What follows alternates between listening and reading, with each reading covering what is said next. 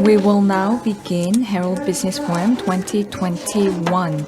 Good morning, everyone. My name is Young-gil, journalist at Herald Business and the MC of today's forum.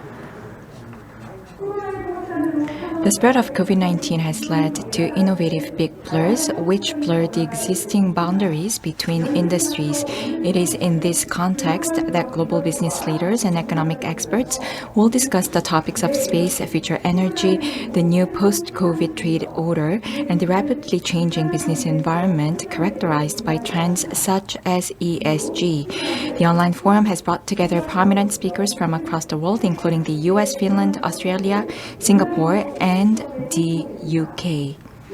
You will be able to see the speakers on these large screens. Simultaneous interpretation will be provided throughout the forum. Please use the receivers on the tables to use the interpretation service. This event is streamed live on YouTube. Those who registered to the forum can watch the forum by joining the YouTube link that was sent to you. A number of VIPs have honored us with their presence.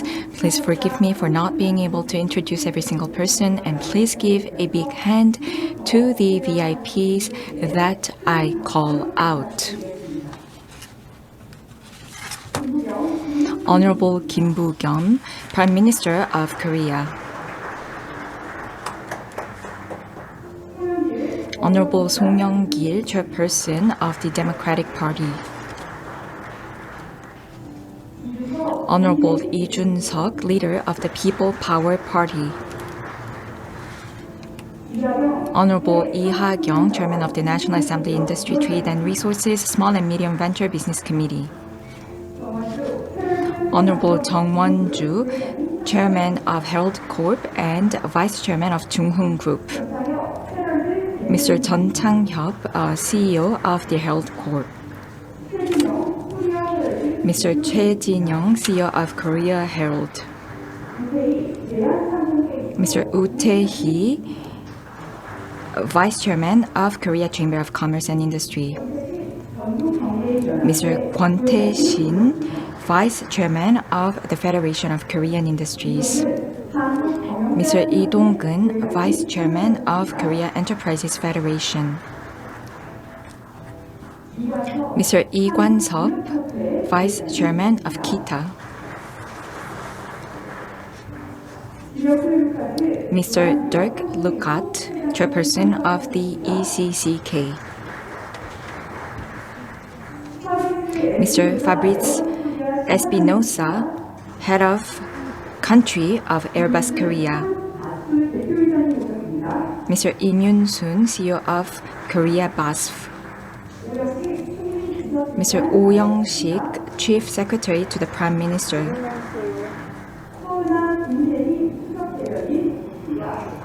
Ms. Ho Eun-ah, Chief Spokesperson of the People Power Party. We will now begin the opening ceremony of Herald Business Forum 2021. First, we will hear from the Prime Minister, who will give the congratulatory speech. Please give him a big hand.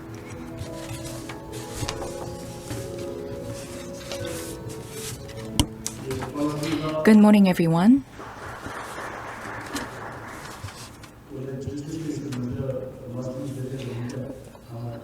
Well, I'm sure that the host will tell you, but I have to ask for your understanding and forgiveness because I will have to leave right away after my speech. Distinguished guests, good morning. Congratulations on the opening of Herald Business Forum 2021. COVID-19 has posed many challenges to all of us, and I would like to thank President Jung Won-ju and Jun Sang-yeop and all the members of Herald Corp for arranging this forum, both online and offline. And thank you very much, global leaders and economic experts, for joining us today, online and offline. And thank you very much, speakers. We will hear from Chief Technologist Douglas Terrier, also from Professor Janice Eberly, and other presenters for their time. Distinguished guests, The fourth industrial revolution, climate change, and COVID-19 will transform our world. We are undergoing the great transformation in our industry, society, nations, as well as the planet. We will need a new vision and we need to take a new action going forward. We have three tasks ahead of us. First, we need to explore new industries. History tells us that the great transformation always required a technology that drove new industries. And the space, aerospace, energy will be the key industries of the future. That is the prediction of many experts. It is in this line that the Moon Jae-in government will focus on R&D to transform the nation into a high-risk, high-return nation model. So we have now entered an age of 100 trillion won worth of R&D at the national level. The second task is to create an inclusive society. COVID-19 is not just a pandemic. It has caused inequality. It has deepened inequality and discrimination in Korea, which is why we have to seek an inclusive recovery in overcoming COVID-19. Everyone should come together to leap forward. It is in this line that the Moon Jae-in government also laid out a human-led vision to improve employment and create a safety net, to reinforce the safety net, and to improve the social conditions to create a better society for all. Number three is tackling climate change. The forest fires, the erratic weathers, as well as the floods and typhoons show that we are now weathering a very hard time in terms of weather. This is a global task. Our society and economy will undergo a seismic shift. However, we will not be able to evade and escape the impact of climate change. We have underlined the 2050 zero net goal, and we have also escalated our goal to meet the SDG targets, which was agreed at the global community level. Ladies and gentlemen, humanity has to create a new world. We are at a transition point, which is why we rely on your expertise and inputs. Let's create an inclusive society for all. Once again, I congratulate the opening of Herald Business Forum 2021. And I look forward to your insights. Thank you very much. Yes, thank you very much, Prime Minister, for the remark. Thank you very much for opening the opening ceremony. Please give the Prime Minister a big hand. Next, Honorable Young-gil, Chairperson of the Democratic Party, will deliver his congratulatory remark. Please give him a big hand.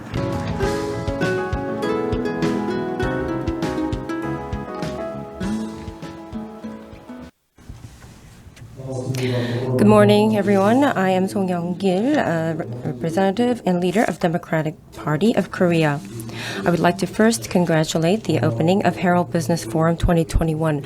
Amidst this hardship that we are experiencing with COVID-19, I would like to thank all the organizers, especially CEO Jun-seok and Chairman Jung Won-ju, for inviting us. Also, I would like to thank Prime Minister Boo-kyum and also Mr. Lee Jun-seok, the leader of PPP, for being here today. People say that COVID-19 will be a drawing line for the humanity. We will not be able to return back to where we were before COVID-19.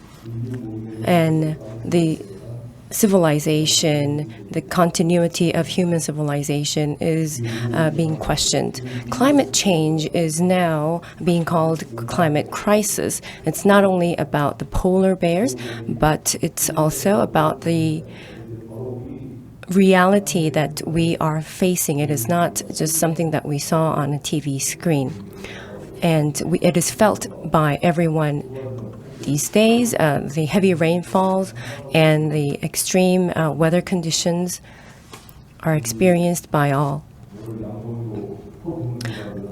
And the heavy rainfalls that feels like just water dumped onto people from the skies. The natural disaster is leading to agricultural crisis, and we also have refugees from climate disasters.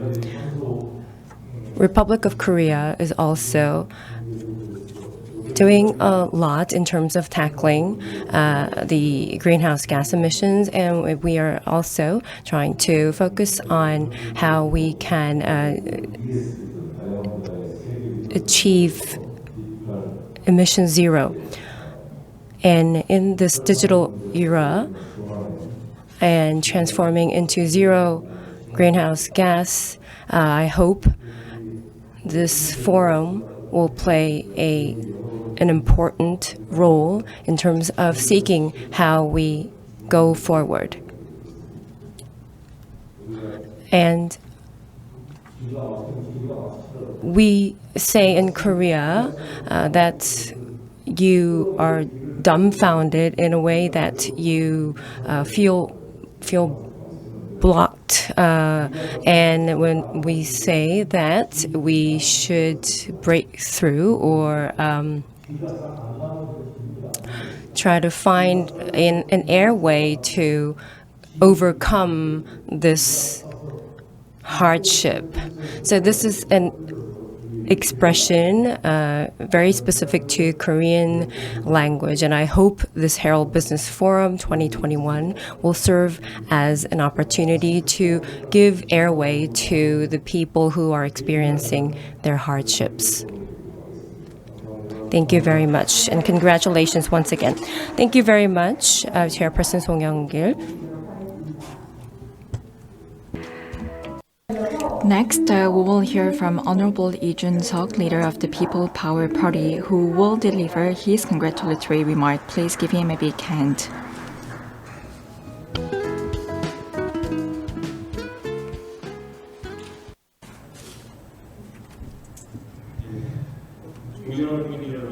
Distinguished guests, fellow citizens, it's an honor to meet you all. My name is Jun-seok, leader of the People Power Party. Congratulations on the opening of Herald Business Forum 2021. COVID-19 has moved everything online, so this forum is held in a hybrid manner. Thank you very much, Chairman and President, for hosting this event so successfully. So I was surprised to see the theme of this year's forum, which is Beyond a Big Blur. Post and pre-corona will be different. Energy, space, and ESG will drive change of the future. We have to discuss these topics, and this forum will serve as a platform to do so. We will hear from the Chief Technologist later on for his keynote speech, and we will also hear from Professor Janice Eberly from Northwestern University. We have a host of prominent speakers lined up for the forum, so I very much look forward to the forum, and I will make sure to hear them out when devising my pledges and policies going forward. It's a shame that many people have joined us online because of COVID-19, but I hope that you can share expertise and learn from each other. Distinguished guests, fellow citizens, the unprecedented pandemic has shattered the existing ecosystem and has driven the world into a great shock. And we are also faced with the climate change, leading to a huge challenge ahead of us. Now, we are faced with uncertainties, and the businesses who barely survived have to still devise ways to keep on surviving and staying afloat. But we have made great transitions and innovations by overcoming challenges, unsurmountable challenges per se. So by overcoming these challenges, we will be able to improve. We will not be able to go back to the pre-COVID age. The businesses are under threats. However, the business rules will be reformed by new ideas and innovation, and by doing so, I am positive that we will be able to reform this situation and turn the crisis into an opportunity. We are now given the choice of, not the choice, but a must to transition to a digital era.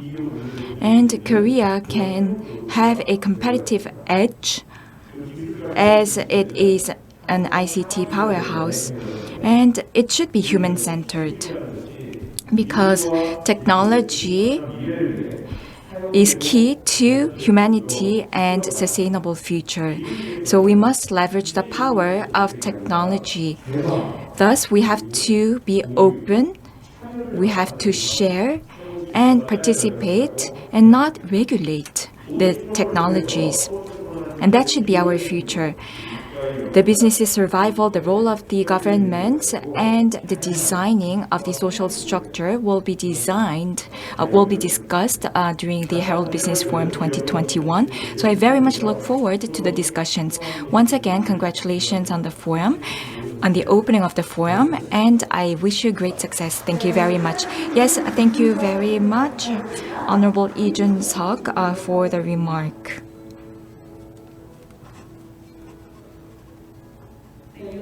Next,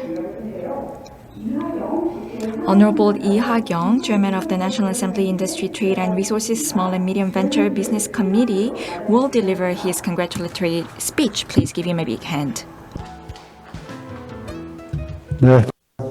Hello, everyone. I'm hackyoung, Chairman of the National Assembly Small and Medium Venture Business and of the Ministry of Trade. I would like to congratulate on the opening of Herald Business Forum 2021. Under the theme of Beyond a Big Blur, we are here this is a meaningful forum for us to discuss about the way forward as an industry. I would like to thank the organizers, especially Chairperson Jung and CEO Chun Chang-hyop, for inviting me. The COVID-19 has triggered a big change, and this is a change that is impacting the whole society, and goes beyond the society, but it is impacting the total ecosystem. And the greenhouse gas emission reduction challenge that the international community is facing is imminent. And Korea is not alone, and Korea will, by 2030, reduce 30% of greenhouse gas emission from automobiles. ESG governance and renewable energies, and also expanding the production of green products. These are the challenges the businesses are facing in Korea, and the level and expectation level of the international community is upped, and that is why the bar has gone up for the industries to keep up with. And for this, with Herald Business Forum, I hope this will be a great help for the businesses and enterprises facing this new challenge. And at the National Assembly, we will also try to keep up with this new change and to support the businesses. The speakers, honorable speakers, the prominent speakers who are here today, I would like to thank them once again for your wisdom that will be shared throughout this forum. I hope that this forum will be a great opportunity for us to share our wisdom. Thank you very much, Chairperson hackyoung. 자, 그럼 이어서 Next, we have Honorable Jun-seok, President of Herald, who will give his opening remarks.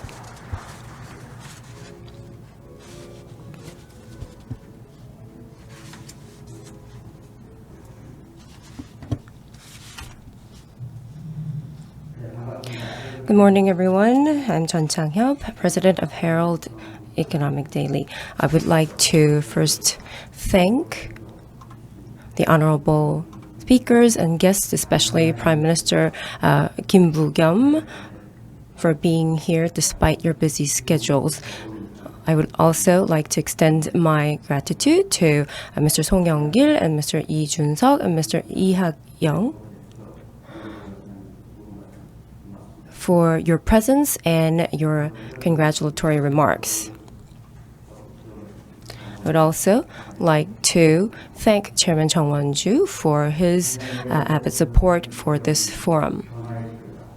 The world is witnessing an era of unparalleled change amidst the spread of COVID-19. The brisk pace of change is prevalent in so many domains, making it difficult to enumerate. The space industry is no longer limited only to science, but now to corporate business, thanks to the private space travel. Virtual world that the metaverse is representing has evolved from means of entertainment into a major investment destination. Technology such as AI robots and autonomous driving has taken root in our daily lives.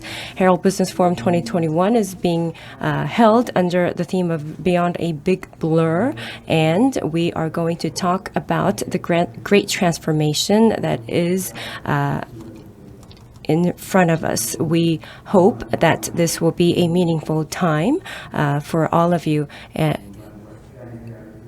Due to the COVID-19 situation, this forum is being held in an on and offline manner, and this enabled us to share more abundant content, and we were able to invite the speakers easily compared to inviting them offline. And this is also a part of the great transformation that we are living. We are going to cheer on the entrepreneurs standing at this point, big juncture of the big blur. Thank you very much. Thank you very much for your remark. The first keynote speech of the Herald Business Forum 2021 will begin at 8:40 Korea time. For those attending the forum in person, please come back for the first keynote speech. And for those watching us live, we will see you soon.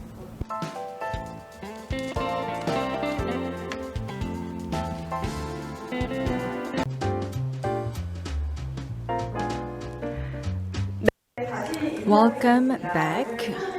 Good morning. My name is Young-gil, journalist at Herald Business and the MC of today's forum.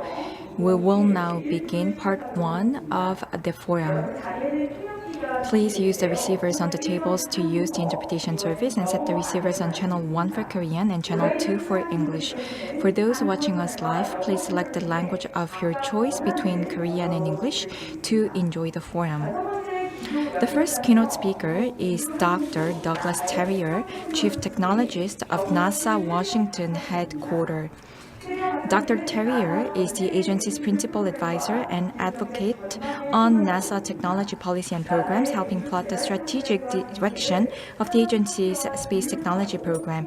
Dr. Terrier also conducts advocacy activities with technology partners in industry and worked in the commercial aerospace sector, such as Lockheed Martin and General Dynamics and General Electric aircraft engines. Companies like Amazon and Tesla have recently joined the race for space tourism business, and European startups are gearing up for lunar or Mars mining. In Korea, private companies such as Hanwha and Korea Aerospace Industries are turning their eyes to space. The space domain, which was previously led by the government, is now emerging as a future growth engine for companies. On top of its existing exploration program, NASA supports private companies to invest in space and conducts joint projects. Now, without further ado, let's hear about the potential role of industry in future space exploration. We will now connect with Washington. Dr. Terrier, are you here with us? Hello? Everyone. 네, 테리어 박사님을 Thank you so much for the opportunity. On behalf of the entire NASA team, I would like to thank you for the honor of being a part of the Herald Business Forum today. And I'm going to speak today in some detail about NASA's plans for space exploration, focusing on particularly on our Artemis mission, which is the exciting flagship mission coming up to return humans to the moon for a extended stay for living and working on the moon in a sustainable fashion, and then eventually onto Mars. But I'd like to focus also on the opportunities that are created for commercialization, both in space, and the opportunities for businesses on Earth to benefit from the technologies that we develop in space. Before I begin, let me give you an overview of NASA's entire exploration program with the next chart. So NASA, as you may well be aware, is responsible for exploration of the entire universe, a domain from the surface of the Earth all the way to the extent of the observable universe, something like 10 to the 24, 10 to the 26 kilometers in space, spatial coordinates, and something on the order of 14 billion years in time, temporal coordinates, if you will.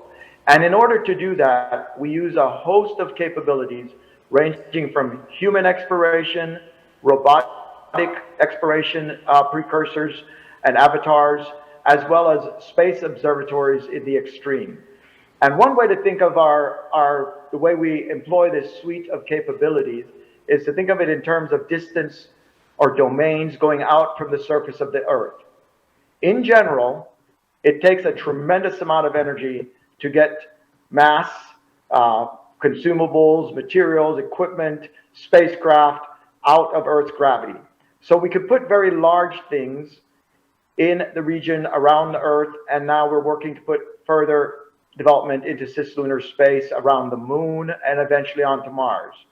As we go further out into the solar system, with our current technology, it becomes harder and harder to send human-class missions, so we rely extensively on our robotic missions, our small autonomous avatars that conduct the scouting and the prospecting in advance of human exploration. And then in the very farthest extreme, we use our space observatories where we essentially wait for the information to come to us across the great distance of time and space. And in so doing, we're exploring the very distant past and the very farthest distances in the universe. As we understand more about that, we are able to send robots to do the preliminary prospecting, and eventually we send humans as the technology allows. So if you think about it, we have done, in the last century, we have conquered the region just above the Earth in the atmosphere, and that has transitioned from being one of primarily government experiment into one of a commercially successful endeavor. Aviation worldwide is now about $7 billion in value, and an international, completely commercial endeavor, very independent of the government investment. That is the same model that we want to take as we go forward. So basically, you can think of our mission as really being focused on two things. First, to extend the boundaries of each of these domains, how far we can send humans, further send robots out ahead of us, and look further back into time and space, even with the space observatories, to see what's at the very beginning of the Earth, of the universe, even back to the beginning of the Big Bang. The second most important thing that we're focused on is ensuring that as we undertake this discovery, this mission of exploration and discovery, that we are necessarily creating new technologies. Space is such a demanding environment that we have to create new technologies in order to be able to make these missions possible. And we want to ensure that those technologies have immediate application as much as possible right here on Earth in solving problems that are similar challenges here on Earth, ranging from everything from clean drinking water to agriculture to microelectronics, communications, etc. And I'll talk a little bit about some of the benefit we've already seen in the past, And I want to focus the rest of my talk now, and as we go forward in our exploration mission, the opportunity that we're trying to create for that technology to have both create industry and commercial opportunities in space and have impact on creating new industries and new opportunities here on Earth. Next chart, please. So let me just talk about some of the steps that I just outlined and what's going on in each of those. And I'll go into a little bit more detail in the following slides in each of these areas. Today, we already have International Space Station on orbit. It's been in operation now for over 2 decades with an international crew conducting thousands of experiments that have led us to discoveries that help us to understand how to support human life and our spacecraft in space for long durations, but more importantly, have also provided us with a host of medical, combustion, materials, structures, electronics technologies that we have been able to apply here on Earth. Everything from advanced clean solar power, the most advanced power systems around the space station, to recyclable water and consumables that we have pioneered on the space station and now have application on Earth, to agricultural applications as we learn to grow crops in space, and we develop new technologies around fertilizer and hydroponics and how to apply those to the conditions on Earth, as well as how to keep the human system, the astronauts, healthy in a very, very austere, very challenging environment in space, in microgravity, in a radiation environment.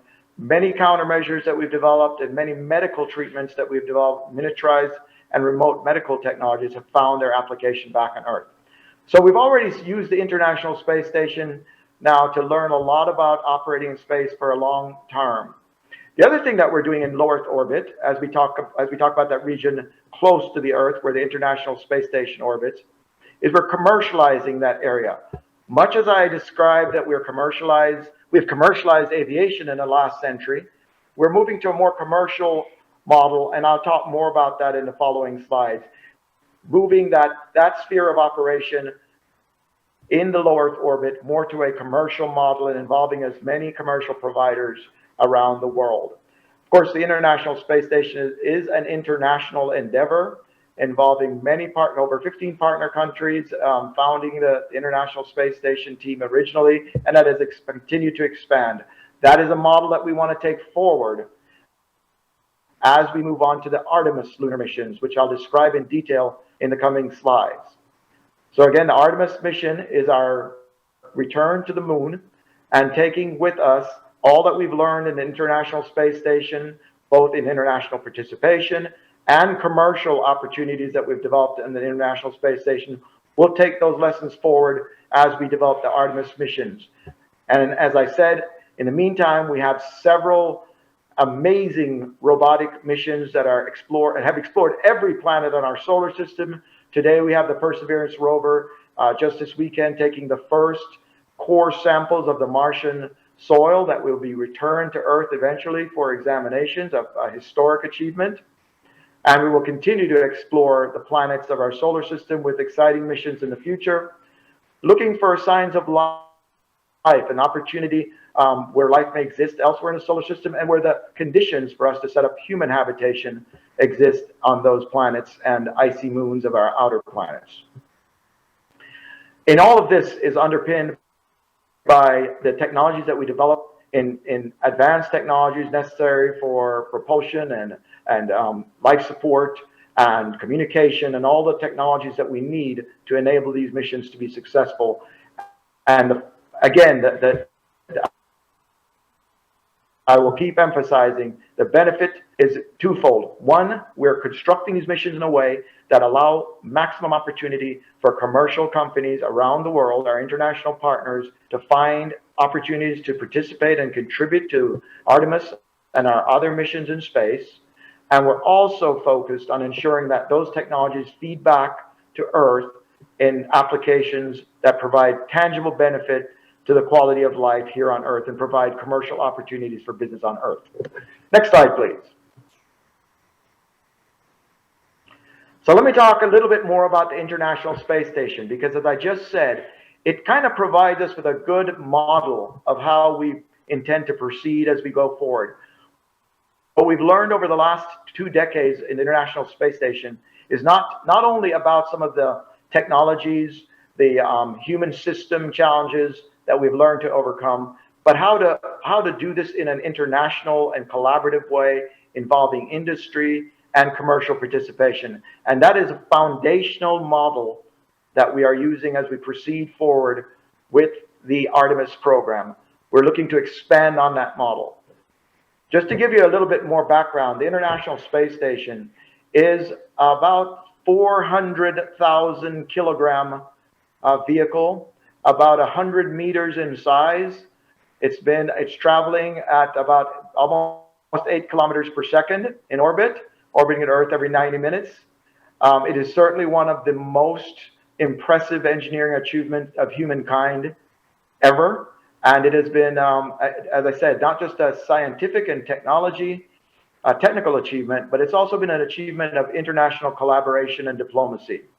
So this is just an amazing catalyst for science, technology, human innovation, and it's provided us with many breakthroughs that are not possible here on Earth. I'll just give a couple examples to expand on what I said earlier. One of the challenges, we have the challenge of operating in a space environment. It's the most challenging, most austere environment. We have to utilize the resources that we have on orbit, because you can't just obviously go outside and buy new air and new food and new water. So we're required to develop the technology to be able to recycle and reclaim all the water that we consume on the station, whether it's drinking water, whether it's wash water, even perspiration, and recycle that wastewater into consumable water so we can continue to use those. Same thing with the air, to continue to replenish the air supply so that we have healthy consumable air, scrub out the carbon dioxide, create new oxygen. And we do that on a continuous basis. We also have to provide power. So we have the most advanced solar, clean, renewable power systems on the International Space Station. It's completely self-contained. Those are just some of the technologies that we've had to invest in. And as I said, those have direct application, as you can imagine, to many of the challenges that we're facing on Earth with renewable resources and sustainable living in all aspects. Next chart, please. So let me move now and talk more about the Artemis program. Artemis is the twin sister of Apollo in Greek mythology, so it is a fitting successor to the Apollo program. The most important thing to understand about the Artemis program that differs from Apollo, of course, many of my generation were inspired by the Apollo missions. All around the world, many of us were inspired by those missions in the 60s and 70s. Those were missions that took people to the Earth, to the moon, where they carried with them all the consumables that they needed, more like a camping trip. And those missions were conducted initially just for a few hours on the surface. And by the last mission, they spent almost 2 days on the surface. But they carried with them all the materials that they needed, all the oxygen and food and water, etc., that they needed to conduct the mission. The important thing about what we're doing in Artemis is we're now taking the model of long duration, sustained presence that we have pioneered on the International Space Station, and we're taking that to a planetary surface in preparation for further missions onto Mars and other planets in the solar system. So necessarily, we cannot bring with us, for the reason that I mentioned before, it is simply prohibitive to take all the mass and materials that we need with us for a very long duration, sustained stay. So we need to learn how to build and work from the environment on the surface of the moon, how to create all the consumables we need from the resources on the moon. And that is a huge challenge and a huge step forward that will differentiate this from the Apollo mission. And it is a critical piece that we need for missions to Mars and other destinations where the travel time is up to 9 months, and we may stay on the surface for a year or more. So it is absolutely essential that we learn how to live and sustain ourselves from the materials that we find in the environment on the surface. And so Artemis is, if you will, a pathfinder has its own set of missions and scientific endeavors on the moon, but is a pathfinder for all planetary exploration to come, with the idea of sustainable living and working, living off the land as the kind of key goal that differentiates it from previous human missions. Next slide, please. So let me tell you a little bit about the Artemis program. For those of you who may not be familiar, the architecture differs because of the reasons I just described. Architecture will differ somewhat from our previous Apollo architectures. In the Apollo model, because we were only going for a short period, we went directly to low lunar orbit with the Saturn V spacecraft and the Apollo spacecraft. And then we went down to the surface with the lunar lander for a short period, back up and rendezvoused with the Apollo and returned home to Earth. We intend to stay and work and live on the moon for long periods. So a very essential part of the architecture that we're creating is what we call the gateway. And I'll show you more about that in a minute. But it will be an orbiting laboratory, an orbiting command post around the moon that provides us with a staging point for missions down to the surface, as well as eventually a staging post for missions onto Mars and further destinations in the solar system. So we have several components of the vehicle that I'll go into more in the next slides. We have a large launch vehicle, the largest ever designed by humans, that will take the spacecraft onto the lunar orbit, and we'll be going into a very special orbit in the Lagrange region around the moon, where we will rendezvous with that gateway, that space station command post, and then we'll have a separate lunar lander system that will take the astronauts down to the surface. This will occur in several stages. Artemis 1 will be the first human spacecraft to the moon, and that will occur in the next couple of years. We're expecting to have the first human spacecraft test within a year or so of the integrated vehicle. The Orion spacecraft itself has already flown into deep space and successfully returned to Earth. We're now going to stack it, and it's being stacked right now onto the launch vehicle for preparing for its first flight to the moon. It'll be then followed by the first human missions in Artemis 2 in a couple of years, and then finally with the Artemis 3, where we will actually rendezvous with this lunar gateway and take crews down to the surface of the moon. So we have many pieces of this architecture are already in place. And I'll talk a little bit more about, on the surface, there are many pieces of architecture that also need to be put in place, some ahead of human landing. We'll need, of course, habitats, rovers, power systems, the systems that convert lunar regolith into materials we need, the systems that convert water on the moon into oxygen and hydrogen for rocket fuel. And so we have targeted the south pole of the moon as our key target site, now that we have had prospectors, robotic spacecraft on the moon have identified billions of tons of ice in craters on the south pole of the moon, so we know where that resource is, and we can go ahead and extract that resource and use it for our consumables. In the meantime, we have a series of smaller robots that are already beginning their work to do advanced prospecting, to outline to really identify and characterize those resources, to characterize the landing sites in something called the CLIPS program, which I'm happy to say we are in negotiations with Korea industry and participation from many international partners, including Korea, to provide technology and instruments for those spacecraft. Next slide, please. So let me talk a little bit about the major elements of the architecture, and then I will get back to the CLIPS, the robotic precursor vehicles on the surface. So these are three of the major components of the Artemis architecture. The first picture on the lower left, the large orange structure is the rocket that will take the humans to the moon. It is called the SLS, the Space Launch System. It is over 350 feet tall. It Again, we'll have about 1 million pounds of thrust. It will be the largest vehicle, larger than the Saturn V, more powerful than the Saturn V ever built by humanity. That vehicle, as I said, is currently has undergone full stage firing, test firing. It is now being stacked. The white portion on the very top of that vehicle is the actual crew system, which consists of the Orion spacecraft and its service module.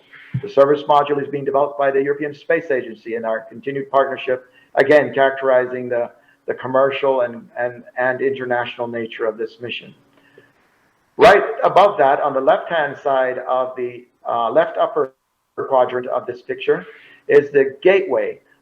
If you imagine this as a small space station, a command post, a rendezvous point that we will use to conduct our missions, where the crew will rendezvous with that spacecraft and then dock there and meet up with the landers that will take them down to the surface. It'll also be a staging post for other systems that go down to the surface. And eventually it may be a staging post and refueling post, if you will, almost a port in space, a gateway for missions that will go on further into the solar system. Our long-term view is to develop capabilities which will allow us to not just provide consumables, fuel, oxygen, water, and so on from the surface of the moon for the operations on the moon, but perhaps to bring those consumables up to the gateway and have that as a refueling post for missions that can stop over there, refuel, replenish consumables on the way to deep space mission. On the upper right is the final major section of the architecture, the human landing system. So again, the Orion spacecraft will meet up at the gateway, at that node in lunar orbit, in a high lunar orbit, with a spacecraft that's designed specifically to be a reusable system to take astronauts down to the surface and back up from the surface to the gateway, where they would meet up with the Orion spacecraft and return home to Earth. Importantly, that lunar human landing system is being sourced as a commercial procurement, meaning we are relying on industry to provide that capability. And I'll talk a little bit more about how that model has proved so successful and economically so very, very efficient for us in the International Space Station crew and cargo supply. So we're using, again, taking those lessons and carrying them forward into the Artemis mission as an essential part of the way we're structuring this architecture to really maximize the opportunity for international and commercial participation, both in the design of the vehicles and hopefully eventually in the participation in surface operations and deep space operations. Next chart, please. So the gateway itself, this is just an exploded view of the gateway spacecraft, just to give you an idea of the partners that are already signed on. As you can see, there are many of the partners that are currently our founding partners on the International Space Station, including JAXA and ESA, the Canadian Space Agency, and so on. But we're expanding that to include new commercial providers and looking for opportunities to expand our international partnerships, not just on the gateway, but again on the entire Artemis architecture and program with more international participants. We're very much paying attention to the developments that are occurring around the world in the burgeoning both commercial, private sector space industry, and also in government space industry in countries like Korea, where we see great opportunity for further collaboration and continuing our collaborative work to even further to be an integral part of the Artemis architecture. Next chart, please.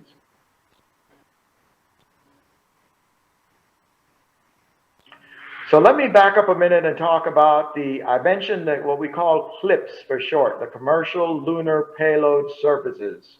So before we even begin the first human missions on the surface of the moon, we have partnered with a host of commercial companies to provide small scale, non-human rated, but smaller scale spacecraft that will do the prospecting on the surface. I mentioned that we have identified the resources that we want to exploit on the surface of the moon.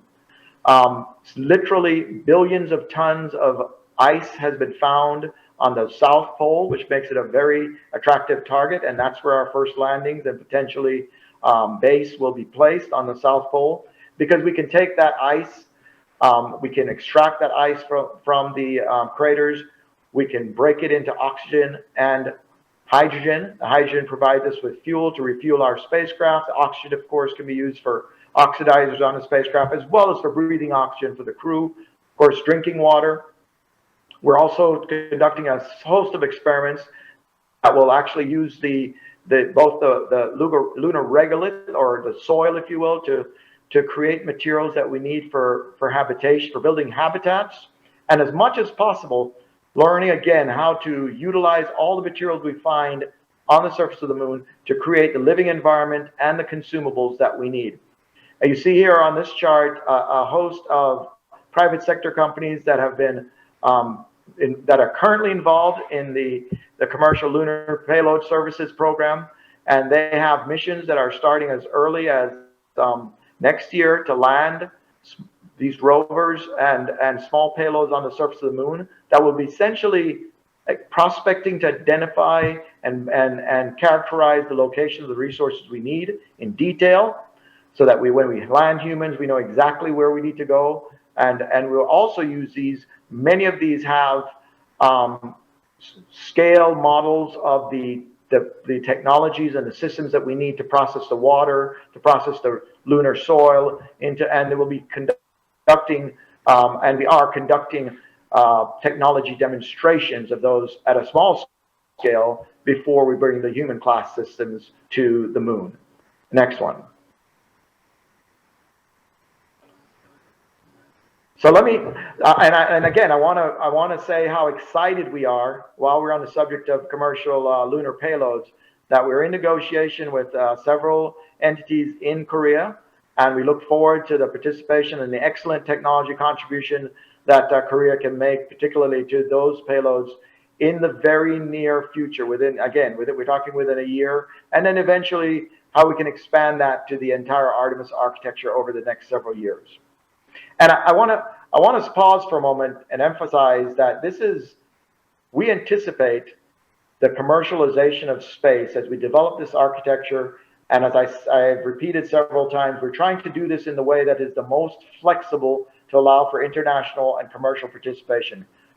Today, the commercial value, the value of the space enterprise, is on the order, depending on who you ask or who does the survey, it's on the order of about $500 billion is the value of the space enterprise today. We expect that to grow to trillions in the coming decades. And we again want to construct this architecture in a way that fosters and invites and cultivates and creates the conditions for the success of as much commercial participation, both to support our missions and perhaps independent commercial missions, everything ranging from tourism to potentially mining operations to perhaps commercial providing of fuel and resources for government and other missions from the lunar surface and further destinations. So a great model to talk about, to illustrate where we have enjoyed great success, is the Commercial Cargo and Crew Program. As I mentioned a few minutes ago, in the International Space Station, we undertook a very proactive effort starting several years ago to transition from NASA-led supply of the International Space Station with NASA government spacecraft, but to transition that over to a commercial procurement model where we procure those services, both first with cargo transport to the International Space Station, and we've had remarkable success with several companies, and we have now, in just the last year, continued to expand that to transition to the transportation of humans, of our astronauts, through commercial companies like SpaceX and Boeing that will provide that transportation system to the International Space Station. We've had a couple very successful flights by SpaceX, have the Boeing flight coming up next, and we again are looking to grow that opportunity for a commercial business in space, this one being transportation of crew and cargo. As I said, many more to follow. Next, please.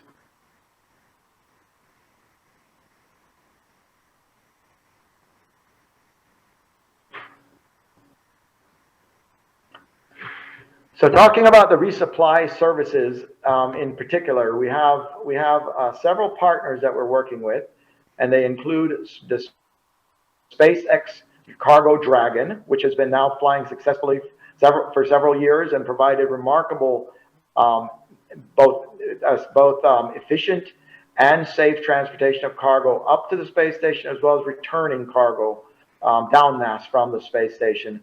And as I said, that is the foundation for the Crew Dragon vehicle, which we're now beginning operations in. We also have Northrop Grumman, the Cygnus vehicle that has been for many years provided very reliable transportation of cargo to the International Space Station. And we're also working with Sierra Nevada in developing the Dream Tracer as another potential provider of commercial resupply services. So this is a tried and true model where we're encouraging the development of international of commercial providers to be able to support operations on the space station. And this again forms a really great model for further development in the Artemis architecture of our commercial partnerships. Next one, please.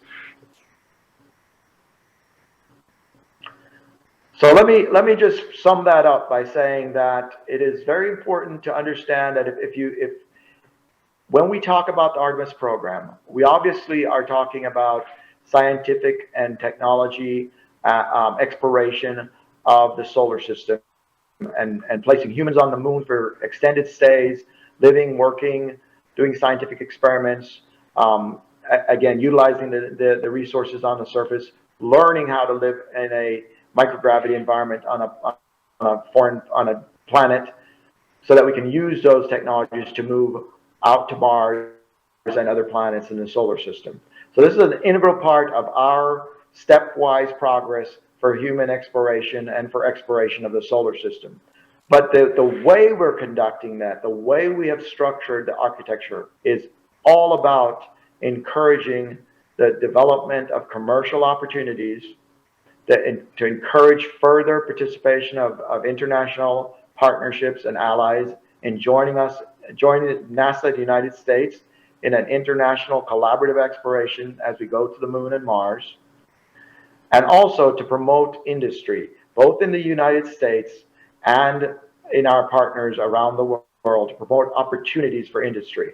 So I can't stress enough that this is what is vitally different. I would say those are the two fundamentally different features of this architecture from, say, the Apollo program model, which was primarily U.S. government led, primarily a event led for landing on the surface of the moon and focused solely on that technical task. This is a much broader program that's intended to provide these opportunities for commercial, international, and industrial development across the globe with our international partners. And we look forward to opening up that space economy, which, as I said, is expected to be valued in the trillions of dollars in the coming decades. And we want to see our team in a leadership position to capitalize on that and create untold opportunities. The next chart, please. We have proceeded with creating agreements that codify how we participate internationally for the peaceful exploration of deep space. We've called those the Artemis Accords, that describe how we will participate together to ensure collaborative and peaceful development. And we have a large number of nations that have already signed on to that. Again, many of our international space station partners initially, and expanding that list to include a growing numbers of emerging space-faring nations. Next slide, please. And I am very, very pleased to announce, again, to recognize that the Republic of Korea, the Minister of Science, Minister Lim, has signed the Artemis Accords on May 24th in Seoul, formally joining with the Artemis team. And we're so proud at NASA, the United States is so proud. Welcome to Korea as an integral member and valued partner in our team, and we look forward to working together to make this dream of Artemis a reality. And we think the opportunity, as I said, for both science and technology advancement, as well as for commercial advancement and economic opportunity, is just boundless, and we're looking forward to working together to make it a reality. And if I could have the next slide. So finally, I will say, let's go together. This is the time for us to take this next step in human exploration of the solar system. For all the reasons I've just described, we have the capability, we have a purpose, that we have the charge to do it, and we have the responsibility. I started by saying many of my generation were inspired by the achievements of the Apollo era programs. I think we are poised to create an even more exciting, even more dynamic opportunity in this time, where we can inspire an entire new generation in the United States, in our allies like Korea, and around the world, to pursue science and technology, to pursue new technologies that will create not just opportunities in space, but opportunities for new businesses throughout industry on Earth. And we look forward to working together with you, and I thank you for your time, and look forward to any questions you may have. Thank you very much. 네, 기조연설을 해주신 테리어 박사님 감사드립니다. Thank you very much, Dr. Terrier. We will now have a Q&A session with Dr. Terrier. If you have any questions, please share your hand and we will deliver the microphone to you. Please raise your hands. The gentleman in the back. Thank you very much for your lecture. Well, the Korean government, as you mentioned, onboarded the Artemis program. Do you have any, we have a lot of interest in other programs at NASA. Do you have any other programs that you would like to introduce other than Artemis, or any projects or programs that you will see achievements soon? Thank you for the question. That's a very good question. Yes. So Artemis, we spent a lot of time talking about Artemis today, that's kind of our flagship human spaceflight program. But as you know, we have many ongoing programs that are, in fact, this is the most exciting time in NASA's history. And that's something that is often overlooked. We have so many opportunities that are this is the time, this is a watershed moment in our history. Among the opportunities we have a host of new robotic spacecraft. As I mentioned earlier, we currently have the Perseverance rover that is actually drilling cores and collecting samples of the Martian surface, searching for life. Those samples will be cached and will be returned in a follow-up mission, will be returned to Earth for examination. Really exciting mission there, a historic first samples to be returned from Mars. We have, of course, our helicopter, Ingenuity, flying on Mars. That is a part of that mission. That's doing scouting over the horizon for the rover in advance of its traverse of the surface. We also have on the books many exciting missions, potentially to explore the icy moons of the outer planets with robotic precursors. That is something we've just learned in the last several years with our Cassini missions and other missions that explored the outer planets. We found tantalizing clues that there may be conditions conducive to life on some of the moons of those outer planets. So we have in the works plans for some exciting missions that will be groundbreaking, require new instruments, a whole host of new technologies to measure the constituents and the conditions in those outer planets. We also are looking into deep space. We are of course looking forward to launching this in the next few months, the James Webb Space Telescope, which will have 100 times the resolution and the capability of the Hubble Space Telescope. The Hubble Space Telescope, of course, has already produced more science in its lifetime about the cosmology than we have had in the previous history of humanity. And the James Webb promises to eclipse that record with looking back to the very beginnings of time, to the beginning of the Big Bang, and also looking into the furthest reaches of the solar system.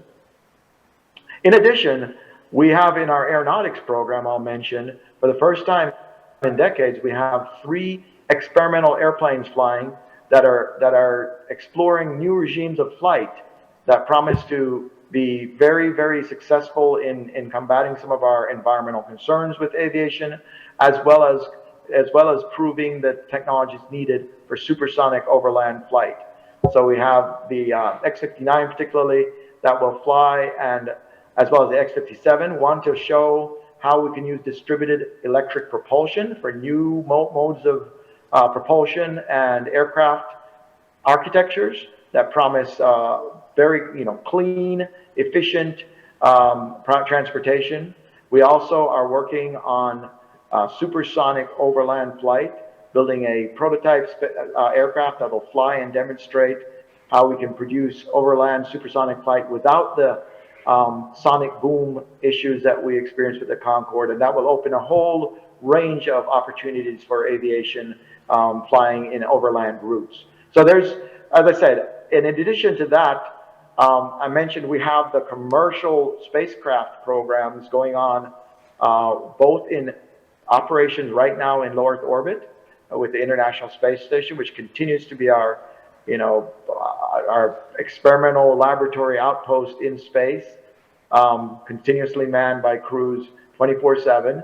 We continue to have that vehicle in operation and using the commercial model for resupply and crew transport. And we have again a growing participation and partnership with commercial and industrial providers to grow that international participation into the rest of our programs across the solar system. So I think there's tremendous opportunities, obviously, for Korea industry as well as academia to participate in science, technology, all across the spectrum of our work. 네, 이어서 다음 질문 받도록 하겠는데요. 질문 있으신 분들 손을 들어주시면 마이크 전달하도록 하겠습니다. Next question, please. Next question, please. Yes. Can we hear the next question? Yes. Hello, everyone. Thank you very much for the great presentation. So Korea just joined the Artemis program. So your presentation was very interesting. Back in 2016, Korea also pursued its lunar exploration in partnership with NASA. However, when it comes to space exploration, Korea is not leading the projects. When it comes to China, our neighboring country, their mission is to become a space country, and the government invests a huge amount in space exploration, and universities also nurture talents in the field. So in the short term, China has made great progress. Then for Korea to really become a leader and gain competitive edge in space exploration, what do you think the Korean government should do in terms of investment in terms of technology or nurturing talents and so forth? Thank you. That's a very, very deep question. Thank you for asking. And we recognize and congratulate China on its extraordinary progress. China has, of course, landed a rover on the far side of the moon, which is a tremendous achievement, and has several spacecraft in orbit. We recognize the growing capability in China. We think it's vitally important for the United States and its allies, including Korea, to establish our space program as a collaborative program and establish our leadership in this area. I think the answer to your question, if I understand correctly, the idea of Artemis is to bring together the combined capabilities of all of our international partners so that together we can be stronger and together we can lead and continue to enjoy the leadership in technology and science, not just, as I said, to ensure that we are leaders in space and space exploration, but maybe more importantly, because these tend to drive our technology edge for many of our industries on Earth, whether it's artificial intelligence or medicine, computing, agriculture, etc.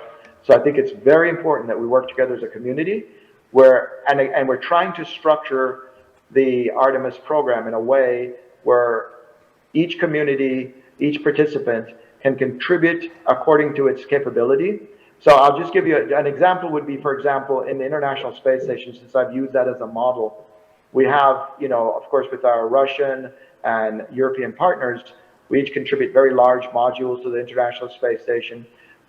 Canada, on the other hand, contributes the robotic arm, which is a vital part of the space station assembly and operations, but it is a smaller, it's a contribution that's in keeping with Canada's financial commitment to space, but allows them to be a full participant in the entire space station program.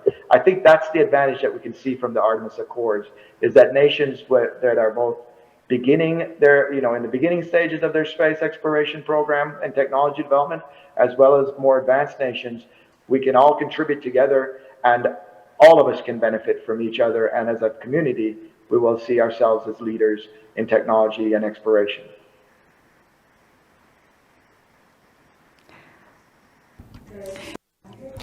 Thank you very much. Due to time constraints, we will have to close the Q&A session.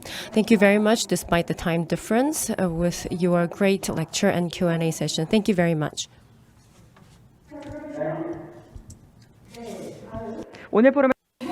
Thank you very much. Now, let's connect with Professor Janice Eberly of Finance, Kellogg School of Management at Northwestern University for the second keynote speech. Professor Eberly is former chair of the finance department under the Obama administration and was the chief economist at the Treasury. The title of the presentation is The Economy Ahead and the Biden Infrastructure Plan.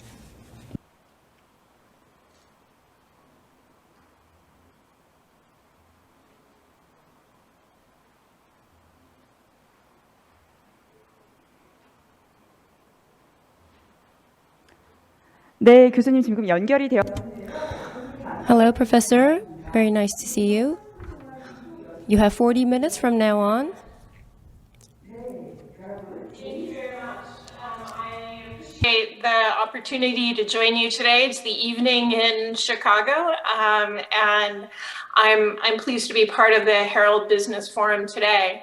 The topic that I would like to discuss and was invited to present is on the economy ahead and the Biden infrastructure plan. It's actually quite appropriate following the presentation on NASA by Dr. Terrier to take some of the same ideas, but bring them back to earth, literally, but keep the same forward-looking and investment perspective as we think about infrastructure.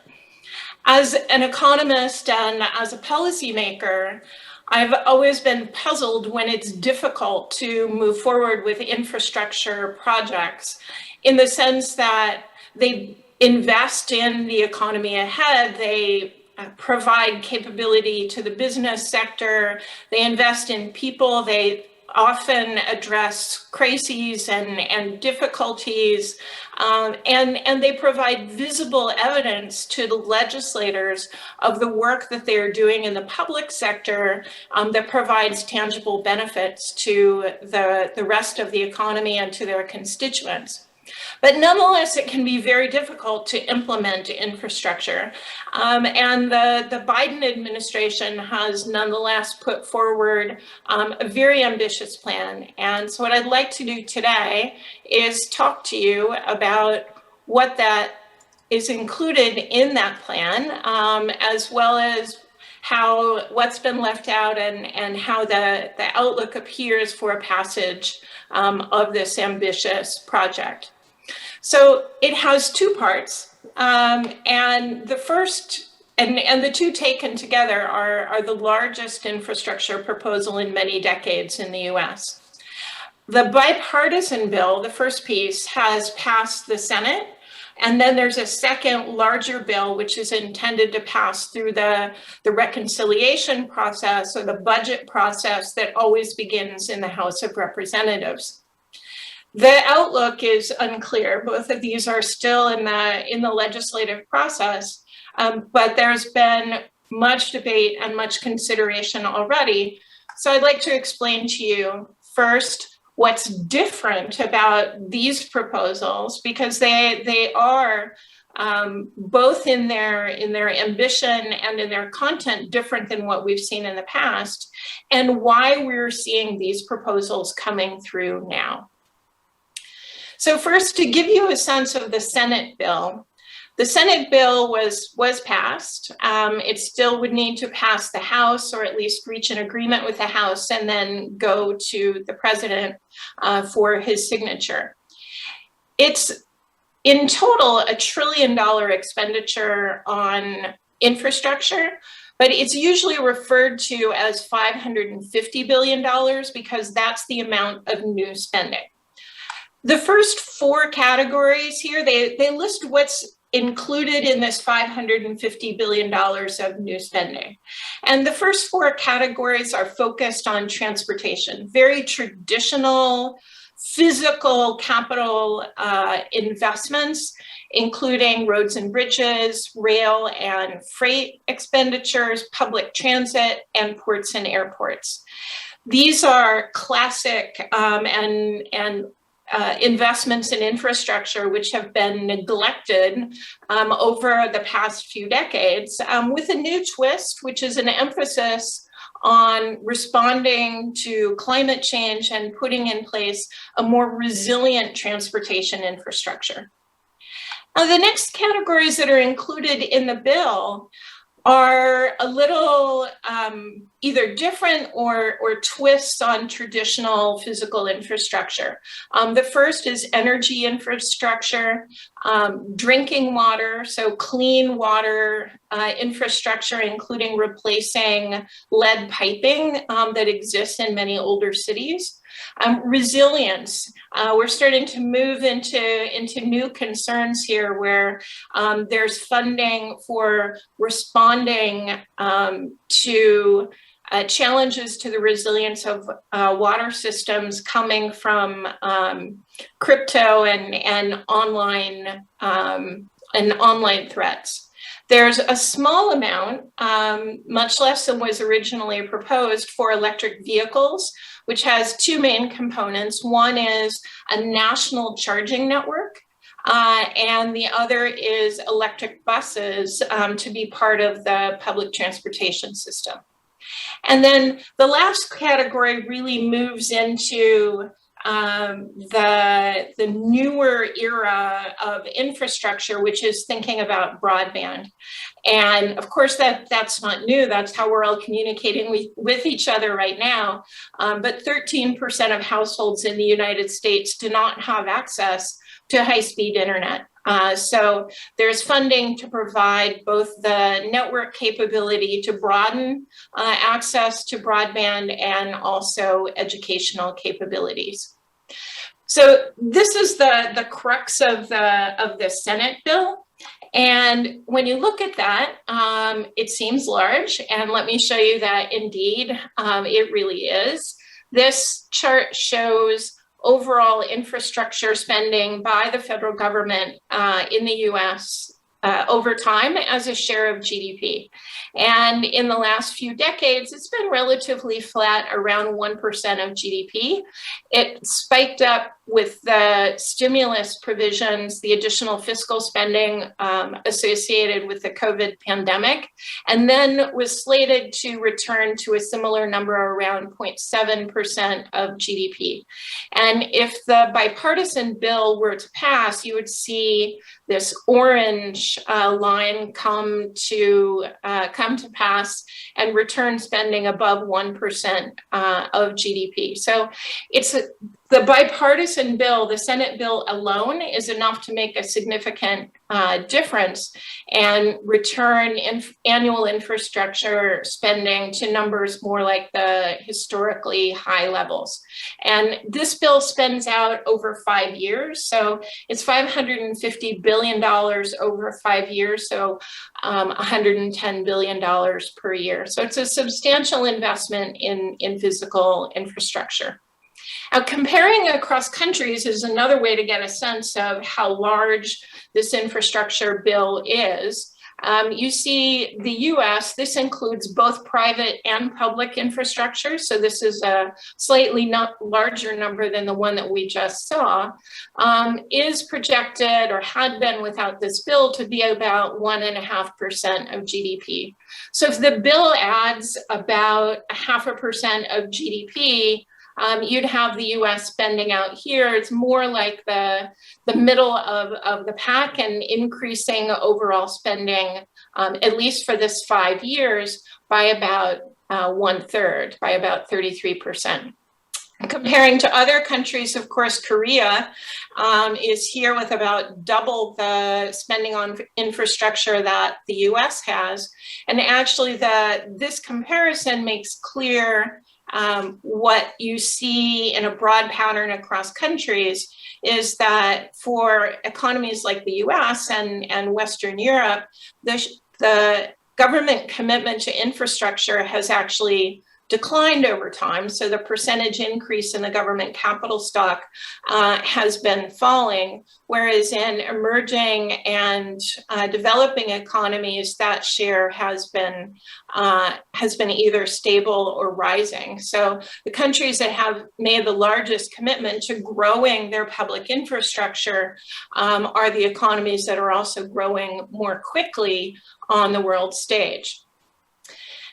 When you look outside just the physical capital infrastructure in which the US is investing, the physical capital infrastructure we were just talking about is about half of total investment spending by the federal government in the US. So that's this part, the dark part on the right of the chart.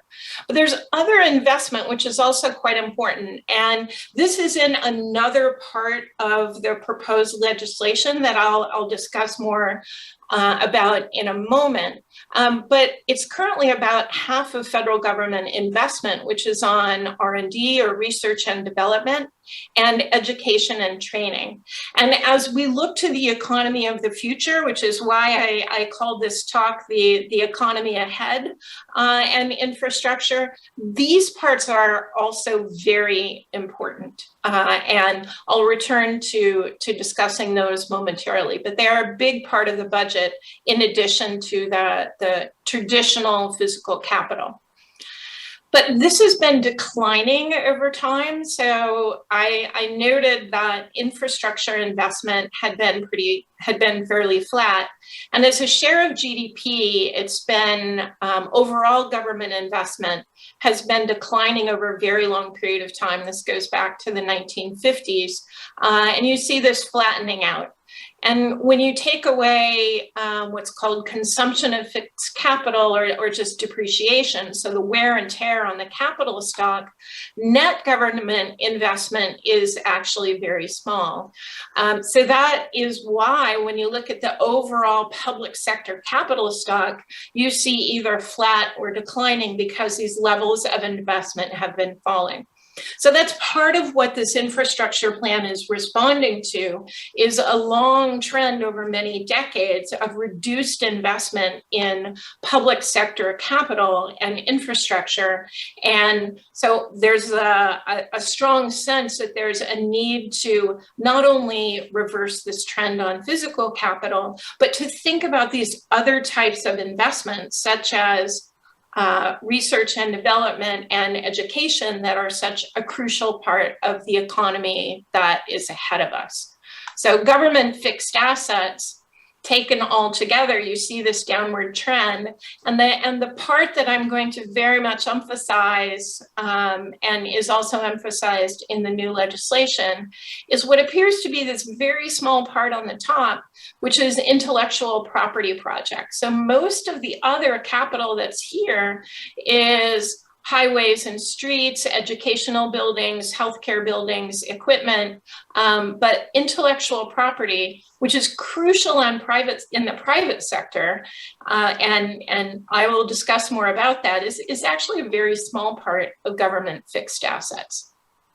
So a question when you look at these trends and see this slow diminution, this slow decline in investment in infrastructure over time is, why does it seem so hard to invest in the public sector? The benefits seem attractive to legislators. They're broadly supported in the public. When you have public opinion polls, the public very much supports investment in infrastructure of many kinds, very supportive of educational investment. However, when economists look at investment in infrastructure, there are understandable reasons why it can be so hard to bring this investment to fruition. The first, now this is economist term, the elasticity of substitution is high. What that means is that it's very easy to substitute investment in infrastructure over time. And the reason for that is because this is very long-lived capital. So when you put in place roads and bridges and airports, they'll be in place for a very long period of time. They'll last for decades. So whether you do replacement investment this year or next year doesn't appear to be and make an urgent difference in the services that are being provided by that infrastructure. So as long as the capital is in place and it's still functioning, then from one year to the next, there's less urgency about making additional investments or making replacements immediately. So that's what it means for the elasticity of substitution to be high. That is, it's easy to delay, it's easy to substitute that infrastructure investment from one year to the next and put it off. And from a political perspective, there are always urgent priorities. There's always something very immediate that needs to happen. And when budgets are constrained, those urgent priorities tend to take precedence over investment in infrastructure, which has a long life, and that investment, so it's thought, can wait until tomorrow or can wait until the next budget cycle. Now, what might get investment to speed up? What might make policymakers accelerate investment in infrastructure? Well, often there's a sense of urgency around expenditures when the economy slows down. For example, during the financial crisis, when I was working at the Treasury, there was an immense sense of urgency to act quickly because the economy was suffering so much and unemployment was very high, and there was a sense of the need for critical action. What we knew then, and what we discovered, especially over time, is the reminder that it's difficult to deploy infrastructure spending to meet that kind of urgent, fast need. So in a recession, which might last a year or potentially longer, but if people are out of work now, job creation is an urgent priority. It's difficult to deploy infrastructure projects so quickly that jobs are created immediately. So infrastructure can be ill-suited to fiscal stimulus because it is slow to build. It takes a long time to develop those projects, and even if they're ready, you still need to deploy them, and they're subject to what time of the year it is. For example, it's difficult to do infrastructure projects, say roads and bridges, in the winter in much of the United States. So you have to wait until a more fortuitous time. So the way that President Obama described this several years after the financial crisis was that there's no such thing as a shovel-ready infrastructure project. So it was very frustrating because the funds were available, but it was difficult to put those projects into rapid deployment. So those two together lead to the eventuality that infrastructure investment needs to be made during normal times. It needs to be a regular part of government priorities. But that requires that leaders come together to provide support for both a broad composition of infrastructure investment and a high level. The reason for that is that if you're trying to put together an infrastructure package, it's usually geographically quite dispersed. So different parts of the country will have different priorities, different legislators will have different priorities. So in order to put together broad-based support for an infrastructure package, you need to provide what I've called on this slide, the need to go big, to provide something for many different constituencies. But when you go big, it also means that projects, the whole package becomes expensive.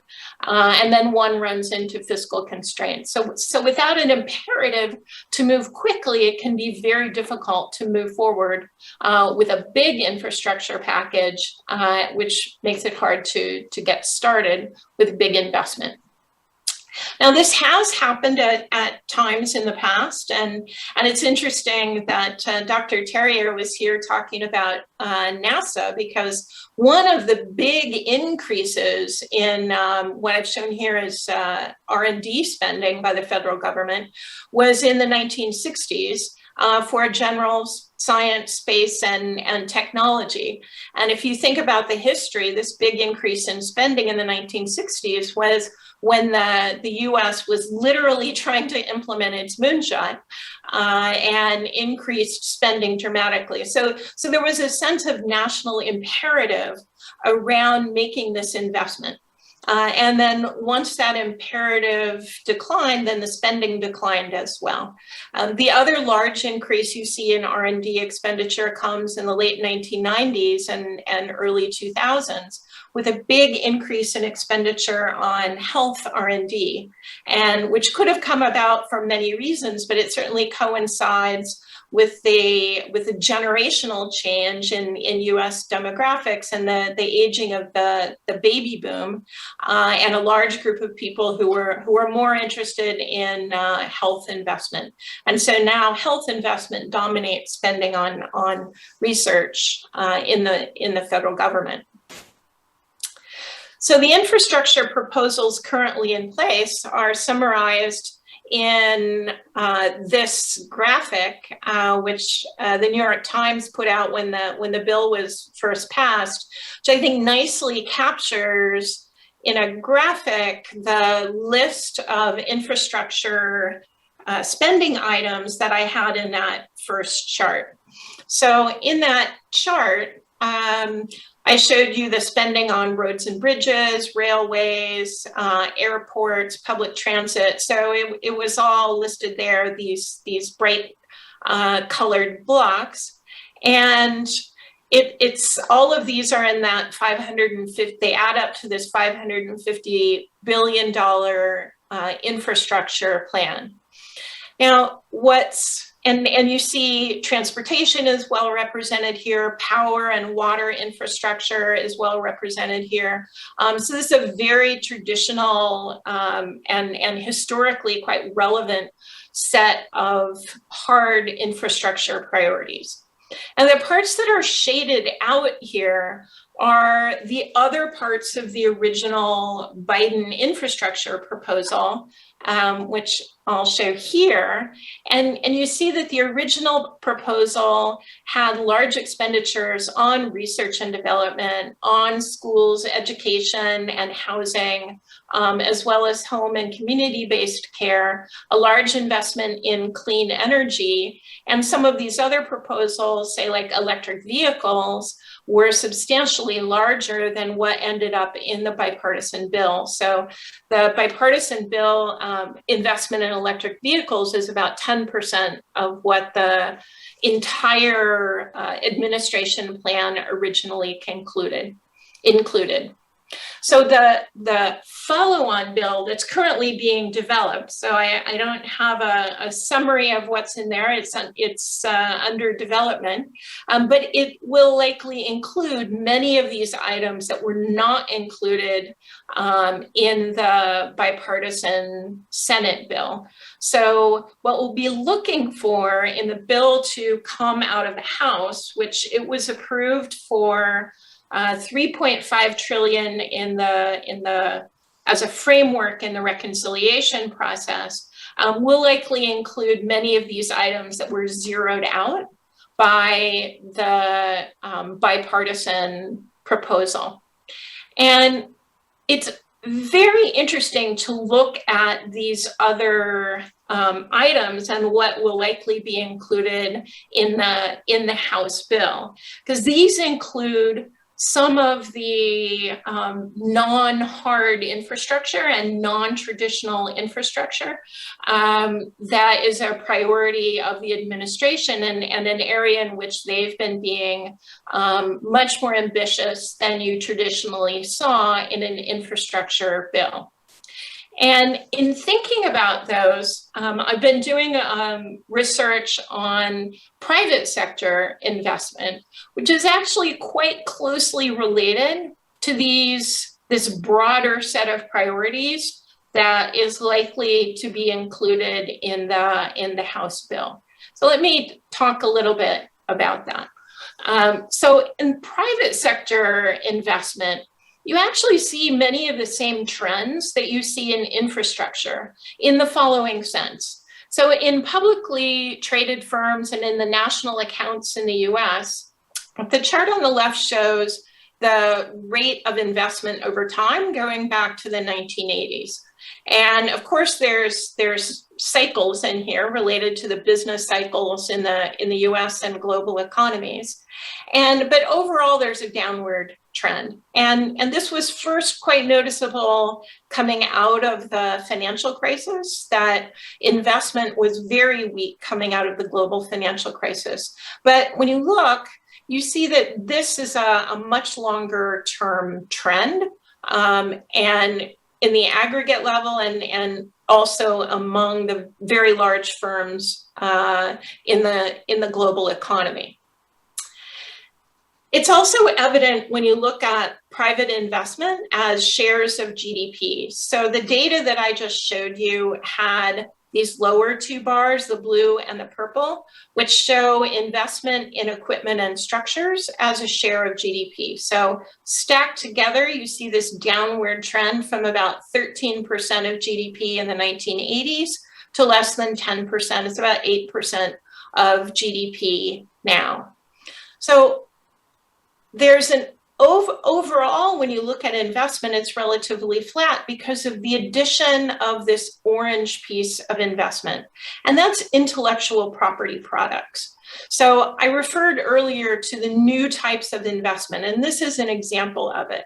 The parts of investment in the overall economy that show the most growth and the most dynamism are these things like software and intellectual property that are intangible capital. So tangible capital is less robust, is declining in many sectors, but the intangible capital, the knowledge products, the software, the digital information and communications technology capital, those are the areas of investment in the private sector in which we see more growth. So this net private investment overall is relatively flat, though it's interesting and important to keep in mind that the depreciation rate of this kind of capital is also rising over time, because capital like software and intellectual property tends to depreciate more quickly than does residential and non-residential structures, for example. Now, in a paper we presented at the Fed's Jackson Hole conference a few years ago, we showed the relationship between this decline in physical capital investment and the rise of intangible capital. So on the top of this chart, the vertical part of this chart, what you're seeing is the amount of missing investment in physical capital, like equipment and structures that we might have expected to see historically. And on the horizontal axis is the intangible assets. And each dot represents a different industry. And this is from firm level data grouped into industries. So the parts of the private sector where you see the biggest declines in investment, so the most missing capital, is where we have the largest amount of intangible assets. So there's a shift going on in industries where we're shifting the most toward intellectual property and software and information and communications technology. We're seeing the biggest shift away from physical capital. And this is especially evident in industries like healthcare and high tech, where what this chart is showing is how much of that investment gap is explained by intangibles. So the intangible valuation is the largest and has grown the most in industries like high tech and healthcare, which are very dynamic and have a lot of innovation and high valuations. So in the private sector, what these data show is that there's a shifting occurring from tangible capital to intangible capital. And the largest growth is in types of capital like equipment and software and research and development. So connecting this back to infrastructure, so this is what we're seeing in the private sector. What is the infrastructure that supports an economy where equipment and software and research and development are engines of growth and are engines of resilience, as I'll discuss in a moment? So this type of an economy needs skills, it needs education, it needs connectivity like we're experiencing now, and of course also research and development. So as an example of what I mean by this and how this has played out in the economy, let me just talk briefly about how this has played out in the COVID-19 shock. It's, of course, a particularly distressing and difficult time for the global economy, but it's also revealed some areas of resilience in parts of the economy.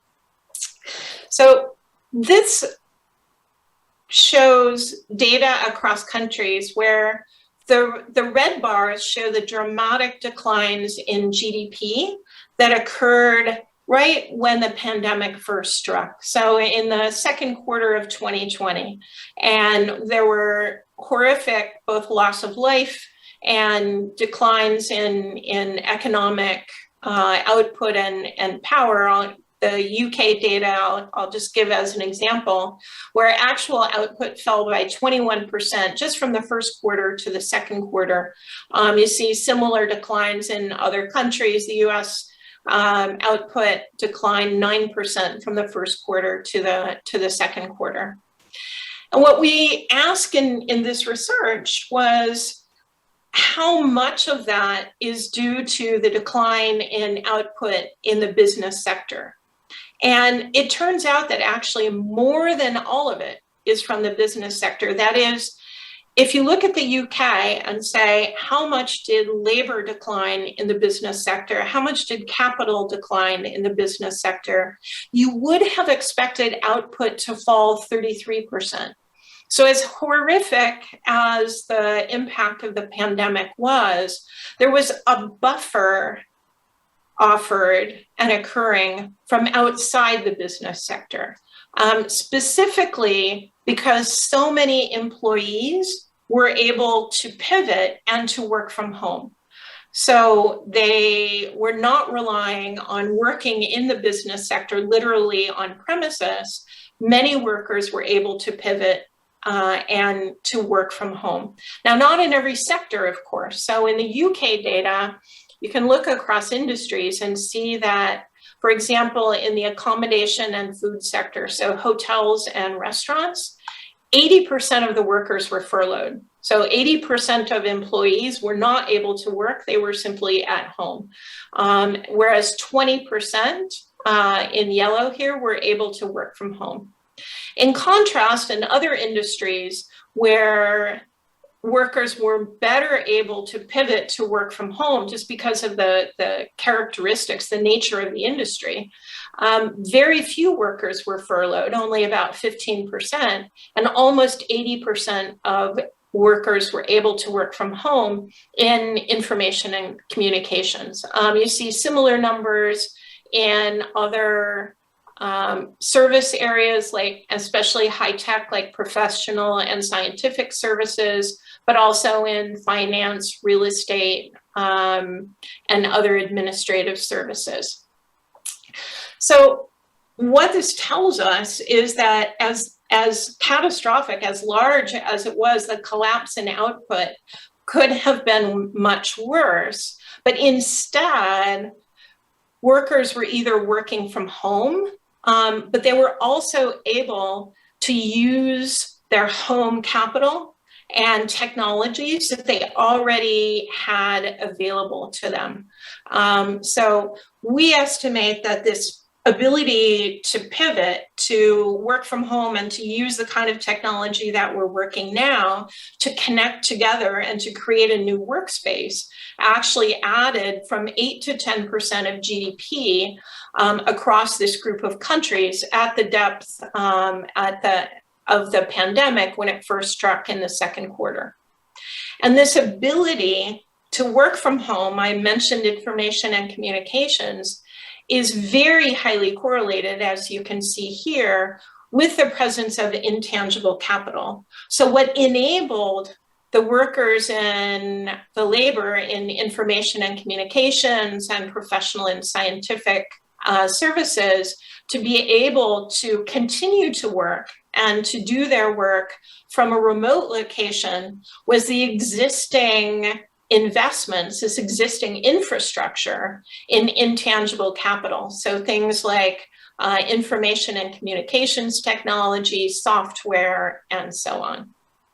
So this has important implications for work in the future. There's a long conversation and I think a long future discussion to be had about how, you know, our work from home is not a new phenomenon. Artisanal production is the history of many industries, but the Industrial Revolution took us to the workplace, to a centralized workplace. So a question that arises now is whether we'll reverse again and allow many workers, employees to work from home. But in the meantime, what's worth recognizing is how quickly this pivot to remote work was able to happen. And my point here is not that that the new economy is all about working from home. The point is that there was a lot of personal capital was available for use in the business sector. Uber and Airbnb are essentially doing the same thing with existing capital. And because this infrastructure was already available, then we could pivot very quickly when the pandemic unexpectedly struck and we needed this alternative workplace to be available immediately. And that required broadband, the internet, these digital complements like conferencing to recreate this workplace. So from an infrastructure perspective, I wanted to close with is to ask, what kind of infrastructure do we need for this new economy? Of course, we need transportation and we need to pivot to more electric vehicles and transit that respects the climate change that we're confronting. But there's also a new economy confronting us that requires more research and development, that requires housing and schools and education, and of course broadband in order to provide this connectivity. So as we move forward, what the next step in the infrastructure plan and overall plan has in mind is to add this other piece of capital, this part that's looking more to the future needs of the economy, to the overall infrastructure package. So not only catching up on the infrastructure that we've neglected, but also moving the infrastructure to the economy that we face in the future. We're already seeing much of this investment. This is why we were able to pivot so quickly in 2020. I've highlighted Korea here as having not only high labor productivity growth, but also a substantial growth in intangible assets in addition to physical capital and hence high TFP growth. But other countries you see are also investing heavily in intangible assets. And in some cases, like the US, investing more in intangibles than they are in tangible capital. Finland is remarkable in having a large amount of intangible capital. So many countries are already moving in this direction, and you see the contribution to growth. So this is from a research paper that showed the contributions in Korea to overall growth in gross value added, so growth in output, coming from both tangible capital and almost as much coming from investments in intangible capital and information and communications technology. So this shows the growth in the market economy, and this shows the growth in the service economy, where you see a similar pattern of investment in tangible capital, but also significant growth in intangible capital. So it's not as if we're thinking of this new economy as something that's distant and in the distant future, and we'll prepare for it as we get there. This economy is here now. And we already have some of the capital in place, but there's clear growth happening here. And that's what the private sector is taking advantage of. The private sector is investing and growing, and this is the infrastructure to support it. So let me just make one remark about how this is paid for. I've focused on the benefits of infrastructure, but of course it's costly to build the physical capital as well as the intangible capital. Traditionally in the US, much of the infrastructure was paid for either by taxes on gasoline or by revenue from energy extraction in many of the energy intensive states. So that's a declining source of revenue over time. The Senate bill is fairly creative in looking for revenue sources. For example, they've added in a tax on cryptocurrencies, which was controversial, but it's a novel revenue source. The other focus, of course, should be on efficiency in public infrastructure. So as we have these new technologies, we should be able to respect and utilize public resources in the most efficient way possible.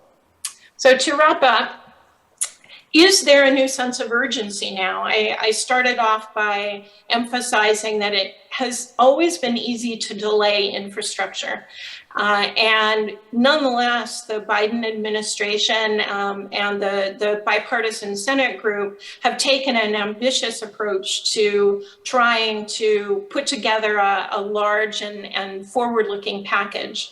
The question is whether there is a sense of urgency now.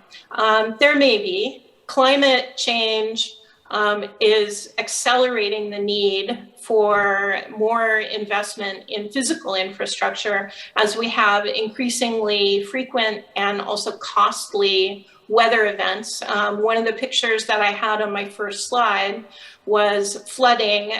You might, if you know US geography, you might have thought this was Louisiana, but this is last week in New Jersey. And so this brings a sense of urgency to these new investments. And, you know, as you can see from these kind of events, we're no longer talking about small depreciation at the margin in order to have the infrastructure that addresses climate change. This is not infrastructure that you fix by putting on a new layer of pavement. This is infrastructure that you make resilient to climate change by having a whole capital replacement because of obsolescence. So the small change, small delay argument no longer holds when you have large changes in the capital stock. And the last piece on which I'm not an expert, but I certainly see happening, is that there's more political urgency.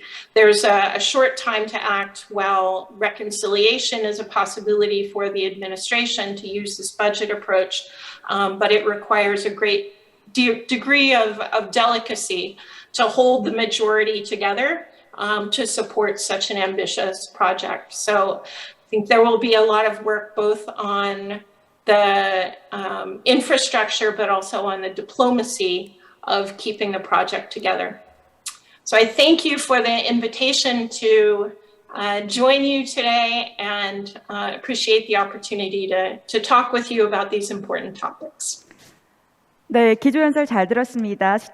Thank you very much for the presentation. Thank you very much, Professor. Despite the time difference, we will now have a short break until 10:20, and I will see you back at 10:20 Korea time. Thank you.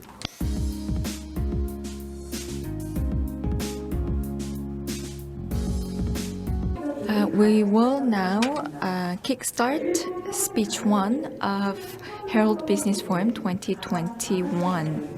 We will now hear about cryptocurrencies.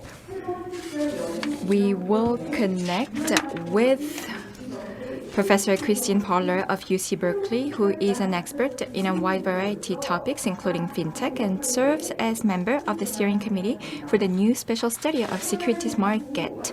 She will give a 30-minute presentation on cryptocurrencies, new investable asset or new business model.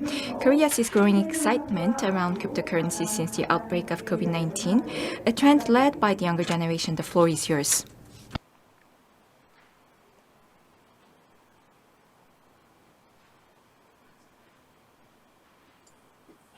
Thank you very much for the kind invitation and giving me the opportunity to talk about my research and my general thoughts about what I think is an extremely interesting and new development. And I guess the question on the floor is whether or not or how we should think about cryptocurrencies. But it's useful to start right at the beginning. You may or may not have read the original white paper that was presented or posted on the internet by Satoshi Nakamoto, who is an anonymous person and goes by that name. And basically what was in the white paper was a protocol that allowed people to exchange value and do so in a decentralized way without the assistance of any formal financial institution, bank, or any kind of financial intermediary. Since its introduction, Bitcoin started off as being something very strange and very small. But as you can see over time, the dollar value associated with Bitcoin has risen at an absolutely astronomical rate. Part of it has been fueled by illicit activity, but a very small part. Part of it has been fueled by people's desire to essentially have what is a new part of the economy in their portfolios. But Bitcoin is just the beginning of the story. To some extent, you can think of it as the first proof of concept of a decentralized value transfer system. And that was all very interesting, and it's fabulous, and it's lasted for as long as it has. So clearly something is working. 2015 saw something very different, which was Ethereum. Ethereum is a different blockchain. And what is unusual about Ethereum is that it allows simple programs to be written and to be observed publicly. You should think of the Ethereum blockchain as essentially a public computer that everyone can observe and anyone can verify. After people realized that the sort of basic computing functionality could be incorporated on a public blockchain, there have been a wide range of innovations. So recently, there's been a huge discussion about central bank digital currency. Central banks realize that transferring value electronically can be done cheaper. It can be done in a way that saves on collateral. It can be done in a way that is relatively instantaneous compared to the extremely long and lagged versions that we now have. So central bank digital currency is something that all countries are exploring. Some countries, such as China, with DCEP, they've moved much, much more rapidly than other countries. But this is something that we will all see and see some version of. The other thing that we've seen in this space is the emergence of enterprise blockchain. So companies realize that there is a tremendous amount of power in having this shared computing ability. And they are investing, different companies are investing in providing blockchain solutions to their clients. The thing that I find extremely interesting and is very unexpected, and to some extent is very different than anything else we've seen before, is what is known as decentralized finance. Decentralized finance is a set of protocols and open source computer code that typically resides on the Ethereum blockchain that basically generates business models, new business models, and allows investors and anyone to participate in them through buying cryptocurrencies. To give you a sense of how large this decentralized finance system is, and cryptocurrencies in general outside of Bitcoin, this graph shows you the market cap, so the dollar value associated with cryptocurrencies. In 2013, these were virtually non-existent, of course, okay? By the time Ethereum started and everyone else realized what they could do with the power of the Ethereum virtual machine, there was a massive increase in or interest in cryptocurrencies, and it has just been increasing steadily till we're over basically $2 trillion worth. This is a large area of the economy, and the existence of this area raises a few questions.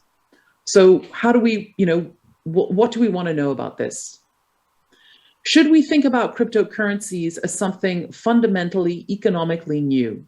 Is this really different? Or is it just a new way of doing the old things? Irrespective of whether or not it's new or not new, what is the source of value for cryptocurrencies? You always want to know what is driving either the revenue or value in general. So what is it? What is it behind cryptocurrencies that's driving value? Once you sort of understand what potentially is driving value in cryptocurrencies, the next sort of questions are, well, what kind of economic effect is it going to have? What effect will this have on the economy in general? And what are the risks?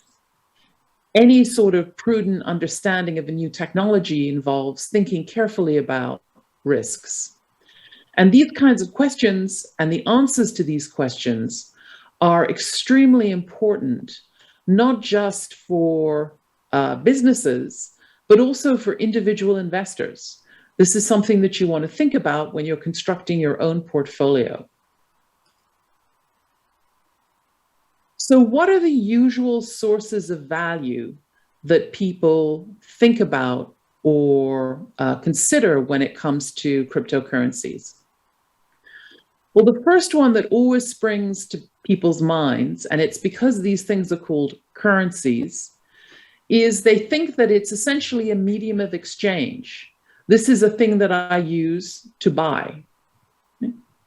And in that case, the basis of value of the cryptocurrency is going to be how effective it is to facilitate payments and do payments, and how effective it is relative to existing payment methods.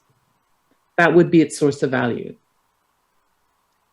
If you just think of it as a new asset class, so a new type of investable asset, then the basis of value has to be whether or not it adds a benefit to your portfolio above and beyond everything that you already have in your portfolio. Does it hedge in some way? Does it allow you to speculate in some way? Does it give you new sort of macro risk factors? So these are sorts of questions that you want to know if you're thinking about putting crypto in your portfolio. And finally, just from a business point of view, there's the question about, well, is this something new? Does it allow new business models? And does it allow a new way of engaging with the world? Does it allow something that is economically novel? And if it is something economically novel, then the basis of value for a cryptocurrency is going to be the underlying business model, and how tokens and coins, whatever you want to call them, how they increase the value of that business model. So those are sort of three distinct ways that you can think about sources of value for cryptocurrencies.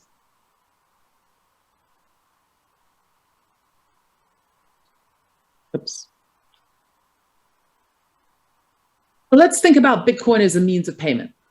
There are many different cryptocurrencies, but yeah, let's think about Bitcoin because it was the earliest one. By construction, because it's on a blockchain, Bitcoin processes transactions in blocks, and each block has a fixed capacity.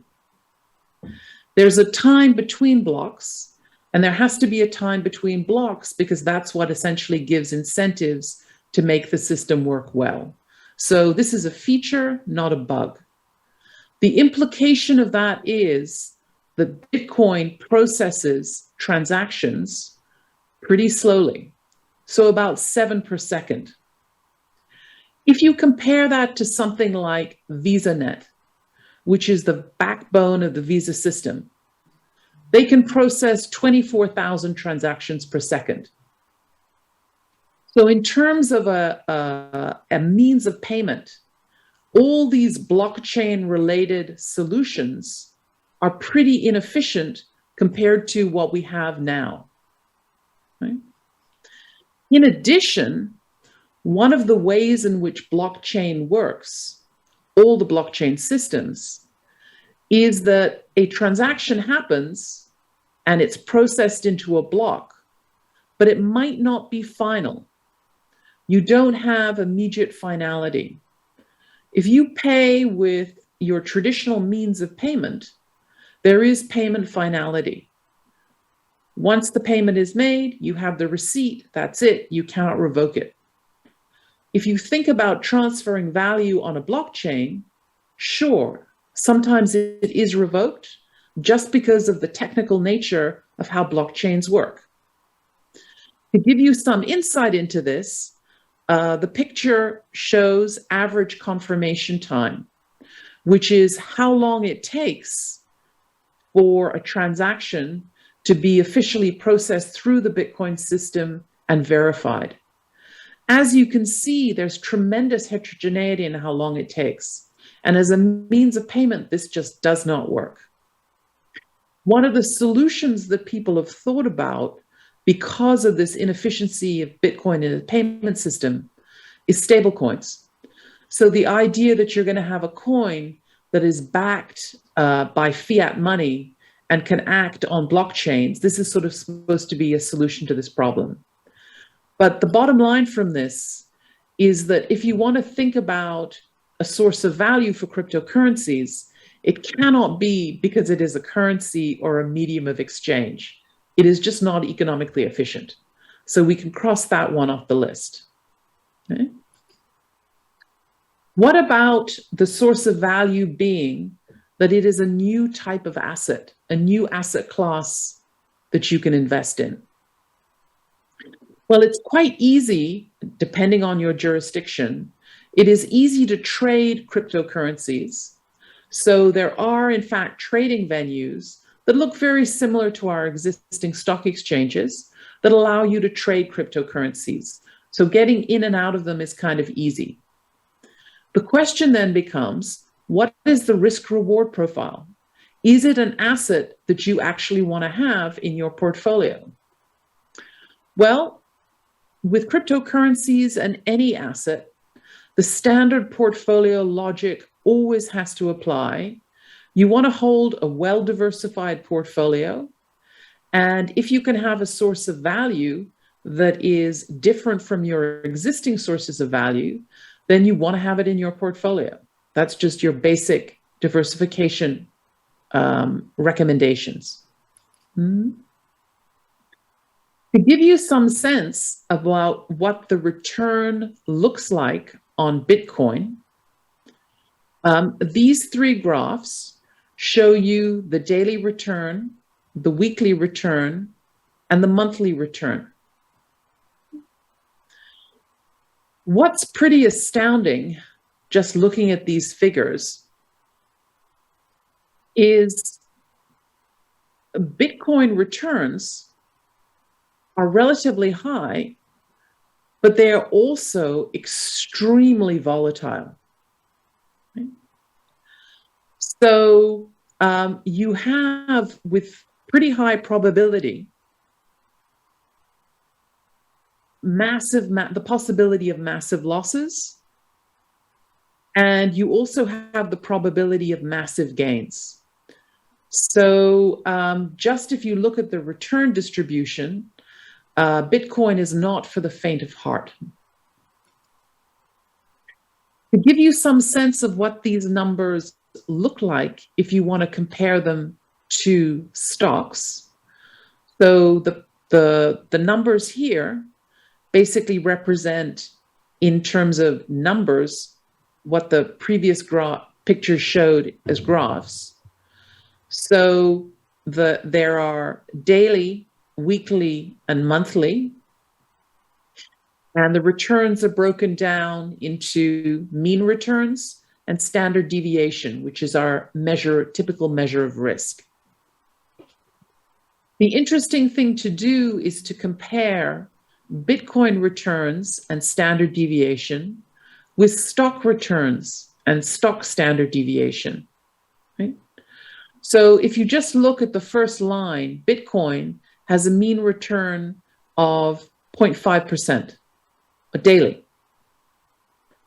Stocks, by contrast, have a daily mean return of 0.05%.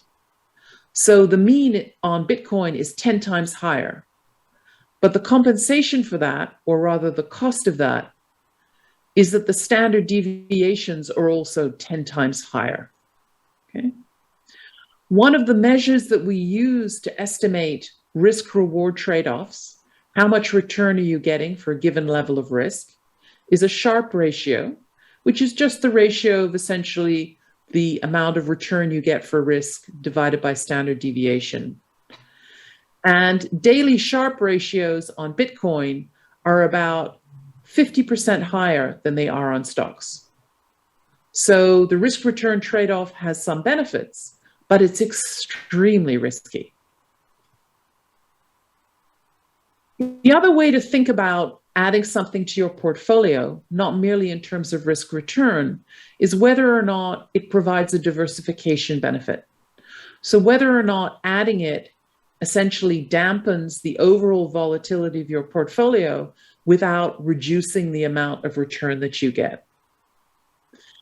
And what's very interesting about crypto in general, beyond Bitcoin, is in this sample, and this is sort of true for all the cryptos that you look at, cryptocurrencies have a really high correlation with Bitcoin, but not with gold or the S&P.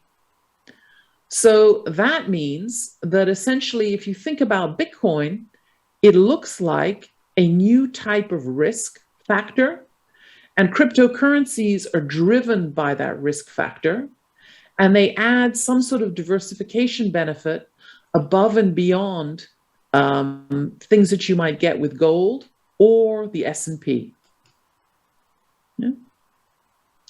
Now, depending on the jurisdiction that you're in, there are quite a few products that are offered by commercial exchanges that are regulated, that basically allow exposure to Bitcoin. Right? So, for example, the Mercantile Exchange offers Bitcoin futures. Right? And in Germany and Europe and Canada as well, there are a lot of exchanges that are offering essentially ETFs or exchange traded funds that are based on underlying either Bitcoin or cryptocurrency indices. So there are regulated products that are correlated with this risk factor that allow you to get exposure in your portfolio without having to go to a sort of an unattractive exchange. Right? The bottom line from this is you can think about Bitcoin and cryptocurrencies as a new type of investable asset. There is going to be a portfolio benefit, diversification benefit from having them in your portfolio. Right? The final question is, how do we want to think about these as a potential new type of business model? Well, one of the things that cryptocurrencies do is they allow smaller companies to raise financing. So smaller companies that couldn't have financing before, which is a good thing. And the reason why they use coins or tokens is not just because they couldn't get money elsewhere, but the coin or the token is fundamental to the new type of business that they're offering. So you can think about tokens as adding value if there are what we call network effects. So the more people who use the token, the more people who want to use the token. And once people have a token, they're going to stay in that particular enterprise just because they already have the token. So tokens are sometimes fundamental to the business logic of the new enterprise.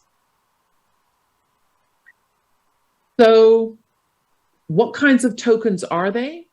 It's important to recognize that these are not necessarily securities, but they offer all sorts of different things. You can have tokens that give you the right to use the platform, tokens that give you a percentage of the profits of the platform, tokens that are used for governance, so you get to vote on what the underlying company does, tokens that are used for payment. Pretty much when you talk about a cryptocurrency, you're talking about any one of these possibilities. It's not like stocks where we know what the set of rights and obligations are that come with the stockholder. With cryptocurrencies, any of these things are possible. Well, let me just give you two very, very different examples of extremely successful enterprises that are built in this world, new enterprises. And you may or may not know about CryptoKitties. It sounds absolutely ridiculous, but you have the opportunity to spend real resources and buy cats, CryptoKitties. And you can then, once you have your cat, you can use them to reproduce with other cats to get even more CryptoKitties. It sounds extremely frivolous, right? But this was a completely new business idea that was generated by a company called Dapper Labs. Dapper Labs is a Canadian-based company, and they were behind the non-fungible tokens, which was basically the craze this summer. So non-fungible tokens are Ethereum-based tokens that represent ownership of one of these very unique items. So their thing was CryptoKitties. They also did pictures from NBA games. You don't own the picture, you just own the NFT of it, the non-fungible token. And their company now is worth over $2.6 billion US. So they're in private financing rounds. And what's sort of interesting about this is CryptoKitties and non-fungible tokens are a completely new product. And they are a new business idea that's only possible because of blockchain. Right? Once Dapper Labs introduced this idea of non-fungible tokens, NFTs, whole ecosystem has grown up around this business. So for example, there's a company called OpenSea that basically allows people to sell their non-fungible tokens and do it in a blockchain based environment. Right? So this is an extremely vibrant ecosystem. Okay. Even more extraordinary than CryptoKitties is what's happening in decentralized finance, or DeFi. This just gives you a graph that shows you some of the different companies that are in operation that are blockchain-based businesses. Okay. Some of these will have owners, and some of these will be completely decentralized and only exist as a form of code on the Ethereum blockchain. Okay. The size of this sector, the companies that exist as code on the Ethereum blockchain, has just exploded. Okay. This graph shows you the amount of money that has been committed to some of these enterprises. Right? And as you can see, we're talking about quite a lot of money. So 85 billion or so US dollars. Let me give you an example of one of these companies, arguably one of the most successful. This is Uniswap. It was launched in 2018. And basically what it is it's a new model. It's a new way of trading securities. The amount of money committed to it is over 3 billion US dollars. Daily trading volume is over about 700 million US dollars. So it's quite large. In addition, regulators have noticed this, and other people are in the process of introducing something that looks a lot like Uniswap into traditional markets. So the German regulator BaFin has given regulatory approval for a company called Swarm, which is going to implement essentially Uniswap on the German market to trade equities. So how does it work? It's what is known as an automated market maker. It is done without human intervention. They're liquidity suppliers and liquidity demanders. So a liquidity supplier and a trader. The liquidity supplier adds or commits the two tokens that are going to be traded against each other into what is known as a liquidity pool. And their receipt for doing that is what is known as a liquidity token. They go away with that liquidity token, and at some point in the future, they can come back and then extract the amount that they put in by cashing in that token. And it's all done in an automated fashion. If you want to trade, you arrive at one of these pools and you exchange token A for token B. So it's always these sort of bilateral exchanges. And you do it with what is a deterministic price impact. So there's a mathematical formula that gives the relationship of A to B that you get that is only a function of the amount of liquidity that is sitting in the pool at any point in time. So you know exactly how much it's going to cost you in order to trade. You can see why this might be of interest to institutional traders, because they can exactly measure their price impact. To give you some sense of how successful Uniswap has been, this graph shows you the trading volume of USDC against Ethereum. So USDC is a stable coin, and Ethereum is the native cryptocurrency on, or Ether is the native cryptocurrency on the Ethereum blockchain. And the orange is Uniswap volume, and the blue is Binance. Binance is the largest cryptocurrency exchange that operates in a traditional format. As you can see, Uniswap is pretty much overtaking Binance for this particular currency pair. Right? So it's successful. It's also, interestingly, the prices track very, very closely. So it's not as if the prices on this blockchain-based Uniswap are weird or out of whack. This shows you the intraday prices for the same pair on just a particular, we just picked it, right? And minute by minute, the prices track between Binance and Uniswap.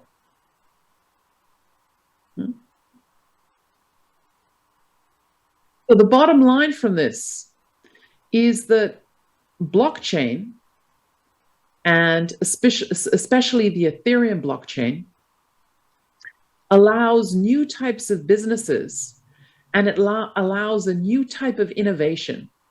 It could be centralized, the way the Dapper Labs is. It's a centralized innovation that's using this blockchain or this common resource to issue new non-fungible tokens.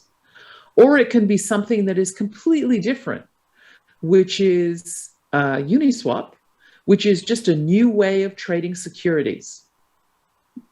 So this is coming, right? Innovation is here. So what about risks? I promised at the beginning I would say a little bit about risk. A huge amount of the risk with blockchain technology is regulatory. We don't exactly know how to define cryptocurrencies from a regulatory point of view. Typically our regulatory structure is based on regulating banks and financial institutions. And these kinds of decentralized pseudo-anonymous systems really don't fit well into the existing regulatory structure. And so a large part of the risks, there are other ones, but a large part of the risks has got to be not knowing exactly what's going to happen in 5 or 10 years with the different regulators and how they view cryptocurrencies. And time will tell. So finally, where does all this leave us? Cryptocurrencies are something new. They are economically new. As with all things that are economically new, there is risk associated with it. It can be system risk because we don't quite understand how some of these work. And it can also be regulatory risk because we're not sure how it's going to fit into our world going forward. However, the possibility of innovating and creating something absolutely new and being the first in an exciting field tells you that there are huge rewards. And so I encourage you to follow the cryptocurrency space. Thank you. 네, 좋은 강연 잘 들었습니다. Thank you very much for the presentation. Thank you very much, Professor. Next, moving on to the special speech. Let's learn about the US-China economic war under the Biden administration, which is often described as the new Cold War. Tension has recently escalated between the two countries over the global semiconductor and battery supply chains, impacting Korean businesses. Let's now invite Professor James Bradford DeLong of UC Berkeley, an expert on the global trade policies, to get a glimpse of the future hegemonic war between the US and China. Professor DeLong served as Deputy Assistant Secretary of the U.S. Department of the Treasury in the Clinton administration and worked on the Uruguay round of the General Agreement on Tariffs and Trade. We will now hear from the professor. You have 40 minutes. The floor is yours. Very much. Let me, as always, begin by sharing my screen. As we do so, Let me first say how happy I am to be here, even if only virtually, but how disappointed I am to be here only virtually. When the history of these last 2 years is written, it will be said the world paid a very heavy price indeed in deaths, disabilities, as well as reduced production of useful things from Western Europe and North America's refusal to learn the lessons that SARS taught East Asia a decade and a half ago. All honor to the biologists and biochemists of Moderna, Pfizer, BioNTech, and all the others who have worked miracles. But a good deal of disgrace goes to politicians and the voters they elected them, who were unwilling to do what was needed to lock down transmission and vaccinate the world before the end of 2021. I remember Bob Wachter of the University of California at San Francisco telling me back in February 2020 that only if everyone was certain that we had done too much in order to fight the coronavirus would we, in fact, have done enough. Those seem to me to be wise words then. They are wise words now. But I am here to talk not about COVID-19, but about the likely future of the US-China relationship, which is, of course, a subject of enormous importance for South Korea, which must deal with China because of geographical propinquity and economic necessity, and which also has a long and mostly honorably conducted deep alliance with the United States that we hope will last for all time. The thread of argument that I believe is correct. It starts with the observation that China's growth has created not one, but three Chinas. China's growth has created a Spain-level 60 million people living in the megacity growth poles who are now the world's second leading high-tech economy and who have average living standards perhaps 15% lower than South Korea's average. It has created a Poland-level 300 million coastal economy, which is the world's largest export manufacturing machine ever, and which is mostly integrated with the rest of the world, much more than China's interior. And that is one of the source of China's current leadership's concern with, quote, dual circulation, and whose living standards and productivity levels, there may be 60% of South Korea's today. And then there is a Peru-level 1 billion person interior economy, whose performance has been very good by global South standards, but subpar by Pacific Rim standards, and whose living standards average only perhaps 30% of those of South Korea today. Now, the fact that the billion people in interior China have not managed to experience growth at the standard Pacific Rim pace, even after the Chinese economy was allowed to stand up after the end of the Cultural Revolution, that has consequences. They do not feel especially rich, and they do not feel that the coastal-centered economic order of China today is fully working for them. That makes Chinese leaders face a key dilemma as to how to make the lives of those billion better, or at least perceived better. And the first is to try to flatter them by asserting China's predominance in international affairs. Vladimir Putin's conquest of the Crimea made him very popular for a while. China's leaders have taken note. Similarities with pre-World War I Imperial Germany, seeking to preserve an unequal income distribution, both by class and by geography, by making people proud to be part of an aggressive and powerful German empire, or similarities to pre-1939 Japan, with much the same political economy sociology going, are obvious and are extremely dangerous. Second, China's leaders are desperate to figure out how to take a good deal of the enormous productivity generated by the coastal export machine and redirect it in some way as to allow those in the interior to benefit fully. That China has managed to accomplish this.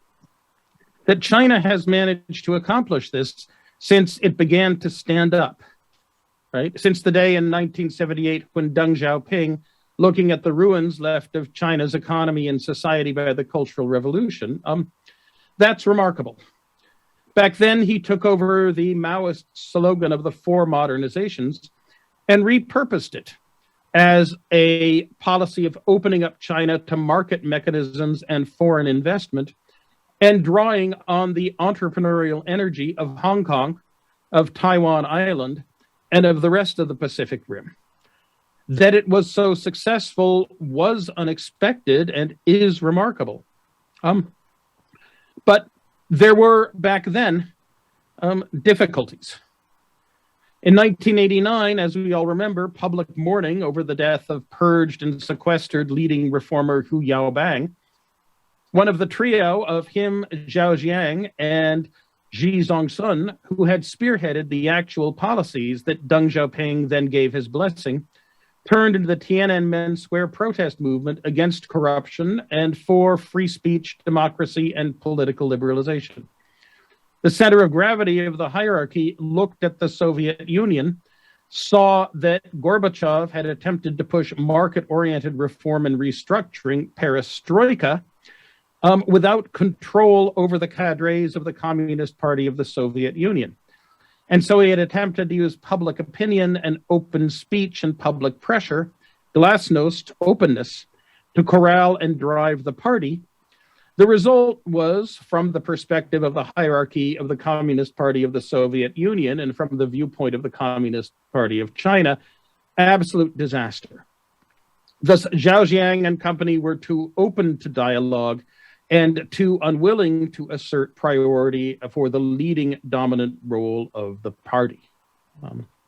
Thousands or tens of thousands were killed on June 4th, 1989, and whether economic reform would continue or whether a neo-Stalinist polity would require a neo-Stalinist economy as well, those then hung in the balance, and I think very few of us back then would have thought that things would have turned out as well as they have for the Chinese economy. The thread of argument I believe is correct starts with the fact that there is not one, but three Chinas that China's growth has created. The 60 million living in the megacity growth poles, the 300 million living along the coasts, and then the 1 billion in the interior, who have done well by global South standards, but who have not done terribly well by Pacific Rim standards. The billion people living in China's interior live under governments that are relatively corrupt. They're growing in prosperity because private and public investment rates are high, but their chances for leaping ahead mostly depend either A, on the ability of them as individuals to move to the coastal cities, which is now greatly limited. B, successful, you might as call it Smithian, commercial growth in the interior, fueled by coastal Chinese demand for their products, what Xi Jinping is trying to produce through dual circulation, and C, a reduction in the corruption of their local governments. So there is no special Chinese secret sauce for economic development. There is instead a standard Pacific Rim package for economic development that you in Korea know better than any. Create employment and nurture communities of engineering practice, the investment in manufacturing and other sectors in which you might be able to acquire a comparative advantage, and do so with the wind at your back via favorable terms of access to markets, the markets and middle classes of the global north, especially by avoiding an overvalued exchange rate, and channel substantial subsidies for the construction of communities of engineering practice to those companies that are successful exporters. Plus, penalize those who want to invest foreign exchange in consuming foreign luxuries now, rather than raising people's livelihood in the future. There are various variants of this Pacific Rim recipe, but it works, and China has managed to follow that recipe. The miracle is that China has, starting with the awful institutions it had in 1975, was nevertheless able to successfully apply that recipe.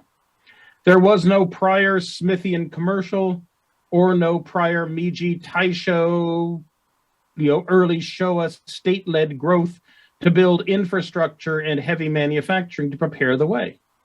Yet somehow, even though starting with these horrible institutions, and while maintaining the CCP's monopoly over the public sphere, coastal China has managed to keep pace.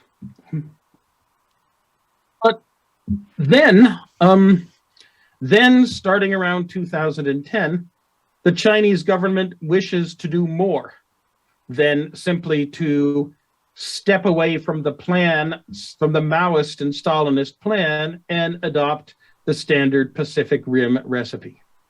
It wants to do serious state-led development, and state-led development, not in terms of catching up, but in terms of forging ahead, becoming a leader in at least the deployment, if not the discovery, of the new technologies that the world will be deploying in the middle of the century of the 2000s. Now, the reason for this shift are multiple. The most important, I believe, now is a perceived US declaration of technological war against China. But there are others. First is that China's government is energetic, and there is no longer room to step away from a Maoist or a Stalinist plan that decontrol was, as of 2008, fairly complete in places where decontrol was sought. And it's an activist industrial policy, especially a bold one aimed at technological leapfrog, appears to be a worthy goal for executives and bureaucrats who have energy. Add to this the scientific, bureaucratic, technocratic discontent at the idea that China is a low middle income country that should stay in its lane, rather than a country that has been a leading pillar of world civilization for 3 millennia. That has fed in to a belief among China's engineering governors that China right now has a once-in-a-century opportunity to get in on the ground floor of a truly disruptive technological revolution, so disruptive that it is a positive disadvantage to have successfully implemented earlier stages. Add to this the fact that when the Great Recession hit in 2008, the neoliberal economies of the global north proved absolutely hopeless in figuring out how to deal with it. The Chinese government made the correct Keynesian diagnosis that continued prosperity required the government spend, and that continued prosperity was worthwhile. Moreover, they found that having the government exercise command and control over the banks works, rather than let the bankers stampede for the exits, as both American and European regulators did, and so trigger fire sale collapses in asset prices and in social investment. But the most important is the perceived US declaration of technological war against China. Back in the 1950s, the founders of what was to become the European Union strove to make the economies of Western Europe so interdependent they would never dare wage war against each other. It would just be too expensive to break the links and prepare for war. But in China's perception, the United States has, as political scientists Abe Newman and Henry Farrell would say, weaponized interdependence, have decided to use interdependence to kneecap and cripple every single Chinese company that the United States regards as a threat to American interests in terms of high-tech dominance. As Dan Wang of Gavakal reports, from the Chinese perspective, Chinese rulers see a relentless pace of US actions targeting Chinese company after Chinese company that has delivered unmistakable setbacks to their operations. And the result has been to align the interests of China's leading tech companies with the state's interest in self-sufficiency and technological greatness. The United States, especially under Trump, has thus triggered a Sputnik moment in China, a willingness of the state to spend without counting the cost on technology to acquire technologies so it will never again be dependent to any meaningful extent on higher level technology from outside. And given the pressure that the United States has been able to exert against Korea, against Japan, against other technological leaders, it is easy to see how China's rulers have adopted this point of view, especially since the Biden administration has not been willing to publicly reverse course and say that the United States embraces Chinese technological upgrading. Now, in all of 그러면 이 모든 것을 종합해 봤을 때 the U.S. May well be moving in the wrong direction. That is, are Tencent and Facebook the surest signs we live in a technologically accelerating civilization?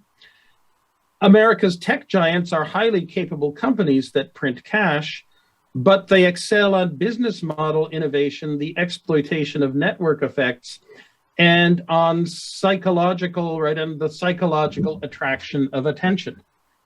That unless you think that attracting attention to your dominant companies is in fact the aim of technology, you have to worry that perhaps the United States' direction of technology is not the healthiest. That south of Market in San Francisco may well not be the correct future to aim at.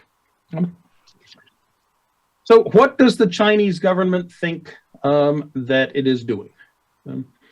Well, it is pursuing authoritarian state surveillance capitalism with egalitarian aspirations. That the Chinese government by now thinks it has very little to learn from the United States. The global financial crisis and the Great Recession, the anemic US recovery, the rise of Donald Trump, most impressive from China's perspective, a Donald Trump who would attempt to wage a trade war against China, having first unilaterally disarmed himself by throwing away all of his allies in trade disputes with China by nuking the Pan-Pacific Partnership, the disinformation epidemic present in US news, and the failed handling of coronavirus. From the Chinese government's perspective, the United States is a society in decline, living off of accumulated capital. And from the Chinese perspective, the purpose of the export machine they have generated is not to slot themselves into the export machine slot in the global division of labor. The purpose is to acquire the resources to attain technological parity, after which superior societal discipline and organization will lead to technological supremacy, after which the Chinese Communist Party will do what its cadres still hope it will do in the long run, will lead humanity forward into as close to utopia as humanity can in fact attain. Now, from our perspective, our conclusion has to be that it is not likely to work. First, in order to cement his control and to turn the Chinese Communist Party to the purposes that China's current leaders were, they had to break the collective leadership pattern that Deng Xiaoping had established after the bitter experience with Mao Zedong in his later years.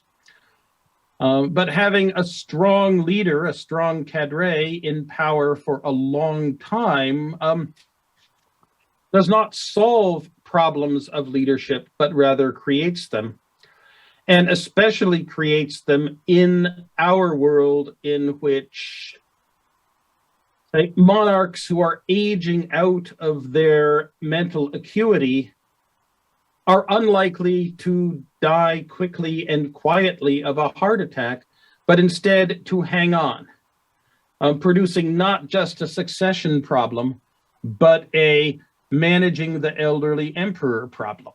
And that is a problem that China's government has now created for itself.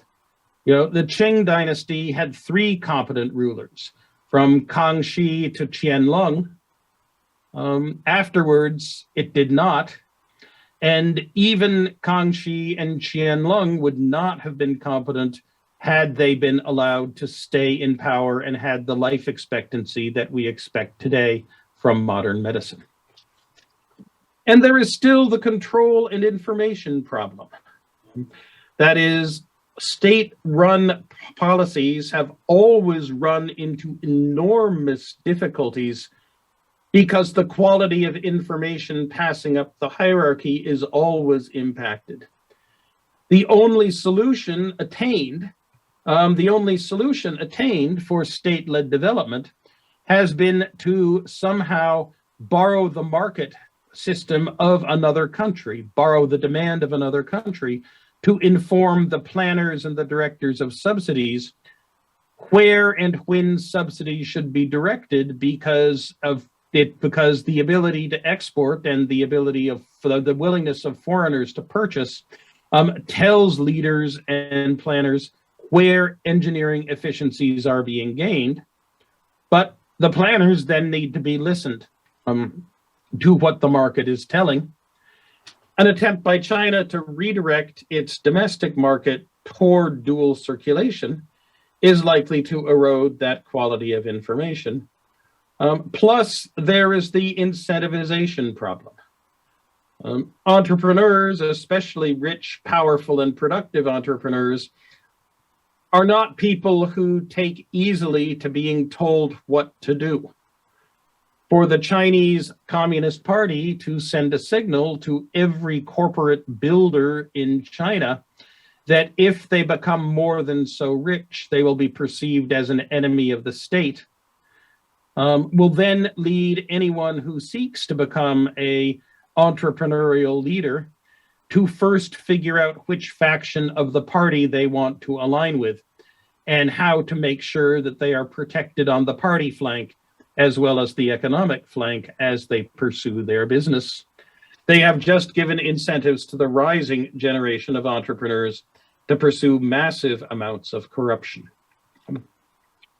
Moreover, seeking a place in the sun, attempting to deal with the fact that some members of your society are not sharing in what has been extraordinary growth by making them proud to belong to a strong country, provokes reactions. There is now strong unweaponized interdependence between the United States, Japan, South Korea, Taiwan Island, and others. That is likely to mean that other countries will not regard a China getting richer faster as much as a very beneficial trading partner in the future, as a potential source of political kind of dispute and problems. On the other hand, it might work. 60 million people in the growth polls is a European-sized power on its own at the moment with the economic heft of Spain, plus there is the rest. And migration can add scale and education can add energy. And while certainly the returns to the investors from China's extraordinary investment effort right now are unlikely to reward the investors, investment, especially in ideas, empowers the future. Should dual circulation in fact work and Peru, China, join the middle class, then the government will have by far the largest consumer market in the world and be able to pick up technologies that it cannot develop at its own at prices that will seem to be quite reasonable to it. It's a gamble. It's not clear how it's going to work. We tend to think that the political economy problems are going to be dominant and that China is about to undergo a middle income growth slowdown precisely because, the political requirements of continued Chinese Communist Party dominance are likely to conflict with the economic problems of allowing entrepreneurs and businesses to grow very, very rapidly.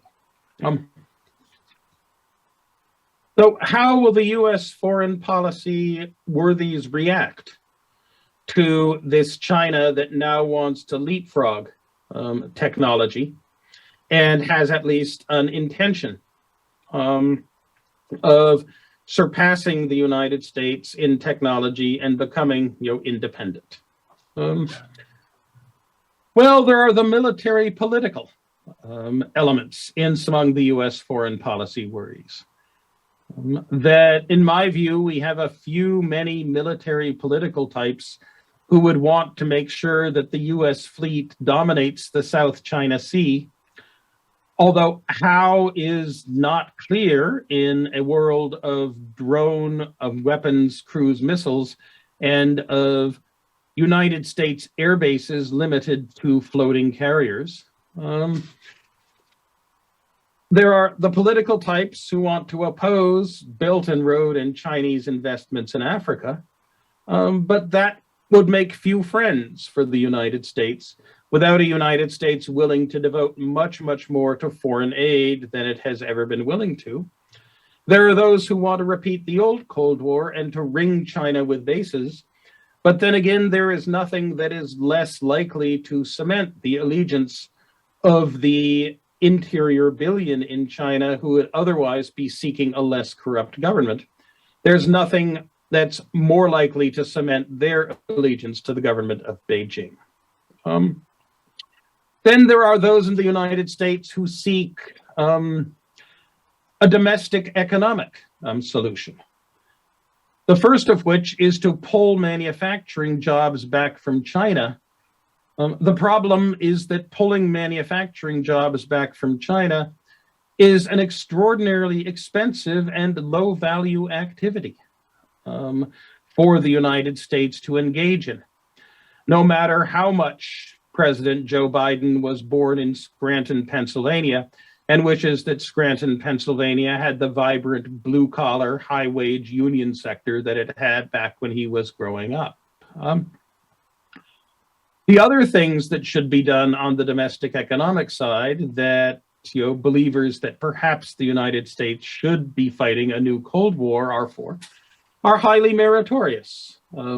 A more patient America would be a very good America. America more focused on restoring research and development to its 1960s level of national product would indeed pay the very high social dividends that burst of innovation post-Sputnik paid before the United States' step back from government investment in the 70s, the 80s, and the 90s. Then there are the domestic political side, the question about how the United States should rethink its nationalism, how it should try to pursue being a middle-class society and an equal opportunity society. And those also are meritorious ways of dealing with what's perceived as a China challenge. And I wish them all good luck. But then there is the fourth possible view, that the purpose of US policy toward China in the future will be to make China pay through the nose for US-owned intellectual property, or perhaps to deprive China from using US-owned intellectual property, dual use or elsewhere, and perhaps keep China from developing its own intellectual property.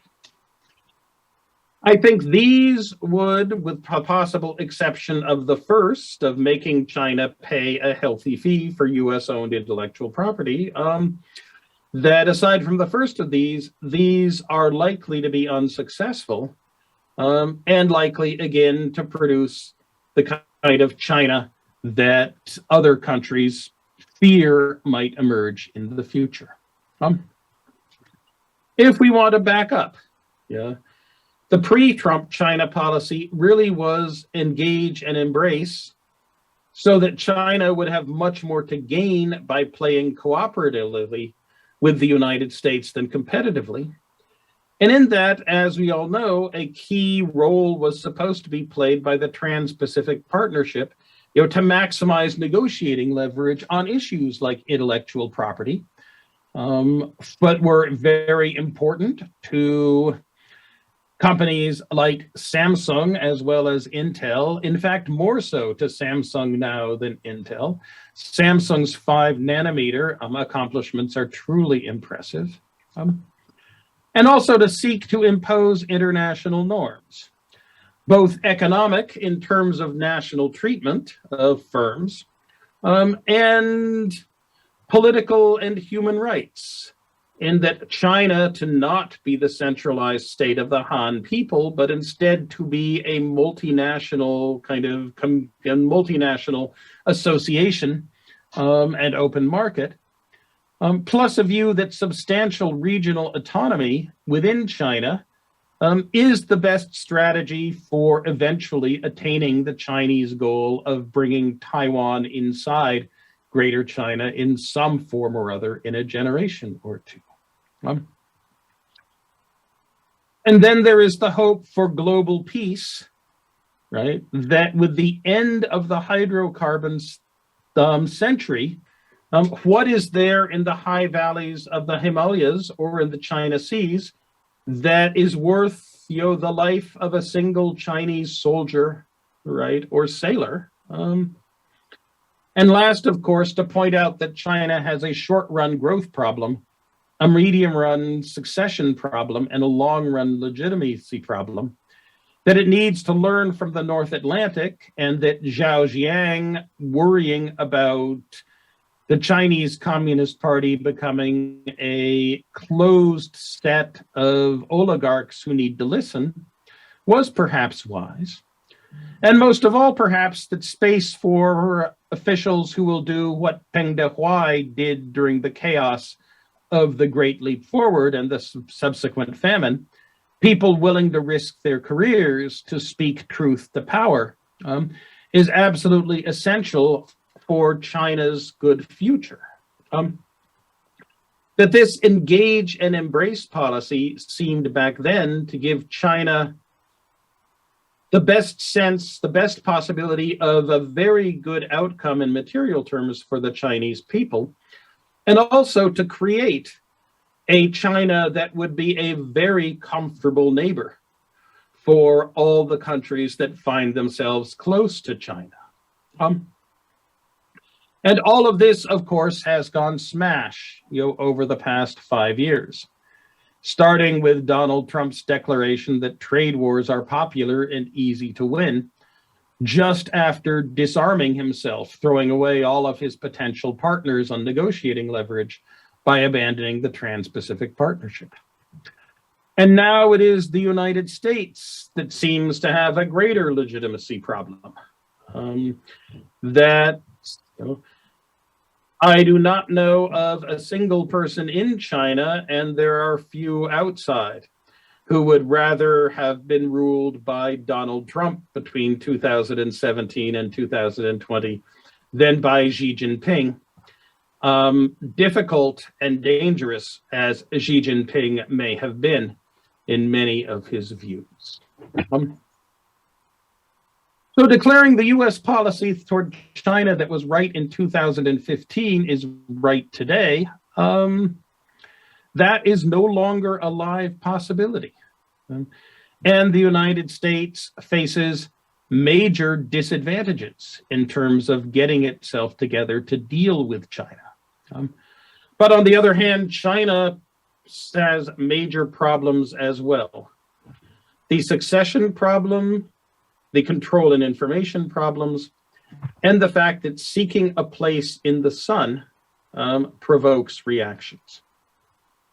Therefore, my conclusion, right, in the 2 minutes that I have left, counting my start, the interruption, and now there, is that the best strategy that the US can follow toward China right now is basically to cool everything off. That is to take a lax attitude toward enforcement of antitrust laws against Chinese companies, to take a relaxed attitude toward transfer of dual use and other technologies toward China on the grounds that we want to make sure that China remains interdependent with the rest of the world, because interdependence is the best guarantee of peace and of what people can lose from disrupting the international division of labor in the long run. Will the United States follow that? Winston Churchill said the United States ultimately does the right thing, but only after trying all other possibilities. He said that with a kind of wry view at the world, having watched the United States let Britain fight World War II alone for 2 years, for 2 years and a bit before finally intervening, or finally being forced to intervene on Britain's side. We can hope for a much better outcome. But that much better outcome requires that the United States be willing to bet, as George Kennan said of the United States versus the Soviet Union at the start of the Cold War, that time is on the side, of the United States and of the democracies. That democracy, as badly functioning as it may look right now, has a very long and honorable pedigree of an enormous success, as does trust in market economies rather than state-led command bureaucrats as a key element of the economy. There has been, ever since 1945, much discussion in international relations cycles of the Peloponnesian War, the war between the two Greek city-states of Athens and its allies and Sparta of its allies in the years of the -400s by the common calendar, which ended in the defeat of Athens. It's conventional to say that Athens had to fight the Peloponnesian War because Sparta was sufficiently angry at the rising power of democratic Athens that it was going to push and push and push it until Athens lost its independence and its ability to act. But in point of fact, that was not the case. We can look at Sparta. In fact, others can look at Sparta. In fact, Aristotle could look at Sparta and say the key flaw in the Spartan constitution was that it provided large incentives for rich men to marry rich women. And so it was creating an upper class of super rich Spartans with very large estates, and an underclass of those who could not afford to buy their own weapons.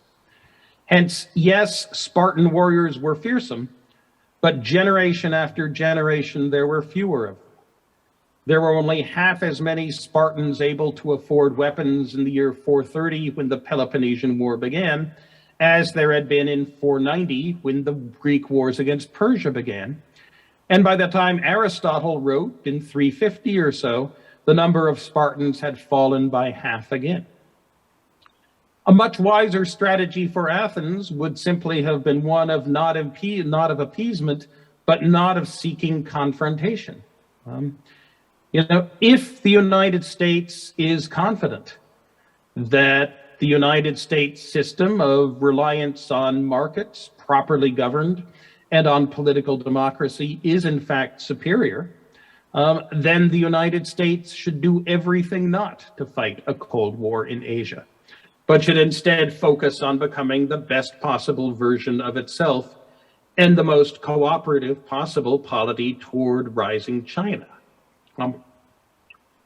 Is the United States wise enough to do that, in fact? Well, we will see. It will be an interesting test of the US system. But I confess that I am not terribly optimistic about the future of US policy toward China, which means that life for South Korea is likely to be anxiety-inducing and interesting in the sense of the curse of living in interesting times over the next 10 or 20 years, and what Korea should do to prepare for such a world of maybe, if not a full-fledged Cold War, but at least, cold skirmishes, is beyond my remit, and something on which I can give little advice. Thank you very much. So we will invite the professor back later on, and we will for now move on to the next presentation. Carbon neutrality, net zero have emerged as a global agenda since the outbreak of COVID-19. Terms such as carbon border tax, hydrogen cars, EVs, and net zero 2050 are widely used in our daily lives. We hear stories about zero-emission aircrafts being underway, so let's hear more about these topics from Airbus. Please join me in welcoming President Fabrice Espinosa of Airbus Korea up to the stage. Please give him a big hand. 안녕하세요. Hello, good morning, distinguished guests, ladies and gentlemen. First of all, I would like to warmly thank the Korea Herald for the invitation. This is a great honor to be here amongst you and to present to you Airbus future developments for sustainable aviation.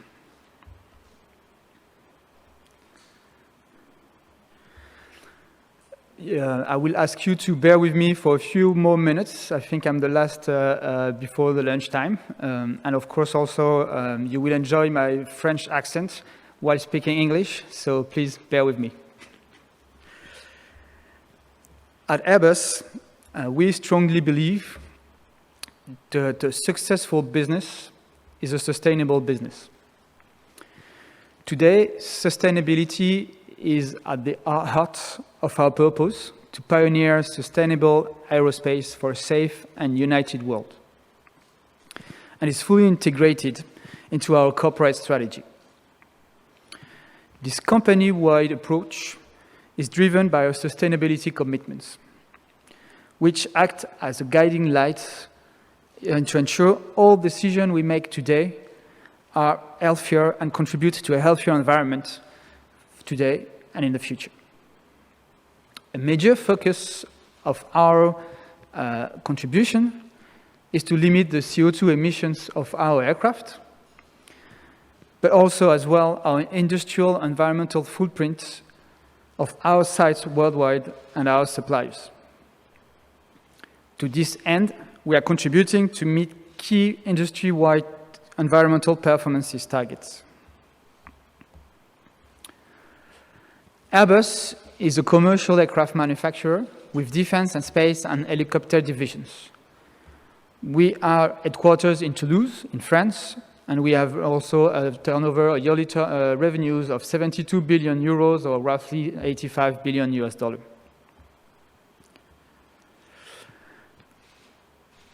The company is built on strong European roots, but it's today become truly international.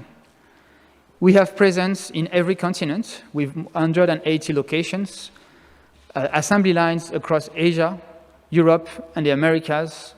We have 12,000 direct suppliers globally and more than 130,000 employees from 142 nationalities. Our diverse workforce is a key enabler to our success at Airbus, as we believe that diversity drives innovation in our company. Airbus in Korea is a special place. Korea will always have a special place in Airbus' heart. The reason why for that is Korea was the first ever customers of Airbus outside of Europe in 1974 with the delivery of the A300B4, an aircraft that is retired from long today. Since then, Korea has ordered more than 300 aircraft and helicopters to us, and in return, we are buying on a yearly basis more than $800 million to Korea, sustaining more than 6,000 highly skilled jobs into Korea. The whole Airbus commercial portfolio is present in Korea, from the 100-seater A220 to the 500-seater A380, with 5 customers. Airbus Helicopter is also well represented with its aircraft helicopters in very difficult critical missions with NRS 119, for instance, and also with partnerships with local companies such as Korea Aerospace Industries. And finally, in terms of defense and space, Airbus has been working with the Republic of Korea since the 1990s, in space first, and then in military aircraft. The last achievement is the successful entry into service of the KC-330A in the ROK Air Force. The long-standing partnership between Korea and Airbus is also linked with innovation. Korea has been ranking again #1 country, innovative country by Reuters in 2021. And innovation is also key for Airbus in terms of Industry 4.0, for digitalization of aviation and also on UAM. And again, innovation will be needed for sustainable aviation. Aviation plays a key role in our world today, to transfer people for business, for leisure, to transfer goods for logistics and supplies. Despite COVID-19 pandemic, experts around the world are all foresee together that aviation will continue to grow. Therefore, how can we cope with an aviation growth and at the same time protecting and reducing its climate impact? So that's the challenges we are looking forward to have. And for many years, the aviation industry, Airbus included, has committed to a key industry-wide decarbonization targets. Here, you see the 2012 Air Transport Action Group objectives. You can see that from 2020, the net carbon emissions from aviation will be capped. This means that even though air travel is increasing, greenhouse gas emission will be kept, will not. Another commitment is by 2050, net aviation carbon emissions will be half of 2005 levels. Those ambitious targets cannot be achieved using existing aircraft technologies. To achieve these targets and decarbonize aviation, we at Airbus are focusing on our efforts on all mitigation options based on 4 levers. First one, the market-based measures will play an important role in the transition to zero emission. Airbus aligns with global and binding offsetting opportunities to cap aviation industry's CO2 emission. We support HYEOP, which is the leading right body, to implement global market-based solutions into the aviation industry. Second lever, to improve operations, flight operations. Allow me to give you an example. Okay? When you wash your car, first of all, it looks better, it's nicer, it's cleaner, but also it improves the aerodynamics of the car. That works exactly the same for the aircraft. By washing an aircraft, you can save up to 1% of fuel burn per flight. Third lever, the efficient infrastructure. Airbus plays also a major role in air traffic management research. Why? Because with a more efficient air traffic management, we can optimize the routes in between 2 different cities. And also this could reduce the CO2 emission by up to 10%. And finally, new technologies. We are looking for operational breakthrough solutions to existing and future products. Technology has a key role to play on routes to clean aerospace. I'm sure you're convinced of that. At Airbus, environmental performance is a key requirement in producing and designing aircraft, for now and for future aircraft. An example also is the evolution of the fleet keeps improving the fuel efficiency by a rate of 2.1% per annum.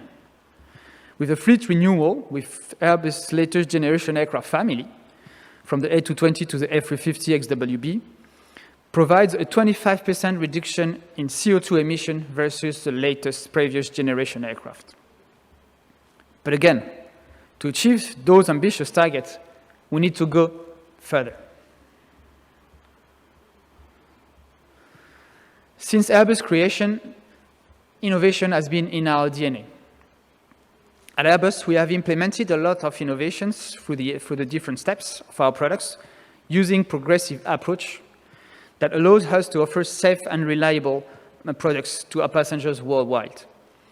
We were, for example, the first to implement twin-engine, twin-aisle commercial aircraft, so wide bodies with 2 engines. We were also the first one to implement carbon brakes onto an aircraft, digital avionics, electrical fly-by-wire. Today, all those innovations are standards in all aircraft worldwide. We are adopting the same philosophy regarding the decarbonization of aviation. Airbus will keep the same or more ambitious safety targets as of today's aircraft, as safety remains our #1 priority.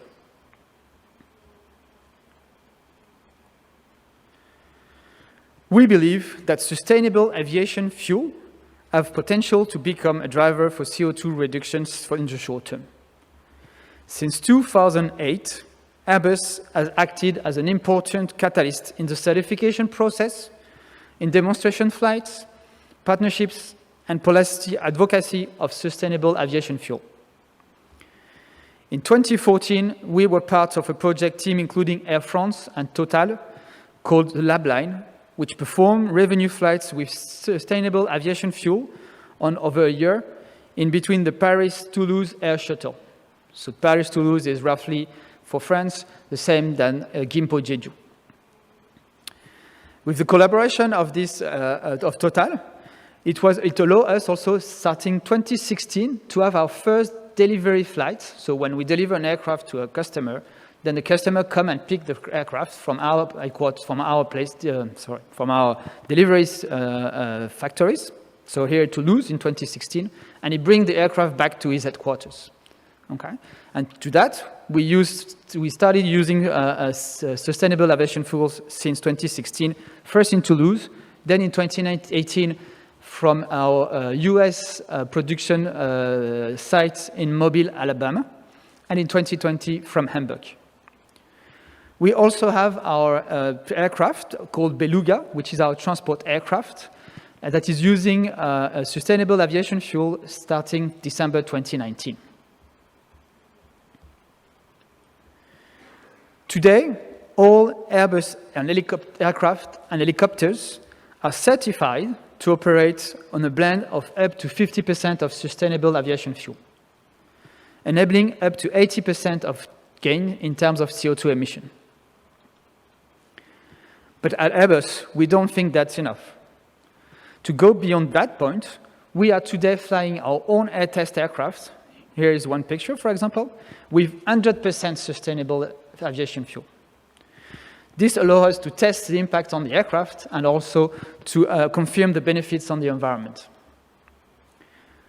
This will allow all existing Airbus aircraft flying today in the world to be able to transition to 100% sustainability fuel, and that's our target in the short term. So this is great. This should allow us to have cover 50% of our commitment by 2050.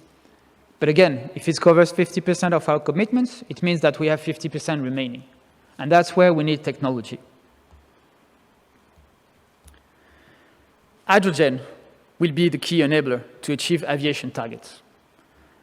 Airbus intends to power aviation with renewable energy using hydrogen as a surrogate.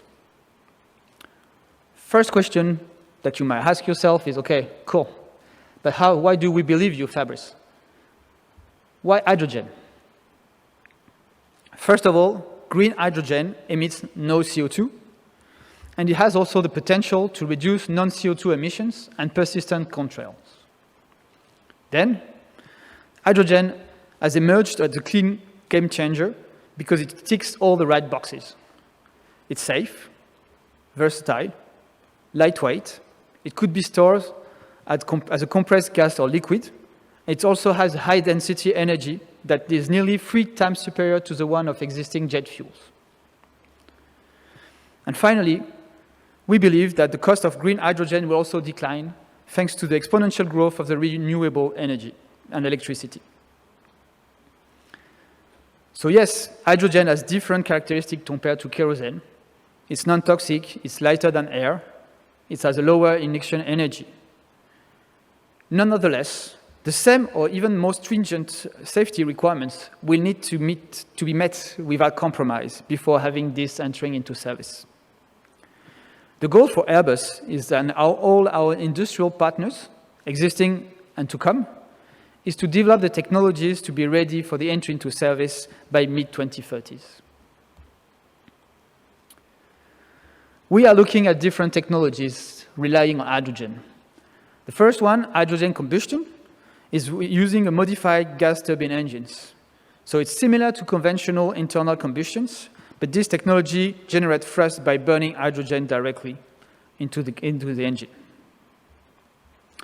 The second one is hydrogen fuel cells, and Korea is very well advanced on fuel cells and working heavily and investing heavily on that topic. So I'm not going to give you an explanation of what fuel cells does, but basically it's with oxidation of hydrogen, it could create electricity. And this electricity will be used for electric engines on the aircraft with a very high efficiency. And here we are targeting of megawatt scale. And the last one is synthetic fuel. So I talked about it, but also there will be different ways to produce synthetic fuels with more hydrogen-based consumption. So with those different technologies we are currently investigating, that's how we have launched our ZEROe program. So we are exploring a game-changing concept of aircraft powered by hydrogen. This new Airbus concept aircraft aims at putting hydrogen at the heart of future aircraft. Our goal is to develop within the next 5 years all the technologies that will enable the entry service of those aircraft. So today we haven't decided yet on which aircraft concept is going to be. That's why we're investigating in 3 main directions. So we start with the turbofan, the one at the back of the picture. This one used 2 hybrid hydrogen turbofan engines who provide thrust. The liquid hydrogen storage and the distribution system are located behind the rear pressure bulkhead, so basically behind the cabin with the passengers. It is designed to accommodate up to 200 passengers with a range of 2,000 nautical miles, meaning you can operate it intercontinentally. Another concept is the turboprop, so the one on the top. It's similar to the turbofan aircraft. Okay, it uses existing somehow engines, in this case turboprop engines, with liquid hydrogen storage and distribution systems located at the back after the rear pressure bulkhead. The capacity of this aircraft is up to 100 passengers and with a range of 1,000 nautical miles, meaning that it's perfect for all short-haul flights and domestic flights usually. And the last one is what we call the blended wing body. So this configuration is very interesting because it features an exceptionally wide interior, thereby opening a lot of possible options for hydrogen storage and distribution.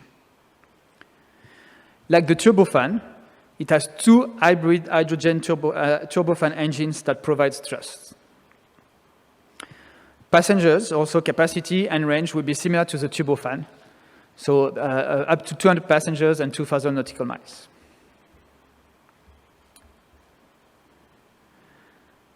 Though, it doesn't mean that there's no more challenges to adopt hydrogen for aviation. There are. Technology and compatibility is one of them. We need to bring the weight and the cost down. We need also the regulatory acceptance to ensure a successful certification and to ensure also the public is accepting that idea. In terms of infrastructure, we have to repurpose the existing on-site and on-site production at all options. We need to work with airports. We need to work with productions. We need to work with a lot of people here.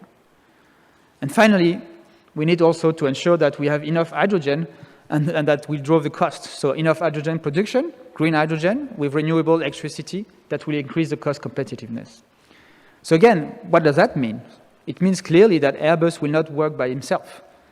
We need to work with a lot of partners, international partners and local partners, to drive all those aspects.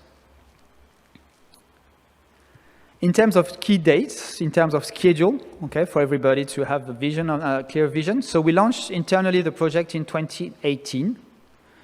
It was announced officially, publicly, in September 2020. So we have, again, 4 years to finalize, 4 to 5 years to finalize, because 2025 is our target date for product selections among the 3 products you saw and all the technologies embedded, for a launch in between 2030 and 2035, an entry into service of the aircraft.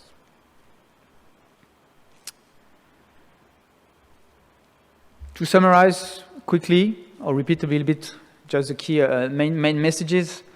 So we have the ambition to bring zero-emission commercial aircraft to the market by 2035.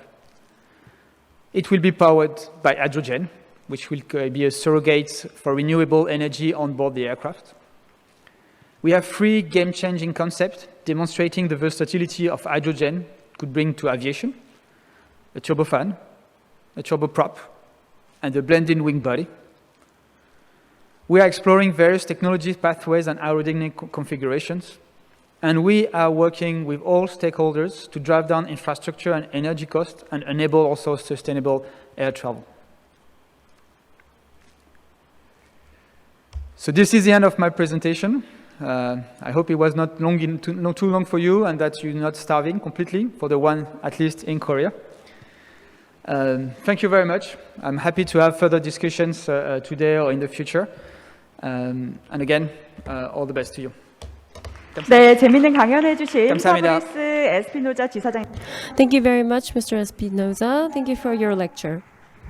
With that, we will draw an end to session 1 of Herald Business Forum 2021. Session 2 will begin at 1 p.m.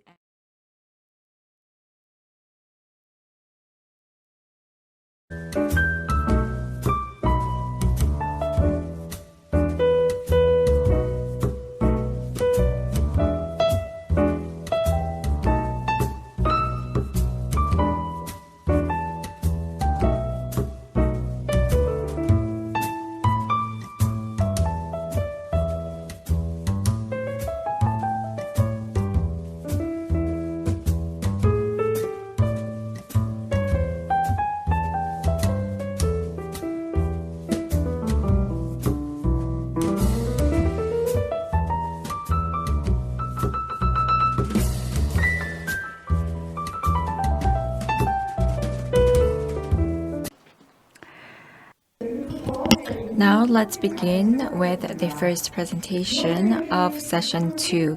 For many businesses, innovation powered by digital transformation determines the sustainability of their operations and serves as a strategy to survive amidst changes brought about by the pandemic. We will now hear the story of Planet, a US startup that has garnered huge attention with its state-of-the-art satellite big data technology products. VP Andrew Brockfield will walk us through how Planet is seeking to grasp real opportunities in space business by overcoming geographical limitations. The floor is yours. Good afternoon. Thank you very much. Welcome, folks. Thank you for joining us this afternoon. My name's Andrew Brockfield. I'm coming to you from Melbourne, Australia. I have responsibility across all of Asia Pacific for Planet, and I'm excited to be sharing a little bit about the Planet story with you today. So Planet started about 10 years ago. The first 6 years of our life was really about making satellite imagery visible. So we sort of revolutionised the manufacturing of what we call CubeSats, or small satellites, the launch process, making it a lot more affordable, a lot more commoditised in terms of the satellite technology. So that's kind of where we spent the first 6 years of our life, in this kind of mission to image the world every day, making change visible, accessible and actionable. The last 3 years, it's been more around making that imagery and that data accessible to our customers to use in various forms. We're going to share with you today many use cases around sustainability and other use cases. And at the moment and into the future, we're now sort of focused on making that data actionable. So using artificial intelligence, machine learning, creating a developer environment where ourselves and our partners and our customers can make solutions that take advantage of the planet data that you'll see here today to address some really important and some very large challenges that the Earth is facing. So with that, why don't we get into it, and I'll talk a little bit about who we are, what we do, and more importantly, how our customers are using our data and the positive impact that is having on them. What we're seeing in the market at the moment is effectively two fundamental global shifts. On the left-hand side, you can see digital transformation. It's not unique. The world is undergoing a renaissance in terms of digital transformation across many, many different industries. And the satellite imagery and the Earth observation industry is certainly very much part of that. And we believe here at Planet we have an important role to play. So we've introduced a range of new technologies that enable that digital transformation, allow our customers to do things in a lot more effective way, more cost-effective, faster, etc. And I'll share some of those examples. At the same time, what we're seeing is the world is becoming a lot more aware of our sustainability challenges. Obviously, we need to continue to do things differently than the way we've done it in the past. So whether that be large companies, banks, countries, etc., we need to protect the planet. It's one of the reasons why our company is called Planet, is we have core to our ethos is sustainability, and I'll share with you a number of examples with that in today's presentation. So what we're also seeing is sort of a paradigm shift in the industry that we work in that we kind of call commercial Earth observation. So if we look in the agriculture domain, for example, 59% of farmers want to incorporate more data into their operations. Now, this might be around yield optimization. It might be around detecting threats such as pest infestation. It might be about using less of the harmful chemicals in the agricultural processes. Pardon me. So we work with a number of partners and in turn end user customers around using our data along with a plethora of other data to ensure that their productivity is enhanced, their impact on the environment is reduced. Because obviously the generation of food on the planet is an extremely important priority for us as a society, and the impact that we're having on the planet at the moment is not sustainable. That needs to change. In the domain of finance, many organisations, particularly forward-looking organisations, are more now interested in ESG, which is environment, social and governance. What they're quoting to us, 84% of them, is that they lack the kind of the consistent, standardised data around companies they're looking to invest in and how they're meeting their ESG objectives, and are they good companies to invest in. In the supply chain, this is particularly relevant in Southeast Asia with commodities such as palm oil. It's very topical, and we'll talk a little bit about palm in today's conversation.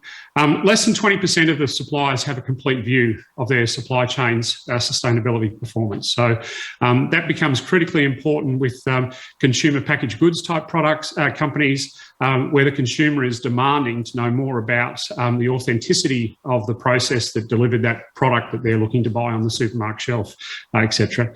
And as you can see, in the world of insurance, insurance companies, 74% of them are using big data and analytics and creating a competitive advantage around, might be claims processing, reducing premiums, etc. So the use of Earth observation satellite imagery is playing an increasing role in that domain of insurance as well. All right, Planet as an organisation, we kind of start with this very simple but very powerful statement of you can't fix what you can't see. So the challenges that we and in turn our partners and our customers are addressing are extremely complex. They're at a planetary scale. And it really starts with observation in the first instance. So if we can't see it, we can't understand it, and we can't therefore derive the strategies to address it, whether that be in the sustainability area, in commercial areas around optimising productivity, for example, and things of that nature. So let me share with you some of the real world examples that we've got. We've got a number of different ones across different vectors of different industries and different use cases. So the first one I wanted to talk to you about is very topical, is deforestation. This is near and dear to our heart as Planet as an organisation. So as you can see, this is one of our satellite imagery. It's one of the images from what we call PlanetScope, which is a medium resolution satellite constellation. We have approximately 160, 170 of those satellites in orbit at the moment. I'm going to explain a little bit more in a couple of slides how they actually work.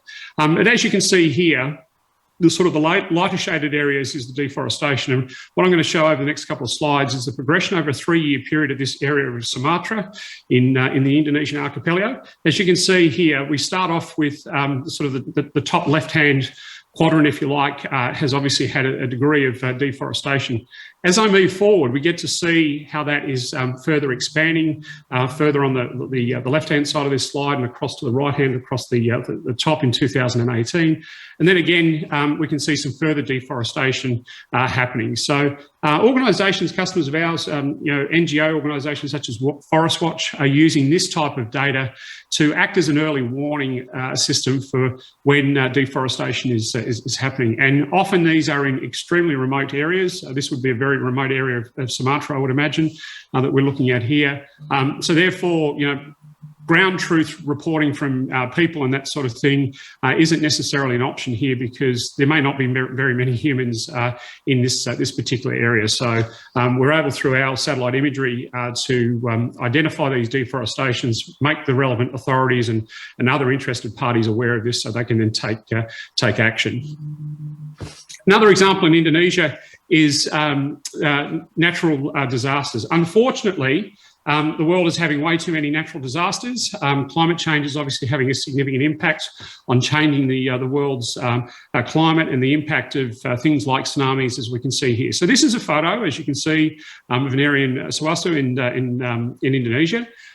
What I'm going to show you over the next couple of slides is some of the planet imagery that we have of the same particular area, and how some of our customers have been using that around planning emergency response, directing the right resources into the right locations at the right time with as much information as I possibly can. So if we look at this being a photo, here is a planet scope, our medium resolution, as I mentioned before. We have near daily imagery. So this is a very cloudy area of the world. People from Indonesia that might be on this call will understand what I mean. Fortunately, this is an example in August 2018 of a fairly clear shot. We can see what this particular area of interest looked like pre the tsunami. What we now see is as a further updated shot a couple of months later, in October 1, after the tsunami hit, we can see quite a bit of change to the area in the image that we're looking at the moment. The next step that we have is, this is a SkySat image of a very particular area that we took imagery of. So this is a high resolution product that we have called SkySat. And as you can see, we've identified here a damaged bridge and some damaged houses. So what I've just shared with you in terms of that sequence of slides and corresponding satellite imagery is what we typically call tip and cue. So often what our customers will do is they'll use our medium resolution product to identify that there is something amiss, something's gone wrong, and then task our high res to get greater fidelity, high resolution, and being able to see what has actually happened on the ground. So as you can see here, with planning of the emergency response to here, we would be seeing resources being deployed to address those damaged bridges and also the damaged houses that you can see on the left-hand side of the slide. So by using satellite imagery, we're able to have a much more effective and efficient deployment of those resources, getting the right resources to the right areas at the right time to have the maximum impact in terms of recovery from this particular natural disaster. It's not just natural disasters that we see, obviously, there's a number of man-made. So people may recall August last year, this terrible situation that took place in Beirut. An ammonium nitrate warehouse unfortunately exploded. What we're looking at here is a photograph. So obviously after the devastation of that massive explosion, we can see what happened on the ground. Let me share with you what we were seeing from a satellite imagery perspective. So this is prior to, this is the result after this is prior. I jumped 2 slides. So this is prior, May 31 is prior to when the explosion took place. And as we can see in this area here that I'm highlighting, this is where the actual explosion took place. And if we have a look at the next slide, from our satellites, you can see there's quite a significant change to that immediate area there, but also extending further out in other areas here, we can see there's quite a bit of damage that's been done. So we're very proud of the work that we did with this in terms of helping a number of different organisations around the world in the response to what was obviously a terrible tragedy of the explosion and the subsequent impact of that, and giving visibility for not only response but also for the reporting of that and providing transparency so that people could understand exactly what was going on. Often, unfortunately, we find that getting the truth of when things go wrong, whether it be natural disasters, man-made disasters, sometimes interested parties have reasons for not wanting to reveal the whole truth. One of the things we're very keen on here at Planet is to ensure that people do get to see the whole truth as we see it from the lens of our satellites, if you like. Another example I'd like to share. This is an oil spill that took place approximately just over 12 months ago near Mauritius. This is a Japanese oil tanker that unfortunately ran aground. The imagery that you're going to see, this is a photo. Obviously, I'll show you the imagery that we have from our SkySat satellites. This is actually a real customer of ours in Japan. And if I can just share with you, these are a sequence from August 11 through to August 17. Of the breakup of the ship. As you can see, the animation clearly depicts over a period of a number of days what was happening with the vessel from the initial grounding to its unfortunate breaking up, and the impact on the environmental impact on that. So I can tell you, having known this particular customer, they were planning, obviously, sending resources to this area for the recovery efforts and the remediation, environmental remediation. So getting this up-to-date regular satellite imagery that you're seeing now was allowing them to prepare the right resources and deploy them and have up-to-date information as to what was going on. So what was originally the grounding of an oil tanker obviously then became much worse with the breakup of it, and we can see that the vessel did move, and we can see some of the other. There's a small vessel there working the recovery work as well. So another example of how we've been able to use our satellite imagery to help our customers in planning in responses to whether it be natural disasters or man-made disasters. Another use case is fire monitoring. So this is an area in the Dampier Peninsula here in Australia, in Western Australia. What we're looking at here is MODIS. MODIS is a set of satellites from NASA. One of its feature capabilities is fire detection. So the red dots that you're seeing on these images are the MODIS hotspot and fire activity alerts that you can see. This is another example of the Tiwi Islands in the Northern Territory. What our customers often will do is they'll use the MODIS service in conjunction with our satellite imagery, and what we allow them to do is get more accurate ground truth and understand exactly where those fires are. So if you like, MODIS is acting as an early warning system, and they're following up with technology such as our PlanetScope constellation to get more accurate understanding of exactly where the fires are at from a ground position, so that appropriate resources can be deployed in the pursuit of extinguishing that fire, and then the recovery efforts around burn scars and other remediation activities that typically need to take place once a bushfire or a forest fire has been experienced. So great examples of where we're working with great products such as MODIS. Another example from a sort of a natural disaster perspective, this is in India. You'll see where it says the rockfall site. This is unfortunately the melting of a glacier, which we're seeing more and more with climate change, with the warming of the earth. Unfortunately, a number of people were killed in this particular instance. So what we're seeing is an increasing incidence of these types of events happening. So our satellite imagery is being used more and more often to help find these events as and when they occur, and then explaining the impact of that, the downstream impact, if you like. Here we've identified the flood path as a result of the glacier melting and falling away. Obviously, with the way the world is going at the moment, it has been for the last sort of 18 months with a global pandemic around COVID. Understanding the impact of that is something that many organisations wish to better understand and understand that at a global scale. It's one of the things that Planet finds that we're very strong at is, given the way our technology works, is doing things at a global scale. So this is a satellite imagery from our high-res product SkySat of the Wuhan province.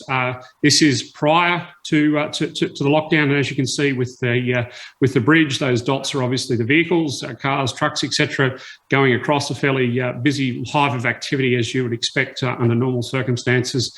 That was on the 12th of January, and then approximately 2 weeks later on the 28th of January, after the lockdown had been imposed, you can see the significant impact.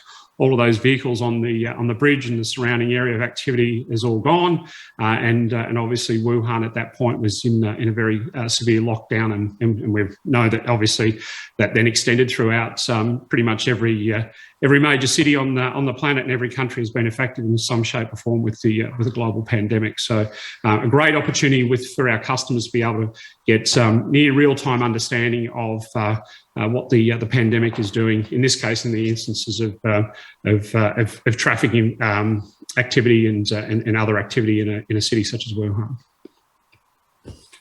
The world we live in is changing.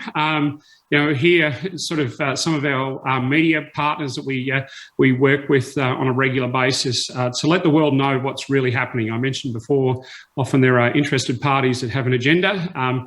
One of the things that we stand for here at Planet is openness and transparency. So we're very much wanting our data to be available to as many people as possible, and understand that the world's population needs to understand as much as possible what is genuinely going on, and that satellite imagery is one way to understand that. So whether that be in a defence and intelligence context, whether that be from a sustainability perspective around supply chains, as we mentioned before, or response to natural disasters and man-made disasters, Planet feels that we have an important role to play to make the world aware of the truth of what's going on our planet.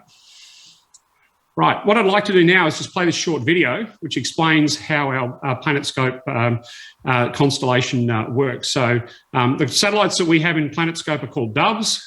They are always on.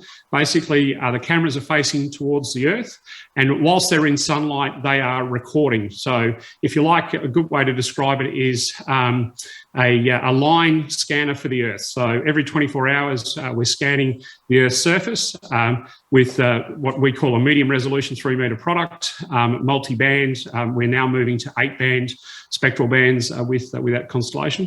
We have a second constellation. You've heard me talk about SkySat.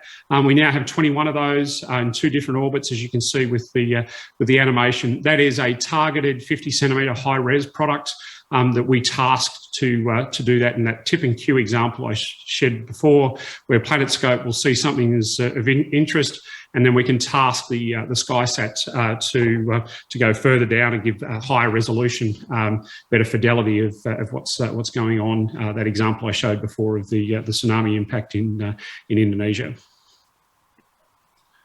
All right. So a little bit more about who we are.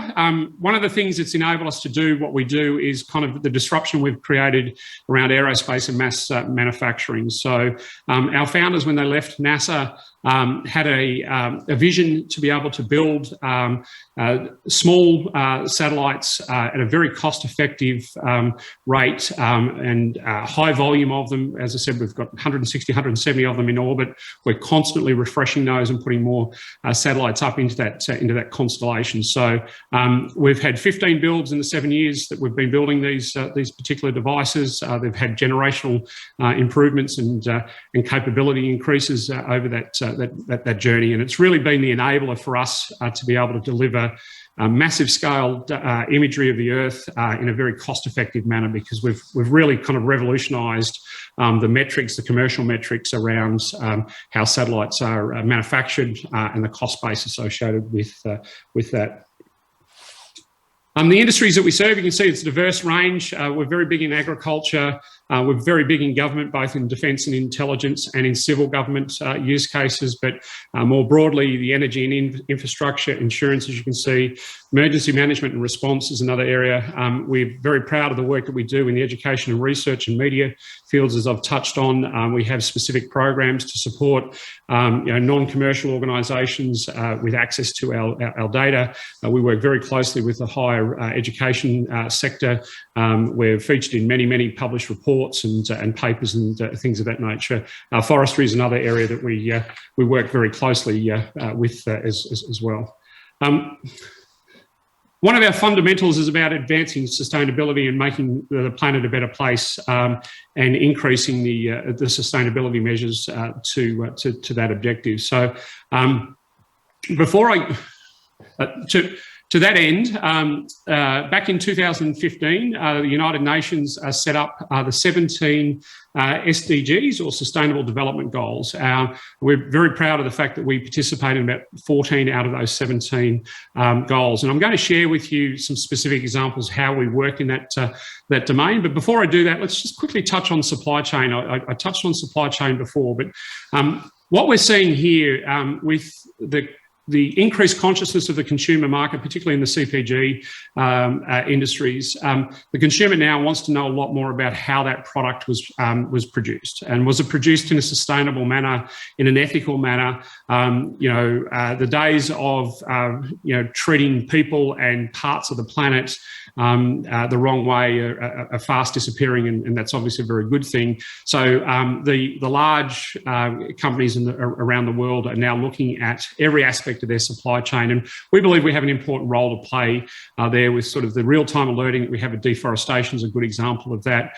We're able to provide satellite imagery so that large global companies that are producing all sorts of consumer goods are able to have confidence that the underlying ingredients and products that were used in the manufacturing of their end product have been created in a sustainable and ethical manner. So this is a good example of this, pardon me, with we see here on this slide, GLAD is the Global Land Analysis and Discovery Alerts. So these are alerts that systems generate to interested parties from a deforestation perspective. So we work very closely with those GLAD alerts. You can see here the pink area is the GLAD alerts.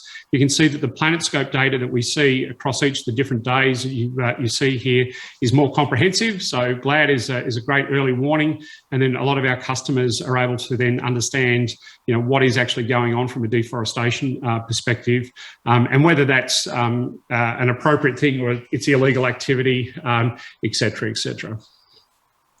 This is rice paddy monitoring in the Malay Peninsula. You can see here that what we're doing is we're extracting from the imagery at the top is the RGB visual. We're now getting a vegetation index from that, so our customers and our partners can then better understand what the vegetation growth characteristics over a period of time are. In this case, it's rice paddies that we're monitoring. Now back to those SDGs. I'm going to share with you a number of different SDGs. So this particular one here is number 15 on the list. It's to do with climate action. So we're very proud of the relationship we have with the Norwegian International Climate Forest Initiative. So this is tropical rainforests around the world, monitoring them and ensuring that the deforestation impacts are minimised as much as possible. So we have a number of countries and organisations involved in this project that are gaining access to data.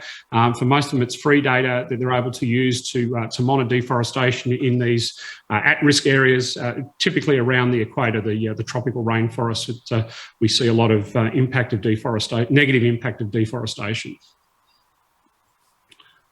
Right. Another of the SDGs, the UN SDGs, is around sustainable cities and communities. So these are 3 provinces in China to do with sustainable cities.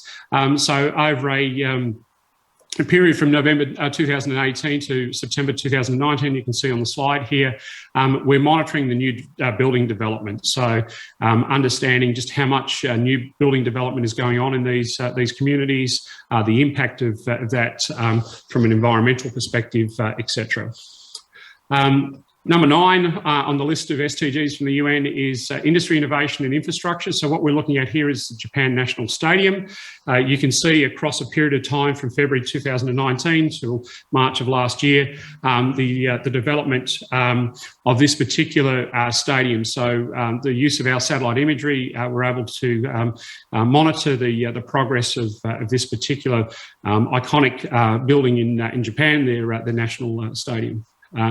Another example is number 16 here is peace, justice, and obviously the crisis in Myanmar. What we're seeing here is the area highlighted in our satellite imagery of deforestation. You can see the difference between the two areas. Obviously, there's a fair amount of activity going on, and this could be used as an early warning around what is actually going on there for the responsible authorities and other interested parties to investigate further.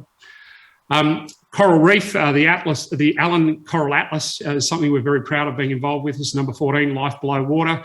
Most people know that coral reefs are suffering significantly around the world, so we provide free data to the Allen Coral Atlas that's using planet data to keep a very close eye on the coral reefs around the world. And I encourage anyone, if you have an interest in this, to Google Allen Coral Atlas, and you'll see some fantastic work that they're doing. And you can see a number of the organisations like National Geographic and our own University of Queensland here in Australia. This is a customer of ours, or partner of ours, sorry, in Japan. We work very closely with. We're very proud of the relationship we have with many different organisations, and Satellite Network, or SNET, as they're known in Japan, is a very strong partner of us, doing some great work with in turn their customers and across a range of different industries. So. If we kind of try and sum up this, the way that we used to do satellite imagery in the days gone by was very reactionary. Today, we're particularly with our PlanetScope, we've got daily global imagery that enables us to measure and act. And as we're going forward, we want to further empower that with artificial intelligence, machine learning that can allow us to do it at a global scale to understand what's going on the Earth's surface, what change there is, and in turn what reaction we should be taking to that.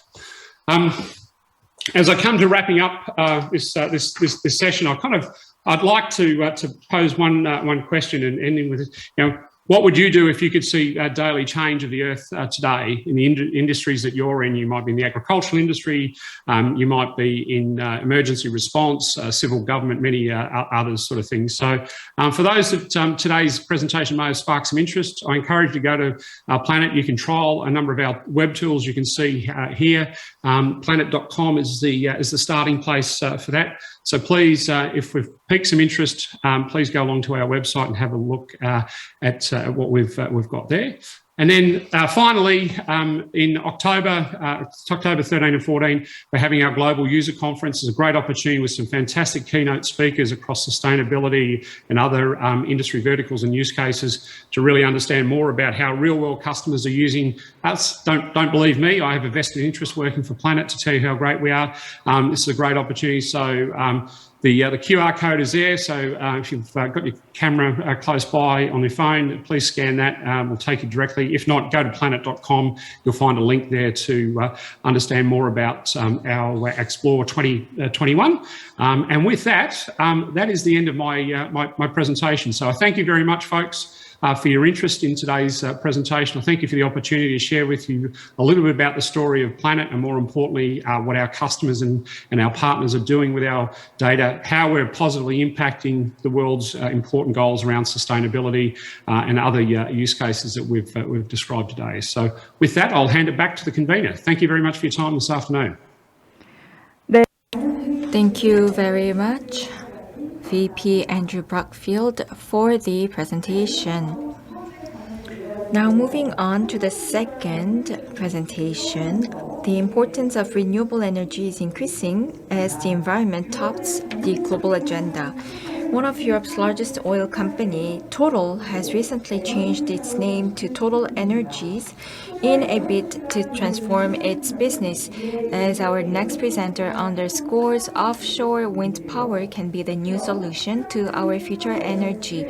Now, without further ado, let's hear from President Stéphane Michel of GRP at Total Energies.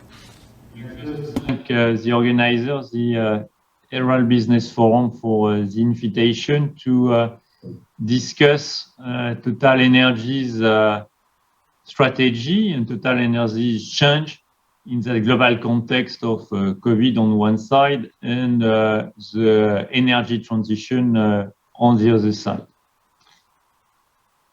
As you can see by our logo, we are not calling ourselves anymore Total, but Total Energies. And by that change of name and that change of logo, we want to demonstrate the fact that Total is not anymore an oil company, but a broad energy company committed to providing energy, which is at the same time affordable, clean, reliable, and accessible. Why is that? Because the world of energy is changing because of climate change. And there is a genuine and legitimate demand from the world for, at the same time, more energy and fewer emissions. And that's clearly that dual challenge that we want to face and for which we want to offer solutions to our customers, to our stakeholders, and globally to the society. That's why we are not anymore just an oil and gas company, but we want to promote other forms of energy, renewable, decarbonized energy, produce and market fuels, continue to produce as well and market natural gas, because we believe that natural gas is as well a part of that energy transition. So you will see, and I will come back to that, that not only Total Energy is and want to stay a global player in oil and gas, but we want as well to become a large producer of solar and wind energy, to become one of the top 5 producers of renewable energy in the world in 2030. Why is that? Why is that change? Clearly, it's linked to our target in terms of CO2 emission. The world is changing, and the world has globally decided after the Paris Agreement to move toward a net zero by 2050. And that's clearly our ambition, to get to net zero by 2050, together with society, across our production and energy products used by our customers.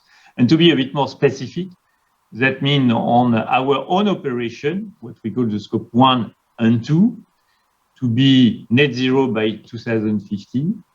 And on the scope 3, which is linked to the emission resulting from the use by our customer of our product, to get to net zero worldwide by 2050, and even more specifically in Europe, which is quite advanced in that transition, to be net zero on the scope 1, 2, and 3. So how to achieve that? Our strategy is based on 4 pillars. The first one is a focus on natural gas, because we believe that natural gas has a specific role to play in that transition, especially by displacing coal in power generation. That implies as well that in gas, we work on methane emission to reduce to the lowest possible methane emission. And we try as well to decarbonize natural gas by adding biogas on one side and hydrogen on the other side. So that's the first pillar, the place of natural gas in that transition. The second one, as I mentioned, is clearly to build a world leader in electricity by investing massively in renewable energy, both on solar and wind, and to integrate that value chain by not only producing, but as well distributing and commercializing electricity. Obviously, we will continue to produce oil and to refine oil and to sell oil product, gasoline, diesel, fuel oil, and so on, because in 2050, part of the world will continue to consume those type of product.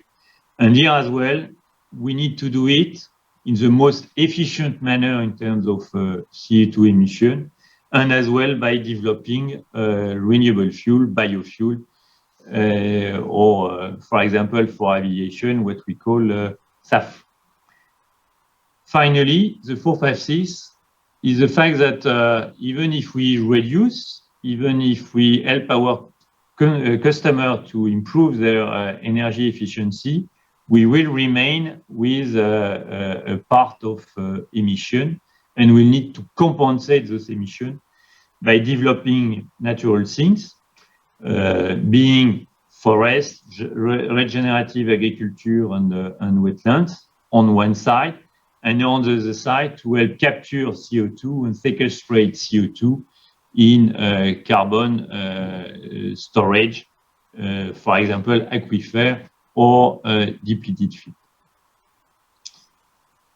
So I will now tackle the various elements, starting by becoming a major player in electricity and renewable. And as we can see, we have started our journey. We are currently producing around 7 gigawatt in 2020, 8 gigawatt in 2021, and we want to speed that up so that we reach 35 gigawatt by 2025 and around 100 by 2030, as I say, to become one of the top player on renewable energy.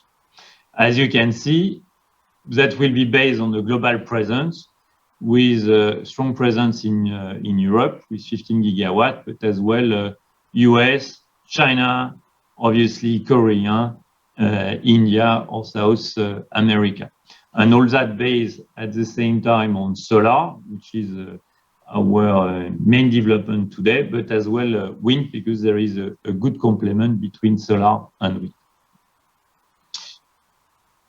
On wind specifically, we have not developed that much onshore wind at the beginning, but we are clearly willing to develop offshore wind, both bottom fixed and floating, because we are convinced that in terms of acceptability, offshore wind as a bright future, and that we can lower costs.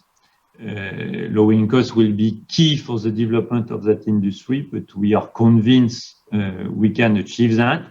And we are convinced as well that oil and gas company has some key competitive advantage to support the cost reduction of the offshore wind, and especially the floating offshore wind industry, and bring it to grid parity. Competitive advantage that are linked to our offshore architecture capacity, our large EPC management, and you see that the EPC provider for floating is going to be companies coming from the oil and gas industry, and as well our huge knowledge in terms of offshore logistic maintenance and operation. Another aspect of that renewable development is clearly the energy storage, subject that on which we have started to invest significantly in Europe, notably in France, but as well in the US, because it's clear that there is a good complement between solar energy, wind, and storage to try to improve the load factor of the renewable energy and to decrease the intermittency, which is clearly one of the order of in terms of development of the renewable energy. And to do so, we can rely on our subsidiary called SAFT, which is one of the world leader in terms of battery manufacturing, both for ESS and hopefully automotive industry tomorrow. That will be as well key to develop the green hydrogen, because for developing green hydrogen industry, you need a good load factor, which implies that you need a good complement between wind, solar, and potentially battery business. So the second pillar of our strategy is clearly to develop gas, continue to develop gas, because we believe that one of the quickest way to reduce CO2 emission, notably for power generation, is to switch from coal to gas, and more specifically to LNG. We are today one of the top 3 players in the market with nearly 40 million tons of sales. We want to continue to grow that to reach 50 million sales in 2025, and to double our sales between 2020 and 2030. For that, we can rely on an extensive presence worldwide. Here it is, where you can see that we've got production and liquefaction capacity all over the world, in Russia, in Middle East, in Africa, and obviously in the US, and regas capacity as well all over the world. And we believe that global presence is key, because the LNG market is becoming more and more a commodity and is more and more fluid. And to promote gas as an energy for the transition, you need to lower cost. You need to lower cost of the supply chain. And the only way to do that is to have a global presence where you can, at each point in time, optimize flows between where the LNG is produced and where it is consumed. And that's the promise we make to the customer.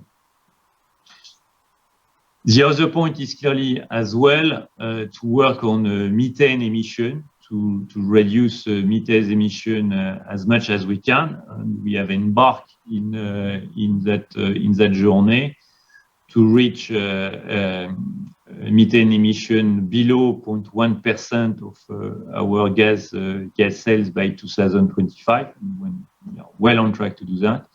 And at the same time, to decarbonize gas by producing more and more biomethane that you can inject in the gas network as well. And for example, to develop bio LNG, for example, for maritime purpose, or things or other heavy transport industry.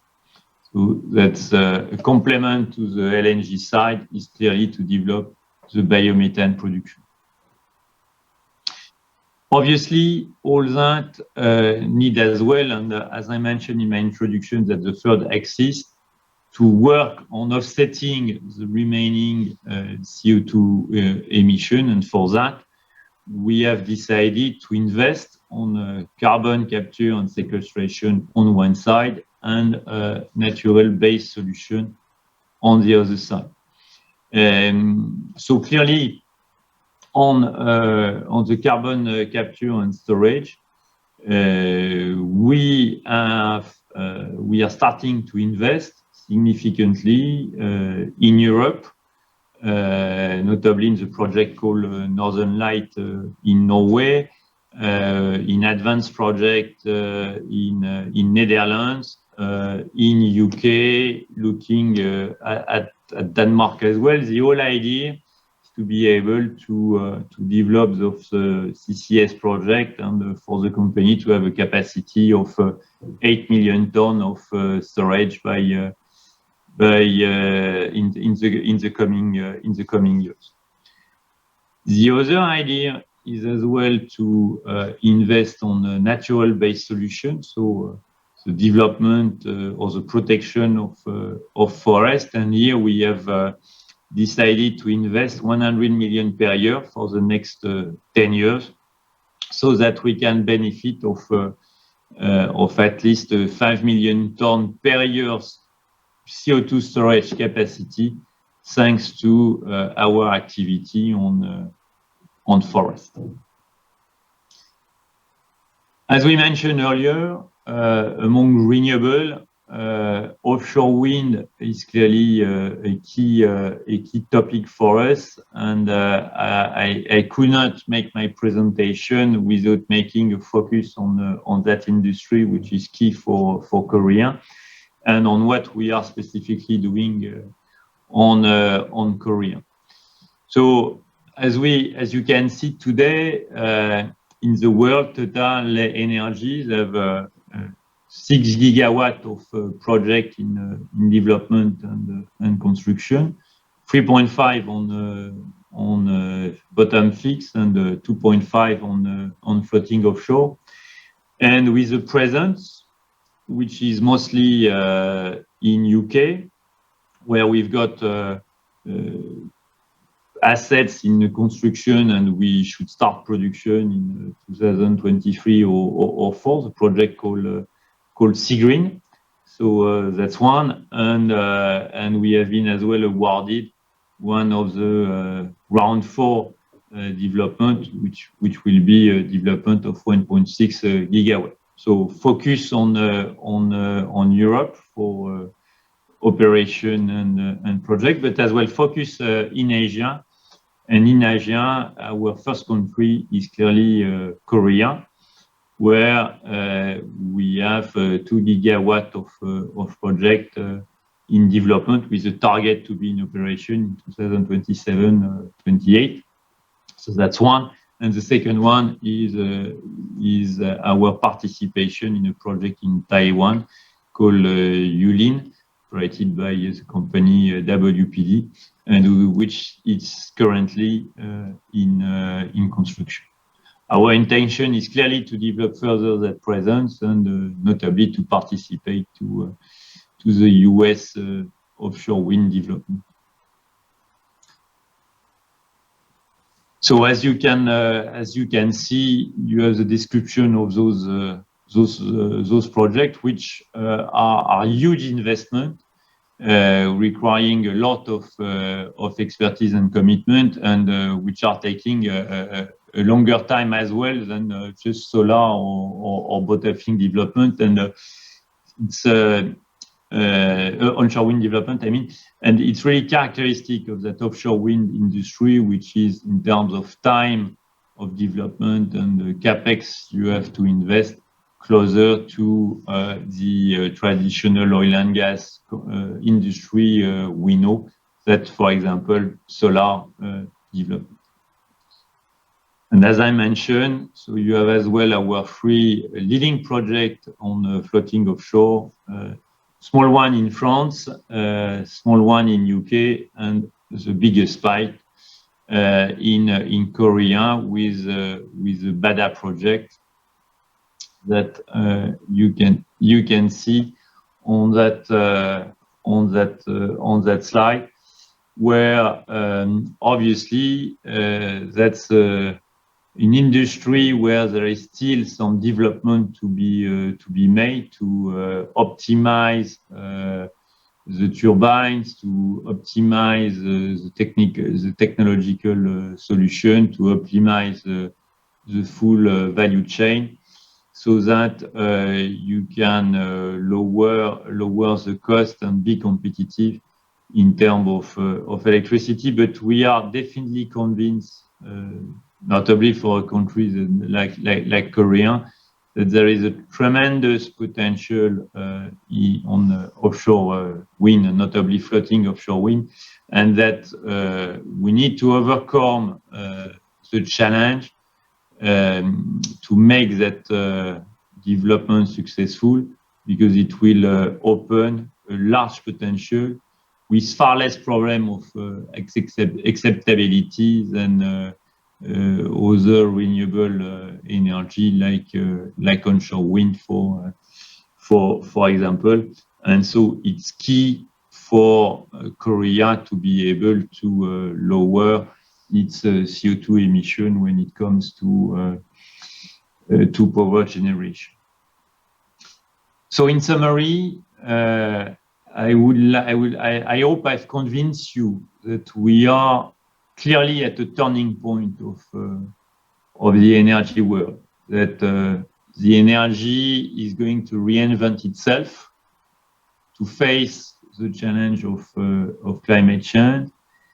And that's the reason Total has decided to transform itself and become Total Energies, reinventing the way we work on our traditional business line, oil and gas, and adding additional new energy line with electricity, renewable energy, and among renewable energy, solar and wind, and among wind, especially wind offshore and floating wind offshore. That's a very challenging journey. That's a very enthusiastic journey. And we are convinced that thanks to our people, our expertise, our financial capacity, our global reach in the world, all that are competitive advantage that we will be able to mobilize to make us successful in this transition. We are convinced as well that that transition is absolutely key to meet the commitment of the Paris Agreement in terms of CO2 reduction. And we have clearly embedded that in our strategy and clearly embarking on a net zero journey along with society for 2050.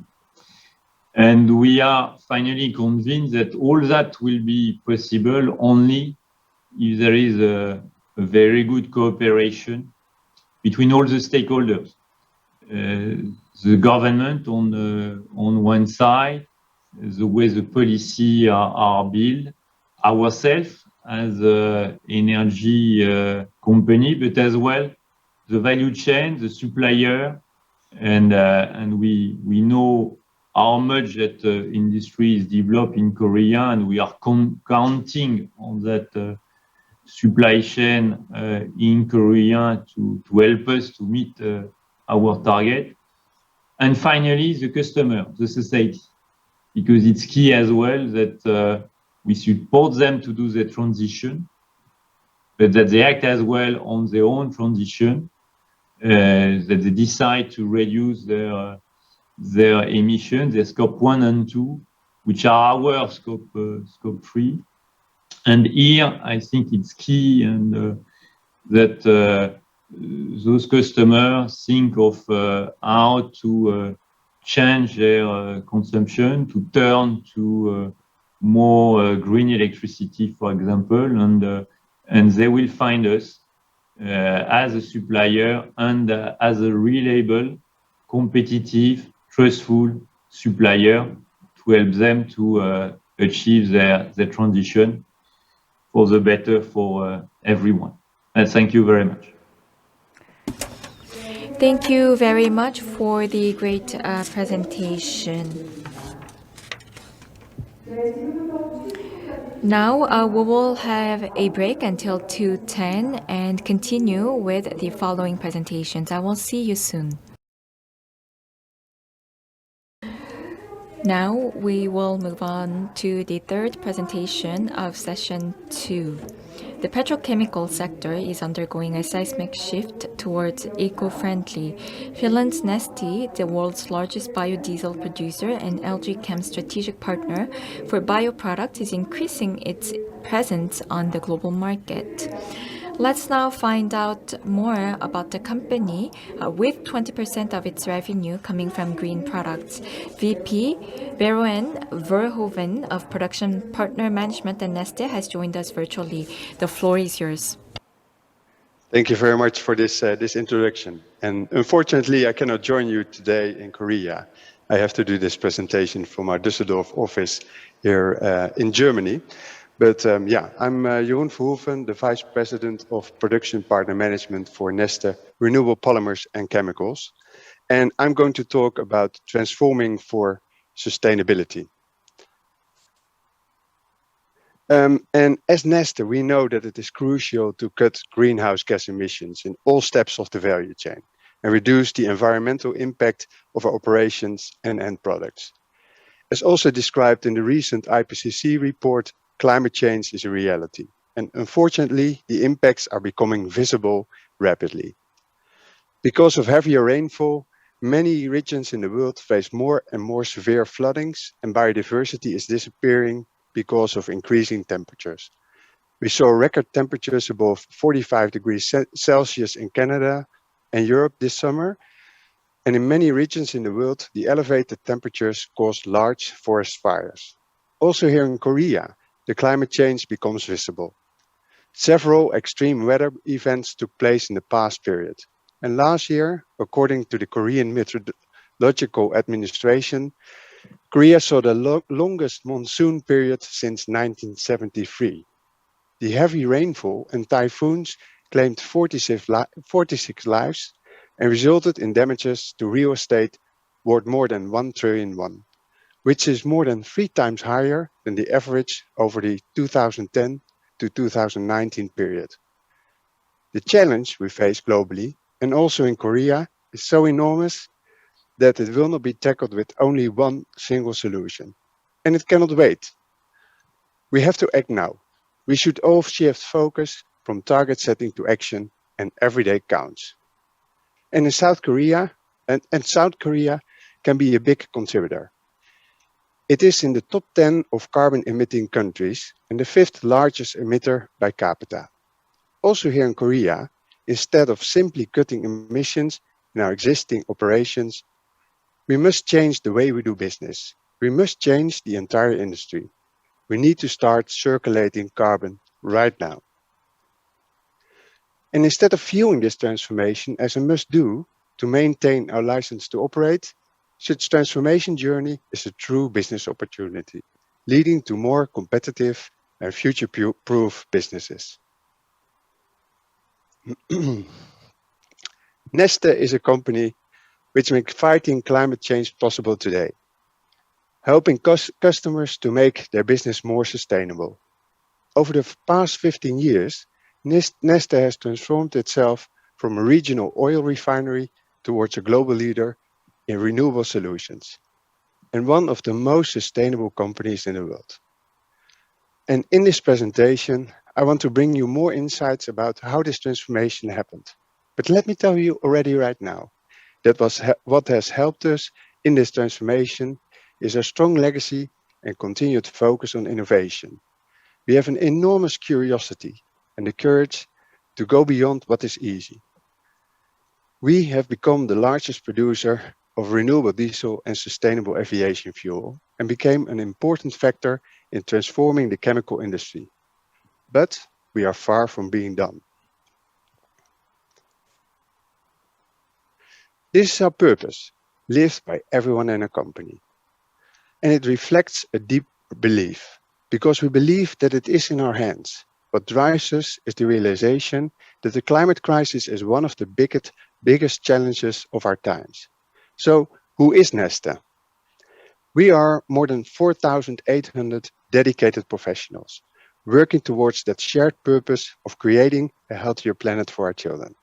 And we talk a lot about our purpose because it has contributed to an exceptional alignment on vision and strategy at all levels in our organization.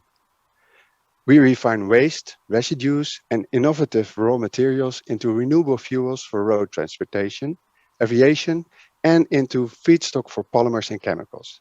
And they are 100 bio-based and drop-in replacements for fossil naphtha in crackers, for example, in the Yeosu plant of LG here in Korea. And currently, we are also rapidly developing chemical recycling of plastic waste and therefore increasing recycling rates to combat plastic pollution. We are being recognized among the world's sustainable leaders, for instance, in the Dow Jones Sustainability Index for the past 15 years, and with a leadership level rating by the Climate Disclosure Project since 2016. And we are in the top 4 companies of the Corporate Knights Global 100 Most Sustainable Corporations for the last 4 years. The Harvard Business Research team screened all the firms in the S&P 500 and Global 2000 using three lenses: new growth, repositioning of the core, and financials. And we are happy to be on the list of companies with the highest impact business transformations. But we couldn't have done it on our own. Change requires forward-looking companies like LG-Chem. And you will hear a little bit more about them in this presentation. Partnering is key. But let me first go back into history. As indicated by Harvard, Neste is no stranger to change. And this here is an older image that I took out of our brand library. I found it really powerful, so decided to use it. It was taken on the day that we changed our name from Neste Oil to Neste, as our company had transformed from a traditional oil refinery to be primarily a renewable products company. So, focus on renewables. When did this journey start? And more importantly, why did we do this? What were the drivers for that change? Back in the late 90s, Neste, as part of Fortum, had already been geared towards renewable energy. We were a forerunner on environmentally less impacting oil products such as lead-free and sulfur-free gasoline. But competition was catching up and we were losing that forerunner position. And the Fortum board of directors decided to focus on energy and therefore floated Neste Oil as an independent, publicly traded company. So we needed a new strategy. In-house, we already developed our next BTL technology, which is the basis for the production of renewable diesel. So it was the need to develop a growth strategy as a new company in an environment both internal, from a legacy with Fortum, and external, with the Nordic countries in Europe moving towards renewable energy, where Neste's journey towards renewables began. And we started our first renewables plant in Finland in 2007. And it was a difficult start. In the oil and gas and chemical industries, decisions around environmental change have mostly been triggered by strong legislative changes, like the ban on chlorinated solvents or the ban on CFC gases that were causing the ozone hole in the atmosphere. But when we invested in the next BTL technology, such incentives were not in place yet. Only in 2009, the EU set a directive to increase renewable energy in transport to 10% by 2020.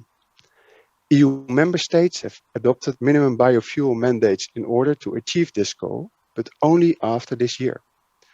However, Neste started the construction of our first next BTL unit in 2005, so well ahead of the legislative support being in place. So there was no legislative support, nor pressing market demand. And then in 2008, the credit crisis took place.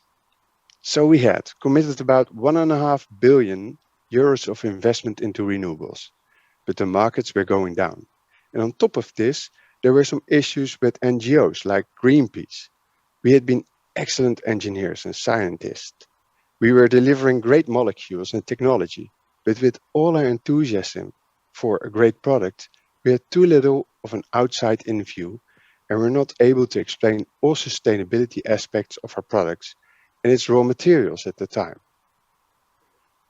Needless to say that it was a really difficult time. Not only was it difficult to convince our board of our vision, but also our own employees doubted at that time if we were on the right strategy, because they felt targeted by some of the NGO campaigns. So we were learning that we were dealing with a completely different group of stakeholders. And we learned that we needed to change to become collaborative, to listen. And that took time. Transforming business is hard. There are some great success stories, like Apple going from a hardware computer manufacturer to become a telephone and platform provider. Or Ecolab, which went from a provider of cleaning agents to become a provider of environmental solutions. But we also know other less positive business cases like Kodak. And there are some interesting Harvard Business Review articles that are interesting to read. It says that a generation ago, a Kodak moment meant something that was worth savoring. and savoring. And today, the term is a warning of the need to stand up and respond when disruptive developments appear on a market. Kodak created a digital camera, invested in the technology, even understood that photos would be shared online. But where they failed was in realizing that online photo sharing was the new business model, replacing a large portion of the photo printing business. Like with Kodak, most business transformations fail due to complacency, fear of commitment, and self-imposed restrictions through the existing business model. Fortunately, this was not the case with Neste. Although we were hit by the crisis, we believed that the downside of not changing, doing nothing, or even going back to the good old times was not a sustainable option, neither for the environment nor for the business. And this is what made our transformation successful. We decided to, despite several challenges, to fully embrace our transformation and to change the world with renewables. However, for a few years, the question remained, will the investment create the wanted return? And how about external engagement? How do we tell our story in a believable way for all stakeholder groups? By now, I think many of you know the outcome of our story. It still took a few years, but around 2012, 2013, we started to show progress in our financial statements. And today at Neste, more than 90% of our operating profits are coming from our renewable products. And this is what successful transformation looks like. It is good for the planet, but it also leads to a profitable, sustainable, and more resilient business. Our decisions have proven to be supported by the markets and investors, as shown in our share performance and market cap value. Our share rose to over 50 euros today, more than 5 times higher than in 2016. Of course, this is a result of the great performance of Neste. However, there's also a broader change taking place in the financial markets. In the recent years, publicly traded companies who took sustainability seriously seem to significantly outperform the markets. We are members of the World Business Council for Sustainable Development, and their observations point to their members performing above average during the COVID turmoil. Their data provides evidence that ESG-focused companies are less vulnerable to systemic risks, more resilient to shocks, and are likely to be noticed and appreciated by investors. The next period coming out of the COVID lockdowns will further separate the leaders from the laggards. Now is the time to ramp up investments in managing ESG-related risks and opportunities. As said in the beginning, although we transformed successfully, Neste is far from being done. We are committed to continuously expanding capacity, securing raw materials to expand using technologies we have today. But we do not stop there. We put a lot of focus on innovation to generate breakthroughs for future solutions. We at Neste are focusing on a wide range of future technologies like lingocellulosics, carbon from algae and municipal waste, as well as power-to-X solutions. And we also invest heavily in our own footprint. We are committed to reach carbon neutral production by 2035, while at the same time quantifying the positive impact to the environment through the handprint, which means how much can we help our customers to reduce their emissions. So far, we've helped our customers to reduce their greenhouse gas emissions with almost 10 million tons, and we're committed to support them in reducing their greenhouse gas emissions by at least 20 million tons annually by 2030. On top of all this, we target to process more than 1 million tons of plastic waste annually from 2030 onwards. So this is where we are today, a long journey to become a company that generates profitable business primarily from our renewable products in 3 business units: renewable road transportation, renewable aviation, and renewable polymers and chemicals. From here, I want to zoom in a little bit more into the renewable polymers and chemicals business, the business that I'm working for. So why did we erect this business? 6% of the global oil production is used to produce plastics. And by 2050, this share could reach 20%. Currently, roughly only 1% of plastics is bio-based and only 10% is actually recycled. In terms of recycling, plastics are far behind other materials like paper, metal, and glass. Far too much plastics are still incinerated for energy production or end up in landfills, or worse, in the environment. But plastics are also good. They increase standards of living and save energies. Among others, they provide weight reduction, reduction of food waste, and better health. I always like this example of who would want to walk into a hospital that does not use plastic to protect you from getting a virus during times of COVID. So plastics provide important solutions to everyday problems and are therefore also in large need in the future. This industry can make a significant impact by reducing its virgin fossil oil use with renewable and recycled alternatives. Research of Bain & Company showed that climate change and plastic waste are the largest consumer concerns globally. From this perspective, this picture should be really concerning to you. I did already indicate that per capita, Korea is the 5th largest emitter of carbon globally. Late last year, Forbes showed this graph in which it shows that Korea is the top 3 producer of plastic waste in the world. But Germany, the country that I'm working from, comes 4th in this ranking. Also still has a lot of work to do. Fortunately, like other governments, the Korean government is implementing measures to ban single-use plastic to reduce waste. And Korea is not alone. The good news is that for what is probably the first time in 2 decades, the crisis triggered by the pandemic has not resulted on a delay to the pledges or slowed down the legislative drive.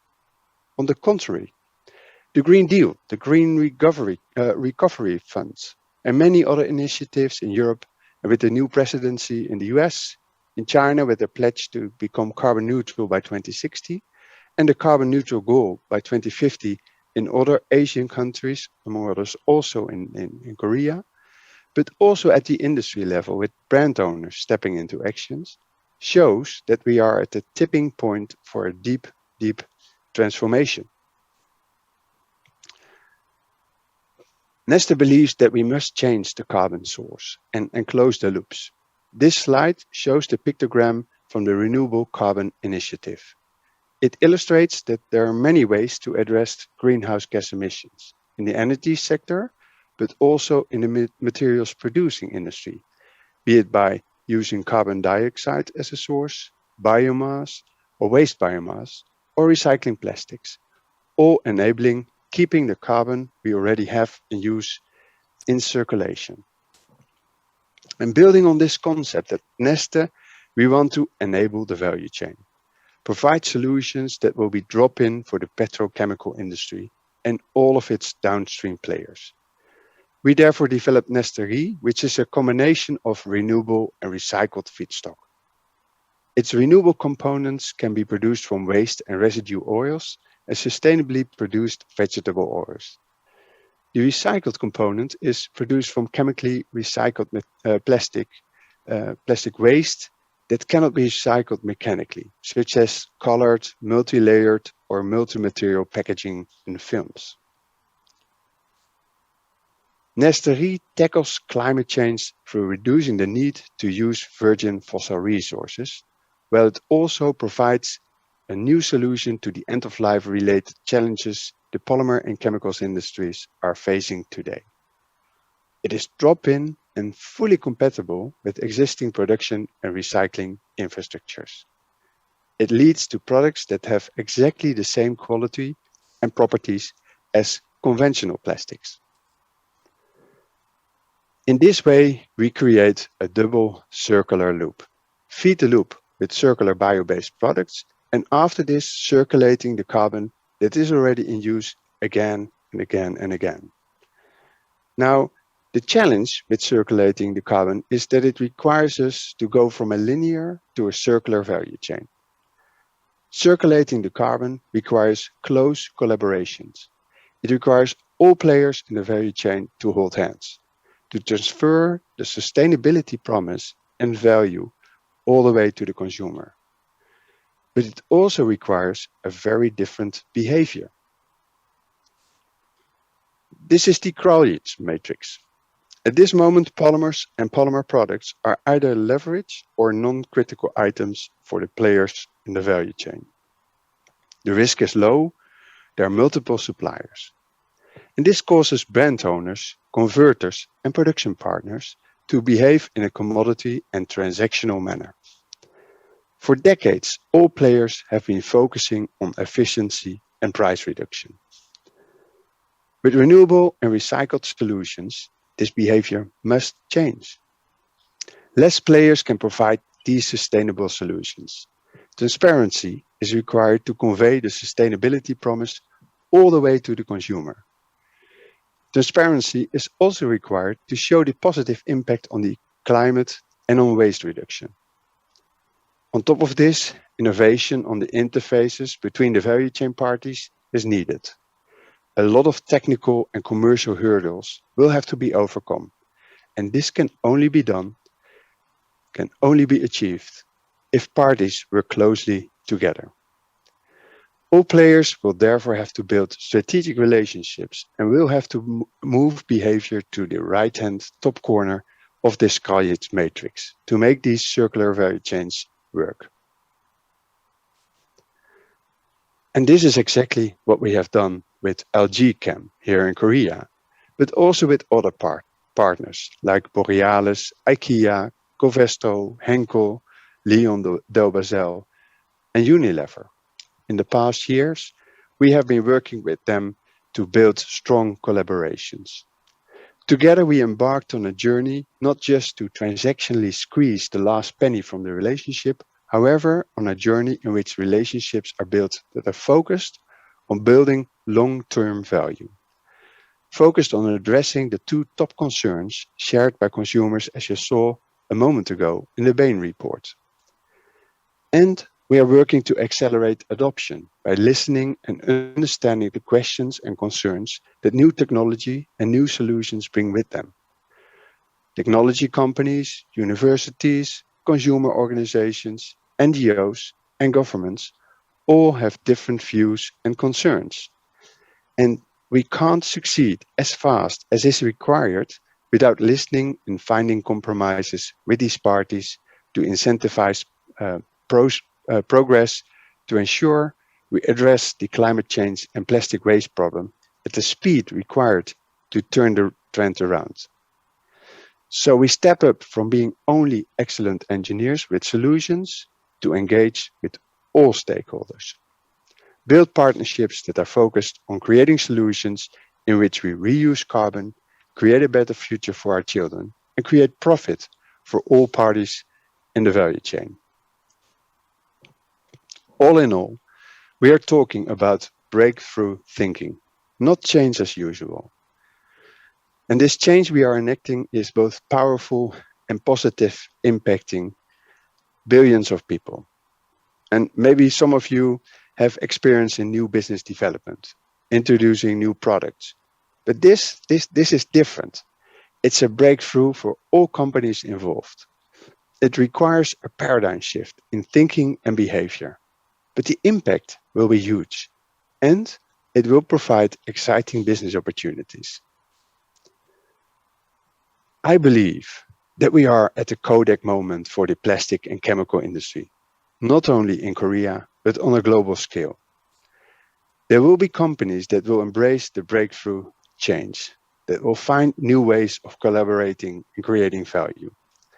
And there will be the ones that are becoming laggards, to whom we will look back with regret that they did not see the opportunity. So for all people working in this industry, I say, In our mind, let's make a picture of ourselves and imagine ourselves today, here in Korea, in this big audience, or behind our screens, and imagine which part of the Codex story we will form in a couple of years from now. Are we moving? And are we moving fast and bold enough? I think you got my idea. However, to close, I want to leave you with 3 messages. 1, change starts from within. Companies do not change, people do. And management needs to facilitate this change.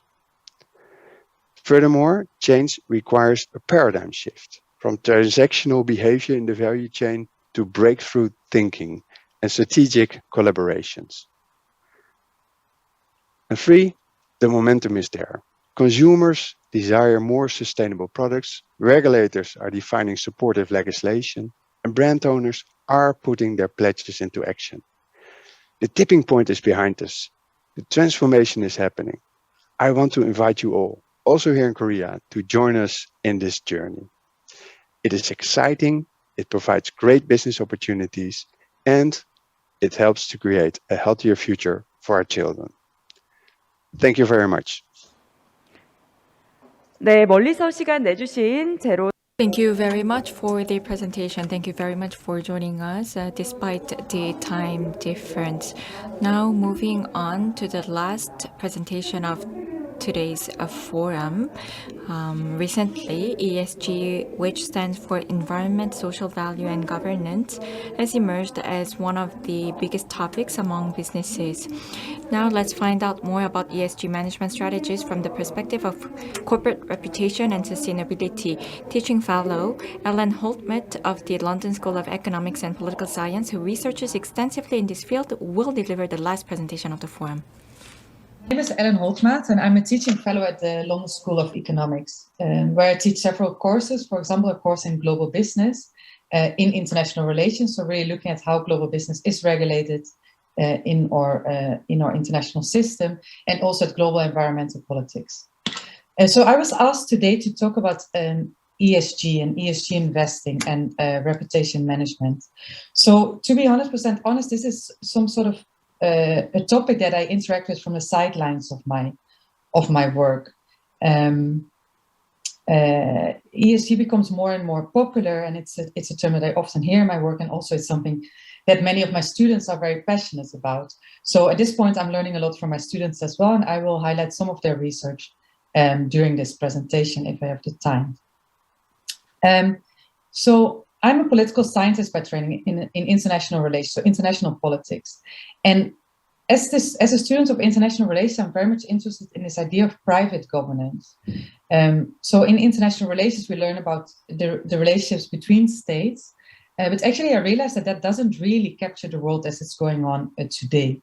We see a lot happening actually, or there's a lot of power and also governance power when it comes to the private sector. So NGOs, but also and mainly businesses, they have a lot of power when it comes to governance these days. So I will see ESG in this light as well, as a form of governance done by the private sector. And from that perspective, I'll discuss this topic during this presentation. I will highlight a little bit what ESG investing is and the positive aspects of it, but also some of the more problematic sides, the role of the government still, and some of the ways that I feel personally that we should better go about when we really care about the environment and social impacts that we're having on this planet. Good. So I'm very much interested in private governance. So governance done by the private sector, by firms, by NGOs, etc. So generally we think of governance as a task, particularly when it comes to the common good, as done by the public sector, by governments. And even though historically this is not necessarily the case, there have often been also private actors stepping in to do some of the governance. Traditionally, we see governance as happening by the public sector. However, since the 1980s of the last century, under Thatcher and Reagan, we see a retreat of the state, further privatization. Under the WTO, for example, we see increased liberalization of trade. We see free-flowing capital markets, etc. And all these sort of shape the conditions under which it becomes difficult for governments to govern, and to really govern on aspects that have to do with the environment, that have to do with social impact. So to give you an example, for example, if we, for example, under the WTO at the moment, it's very difficult or impossible for governments to regulate process and production methods of the products that are imported to their countries. So this is something that is sort of forbidden under WTO rules. So it becomes difficult to really set standards as a government when it comes to the environmental impact of the production or the social impact of the production of products that are imported to your country. Similarly, many regulations become difficult as capital might free your country as a consequence of it. So there's a limited space for governments to regulate. And there is this void, and this void is often filled then by private actors. For example, businesses themselves, or also investors. Well, then I think the question is, why would the private sector, why would businesses, why would investors step in to fill this governance void? Well, this is sometimes just simply because we have a very aware sort of millennial generation, which are all consumers, and they care and they have a willingness to pay for products that are produced in an environmental and ethical, social fashion. And we, of course, have people that want to do investments that do care about environmental, social impact of their investments. So I think this is sort of interesting what we see, right? So we see values in a society when it comes to the environment, when it comes to social conduct, when it comes to how we want our businesses to be governed. And these are translated into our governance framework, whether it is by governments, right, through our elections, or whether it is by the private sector, by markets, because they want to sell products, and in order to sell products, they have to take the values of the consumers or the values of the investors into account. So this is quite a nice system, actually, that works no matter whether it's done by the public sector or it's done by the private sector. Of course, there are many critical issues here, right? So when it's done by the private sector, it's only possible once these people have a willingness to pay, once they have an ability to pay, and they can sort of make their values count if they have money, right? And only under that condition, and otherwise not. So there are definitely some issues there, but this is one of the ways in which also when it comes to private governance, societal values are translated into the governance done by the private sector. So finance is a very sort of potentially powerful place from where this governance can take place. I mean, if I would like to raise money, then the one who can give me money, its conditions can be quite influential on my conduct. This at least is what we would expect in theory. There's been scientific research that actually can't point out so clearly that there is this link, and that we really change our conduct now that investors are so aware of ESG factors. But at least in theory, I would change my conduct based on what the financiers are asking from me. Good. So we discussed a little bit about this motivation for ESG investing. So we would do ESG investing, and I realize now that I haven't clearly defined ESG investing. So in my definition, so E stands for environment, S for social, and G for governance. So in my definition, if I talk about ESG investing, it is investing where with the investment decisions, I take ESG factors into account. So any investment in which ESG factors are taken into account is what I define as ESG investing. So good. So we would do ESG investing if the investor really cares about ESG, about these factors. So there's sort of an intrinsic motivation. But this is not the only way that we see ESG investing. We also see ESG investing because investors simply think that this makes investment sense. This would only make investment sense under the assumption that the markets are inefficient.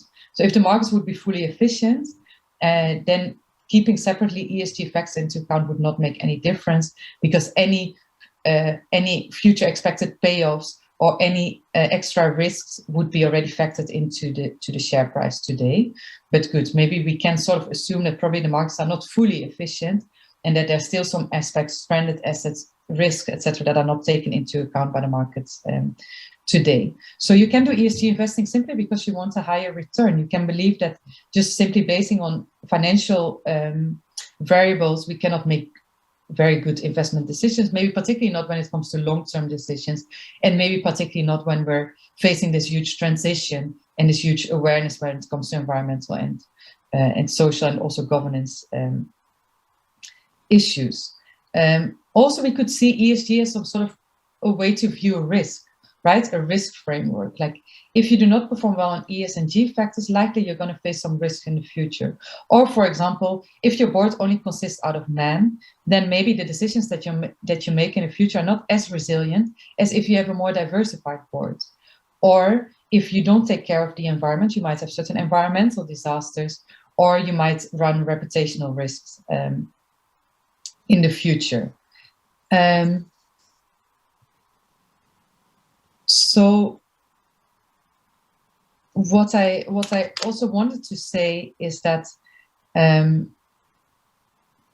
the impact of ESG when it comes to sort of the reputational risk and sort of the impact that this has on the stock price might not be one-on-one and might be diversified for different companies, for different types of companies. For example, in my research that I did with Professor Asim Prakash and William McGuire at the University of Washington in Seattle, we looked at the impact of BP's Deepwater Horizon oil spill on its reputation and on its financial market performance.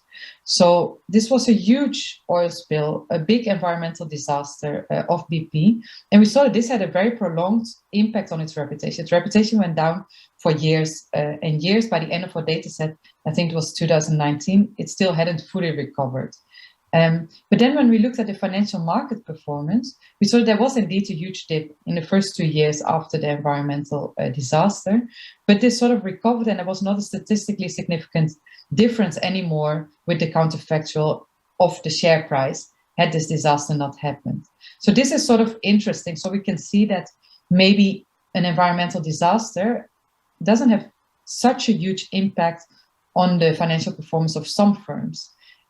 So we might have to take into account that some firms simply have no substitute. So if I need oil or petrol, I might just go to the nearest petrol station, and I'm not in a position to change now to a Tesla, for example, just because BP had this environmental disaster. So this might be quite different for a company like Nike, right?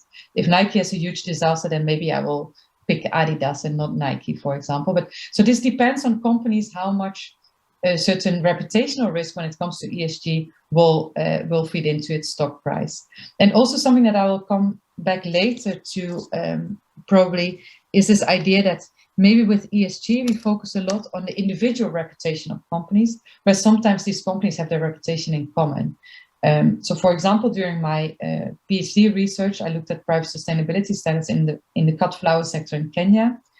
And there, even though I thought, oh, these standards are probably set just to get a competitive advantage, to get ahead of your competitors, etc., what I found out was, which is sort of this interesting quality of, I find, of empirical research, right? In our mind, we know what we're going to find, we think at least, but then when we step in, things logically make sense. It's probably what is happening, but then we do find very different dynamics as well that we did not expected. And so what I found was actually many standards set in the cut flower sector are actually set to make sure that your competitors do live up to a certain standard and that your competitors do not have any scandals. Because whether there's a scandal happening in another flower farm or in my flower farm, my sales will go down because I'm just seen as a flower producer from Kenya, and no one is able to make this distinction between where it exactly happened.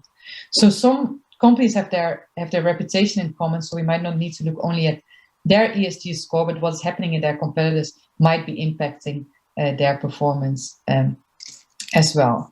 Also, what I still wanted to highlight from this example that I just gave is this idea that that private governance might be done purely for private benefits, right? So we have these flower farms in Kenya that set certain standards just to make sure that their reputation stays well and that their sales stay up to the mark. So they set standards that other farms have to live up to make sure that they don't cause any disasters, just for my own sales and for my own benefit. Yet, because of this, it actually is in the public interest, because it would be in the public interest if there are no bad things happening on these farms, if there are no social scandals happening, if there are no environmental scandals happening on these farms. So we have these private incentives that then can align to create a situation in which the common good is protected. Good. So then another thing that I want to highlight when it comes to when we do ESG investing with a motivation to actually increase our payoff, this can, for example, work extremely well in the short run. We see more and more money flowing towards good ESG performance, right? So these stocks are overperforming actually, and they might be overperforming simply because there's a huge demand for good ESG performers. So if you get in now, probably you have a higher payoff simply because the demand goes up. But if you get in your investment and you really care about future returns, these stocks might actually be overpriced relative to the returns that they can give you. So in this case, for certain investors, actually, we have sort of this idea of the neglected stock. So the stocks that do not get, that there's not as much demand for, relatively to their price, they might have a higher return. So the return on investment might get higher to those with a low ESG rating. So if you do ESG investing purely for the payoff, it's not always sure this is going to work in the favor of the common goods, let's say.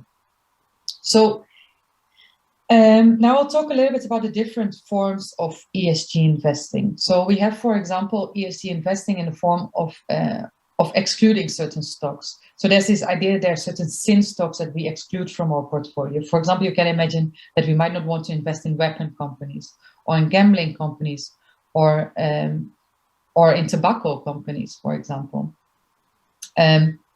So some stocks are really perceived as sin stocks, and this seems like very political in a way. I was, for example, surprised to find out that nuclear energy is often seen as a sin stock. It's often something that you exclude from your portfolio, even though you could argue that nuclear energy might be very important if you want to go to a carbon neutral world, and that it might be better to exclude fossil fuel companies, etc. So these are sort of also political decisions, maybe. So maybe it's good to be aware of what exactly is excluded in these cases.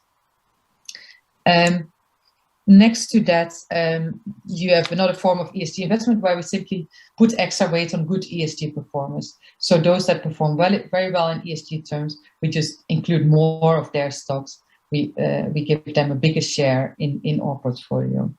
Then we have ESG investment in the form of where we do not necessarily buy certain stocks, but where we try to influence the decisions of our boards to make them perform better on ESG variables. So we can stay invested, we don't divest from certain companies, so we stay engaged with fossil fuel companies, but during the shareholder meetings, we try to influence the decisions that the board of directors will make.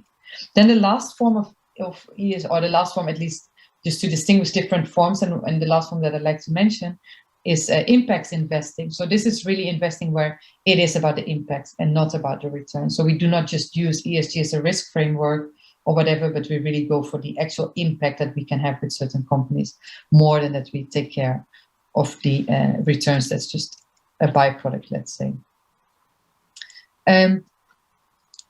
Also to point out another aspect where these decisions can be quite political, or this ESG investing, well, it becomes sort of political. For example, we could do ESG investing in a number of different ways. So, but we could look, for example, at just objectively which firm is performing very well when it comes to ESG. But we could also look sort of relative. So we look relative to the sector, which firm is performing well and which firm is performing poorly. So that's best of class screening or worst of class screening. So we can exclude the worst of that sector, or we can include the best of that sector. So this is a very different impact, right? In one case, you might not want to invest in fossil fuel companies, but in another case, you might want to invest in that fossil fuel company that is producing with the least amount of CO2 emissions, for example. But this is so the way that we look at what is good ESG investing, how do we make our portfolio, they have huge impacts actually on the actual impact that we'll have in terms of ESG. Good. So I think it's sort of, maybe we're trained like that as a political scientist, or maybe it's just that cynical people find their way into political science. But we always, even though it's great, I mean, it's great that there's all this push for the private sector to take ESG factors into account. yet I will highlight some of the more problematic aspects of it. And to go there, I would like to just lean a bit on my background, looking at private sustainability standards, another form of private governance, because I think it has some similarities to ESG investing and the problems that we encounter. For example, when it comes to private sustainability standards, it's the question of who gets certified. So in order to get certified, you have to go through an administrative process, you have to pay for the certificate, etc. So we often find that for bigger firms or for more financially capable firms, it's easier to get certified than for smaller firms. So for example, I looked at cut flowers in Kenya, and there I saw that a small producer who just started, who used to work on flower farms, he started his own farm. It was very difficult to get fair trade certified. He didn't have the money for it, so he couldn't get into the lucrative fair trade market. Whereas other farms that were started by former bankers, former politicians, they could just pick whatever certificate they wanted. Then also it's a question of whose requirements, who determines what is for the common good. And often here we find that we take the perspective of the consumer, because in the end we have to sell these products. So what do the consumer think is good and is important, more sometimes than what is important for the employees? So as an example, I spoke to a farmer, and he said in order to get fair trade certified, he needs to build stone toilet blocks.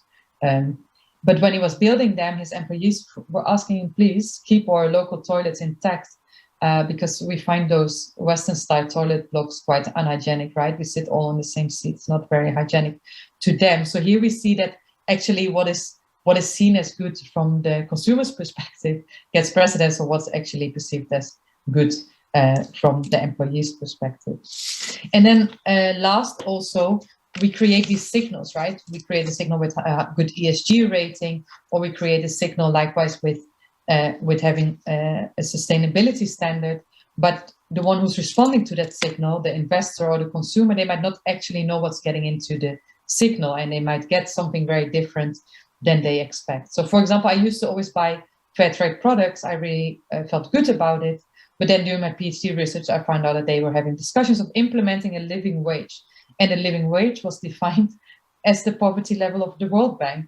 So this really struck me, because I thought, okay, these people are working very hard every day, and their products are sold as fair trade, and they only get paid the poverty level. So this was not what I had in mind when I was buying my fair trade products.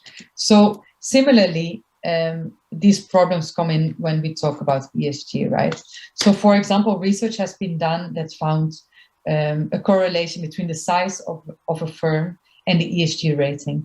So the larger the firm, the higher the ESG rating. For example, larger firms are better able to provide all the information that these ESG rating companies need, etc. Even though there's not an objective difference or no correlation found between the actual ESG performance in large firms versus small firms.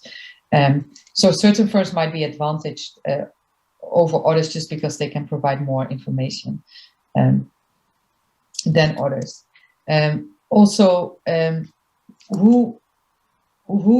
So of course an investor can determine itself, like what they consider important when it comes to E, S, and G. But this is difficult, right? There's huge asymmetry of information, and it's difficult to find out how the performance is of a firm in terms of this E, S, and G. So there's a whole industry that steps in of intermediaries who provide ESG ratings of different companies. But who sets these ESG ratings, and who gets to determine what is good? What is really good in the common good? Indeed, what will we benefit from? What is what we want? So this is quite difficult to determine, and who gets to determine what is good governance, what is good in terms of E, what is good in terms of S. And so we also see a wide variety in terms of ratings. So different firms can have very different ratings in different companies, or in different ESG ratings. This can be problematic, right? Because it sort of reduces the transparency. At the same time, we could see it as, which I sort of borrowed this idea from Julian Kolbe, which I really liked, the research, and he said it's also positive in a way, right? So if we talk about politics, there are always different parties, right? Many different ideas. And here it's about the common good, but we don't know what is really the common good. It's not something that we can objectively define. It's not along one axis, there are multiple axes coming in, let's say. So it is actually good that there are different ratings because there are different preferences. And so now we can find a rating that fits our preferences. And it's quite sort of encouraging to see there's research by Wong and Petroy who really look at actually how are these investments being made. And you find out that investors, they do actually actively look usually at the underlying data of these ratings. They don't look at the ratings itself, but they look at all the underlying information. So they make up their own things. What do they find important? And then rely on that more when making their investment decisions than to just relying on ESG ratings themselves. Also, a little bit relates to what we discussed earlier, right? So there can be different ways that you define what is good. You can look at relatively good to their businesses. You can include certain indicators, yes or no. You can look at, for example, at scope 1 and 2 emissions, which might be easier to capture than scope 3 emissions, which are the emissions in the entire value chain, whereas scope 3 emissions might be much more meaningful to me, but they might not be captured. So to my mind, you can sometimes find quite strange scores. For example, 3 researchers, they highlight some of the firms that get a good score in most of the big rating agencies like MSCI, Asset4, Vigeo Iris, etc. And these are, for example, AkzoNobel, which makes paints and coatings, Diageo, which is an spirits and beverage, alcoholic beverage company, Imperial Tobacco Company, or a couple of those companies that, to my mind, BMW, Renault, that to my mind, I would never see as like good ESG performers. They're, to my mind, wouldn't score so well, but apparently on those indicators they do quite well. So it can be quite dangerous once these measures are taken at face value, because they might not reflect at all what you find important. And there's, of course, just in general, this problem that's pointed out by Professor Mirko Noordegraaf of management by measurement.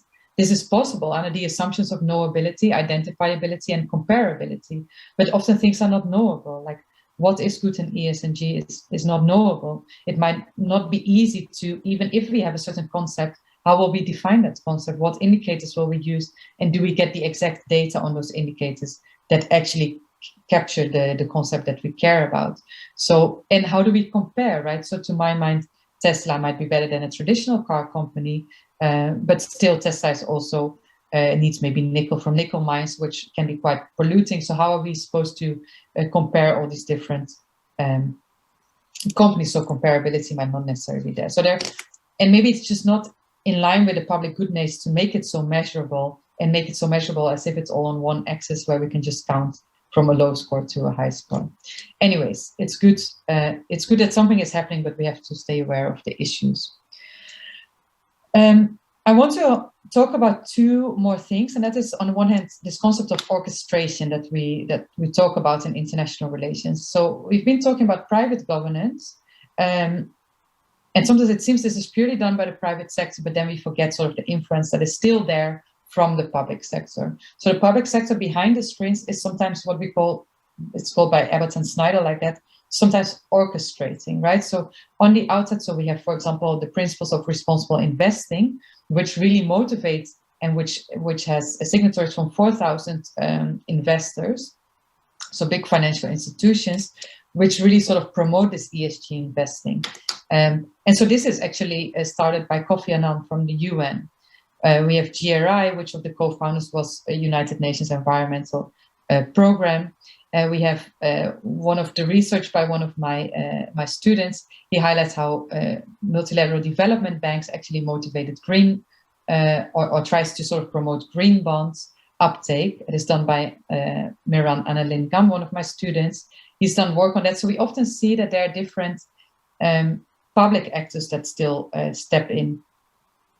And also now quite recent and quite important in terms of governing this area is the EU, which steps in with very clear regulation, which increases transparency when it comes to ESG investing. So there is still from the sidelines this public actors that step in and that sort of create extra motivation among these private actors. Well, all in all, I've been discussing that that I would say it's a good thing that we have this ESG investment, but there's not necessarily always that clear link, right? There are all sorts of issues. So what do we define as good? How do we measure it? How do we know, et cetera, et cetera? And maybe there's some adverse impacts, for example, for smaller firms. So my personal opinion is, and I'd like to finish with that, is that still these are sort of unclear steps, unclear signals that go in the right direction, but that might not actually really get there. I mean, we're facing, and I'm talking particularly when it comes to climate change, but we're facing a very big issue that we need to tackle. And I feel that we need much more direct signals, where it's not about looking good, where it's not about scoring good, but where it's about actual impact that you're having.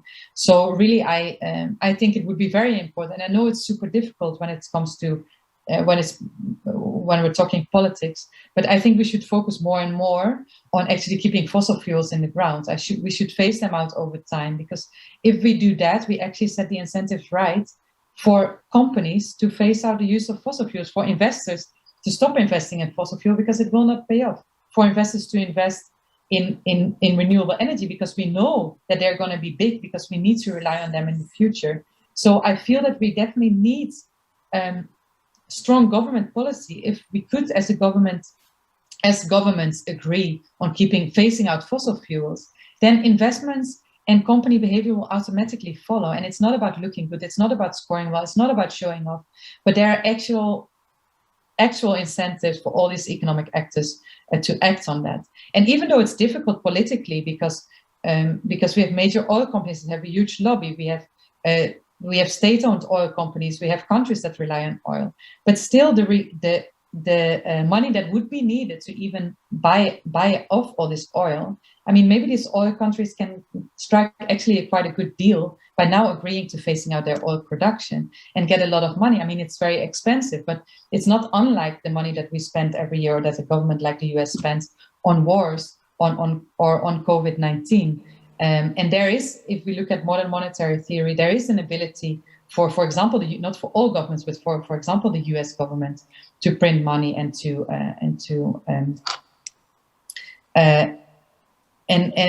for example, strike a deal with these oil-producing states to phase out their production. So what I want to finish with is indeed saying that maybe we need some clearer signals than just relying on ESG, because there are all sorts of issues, measurement issues, etc., that I've been mentioning. So thank you very much for your attention, and I look forward to hearing from you if you have any responses to my presentation. Thank you so much.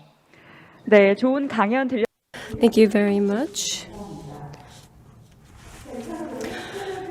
With this, we would like to conclude the Herald Business Forum 2021. Thank you very much for your participation throughout this day. I am Young-gil. Thank you very much.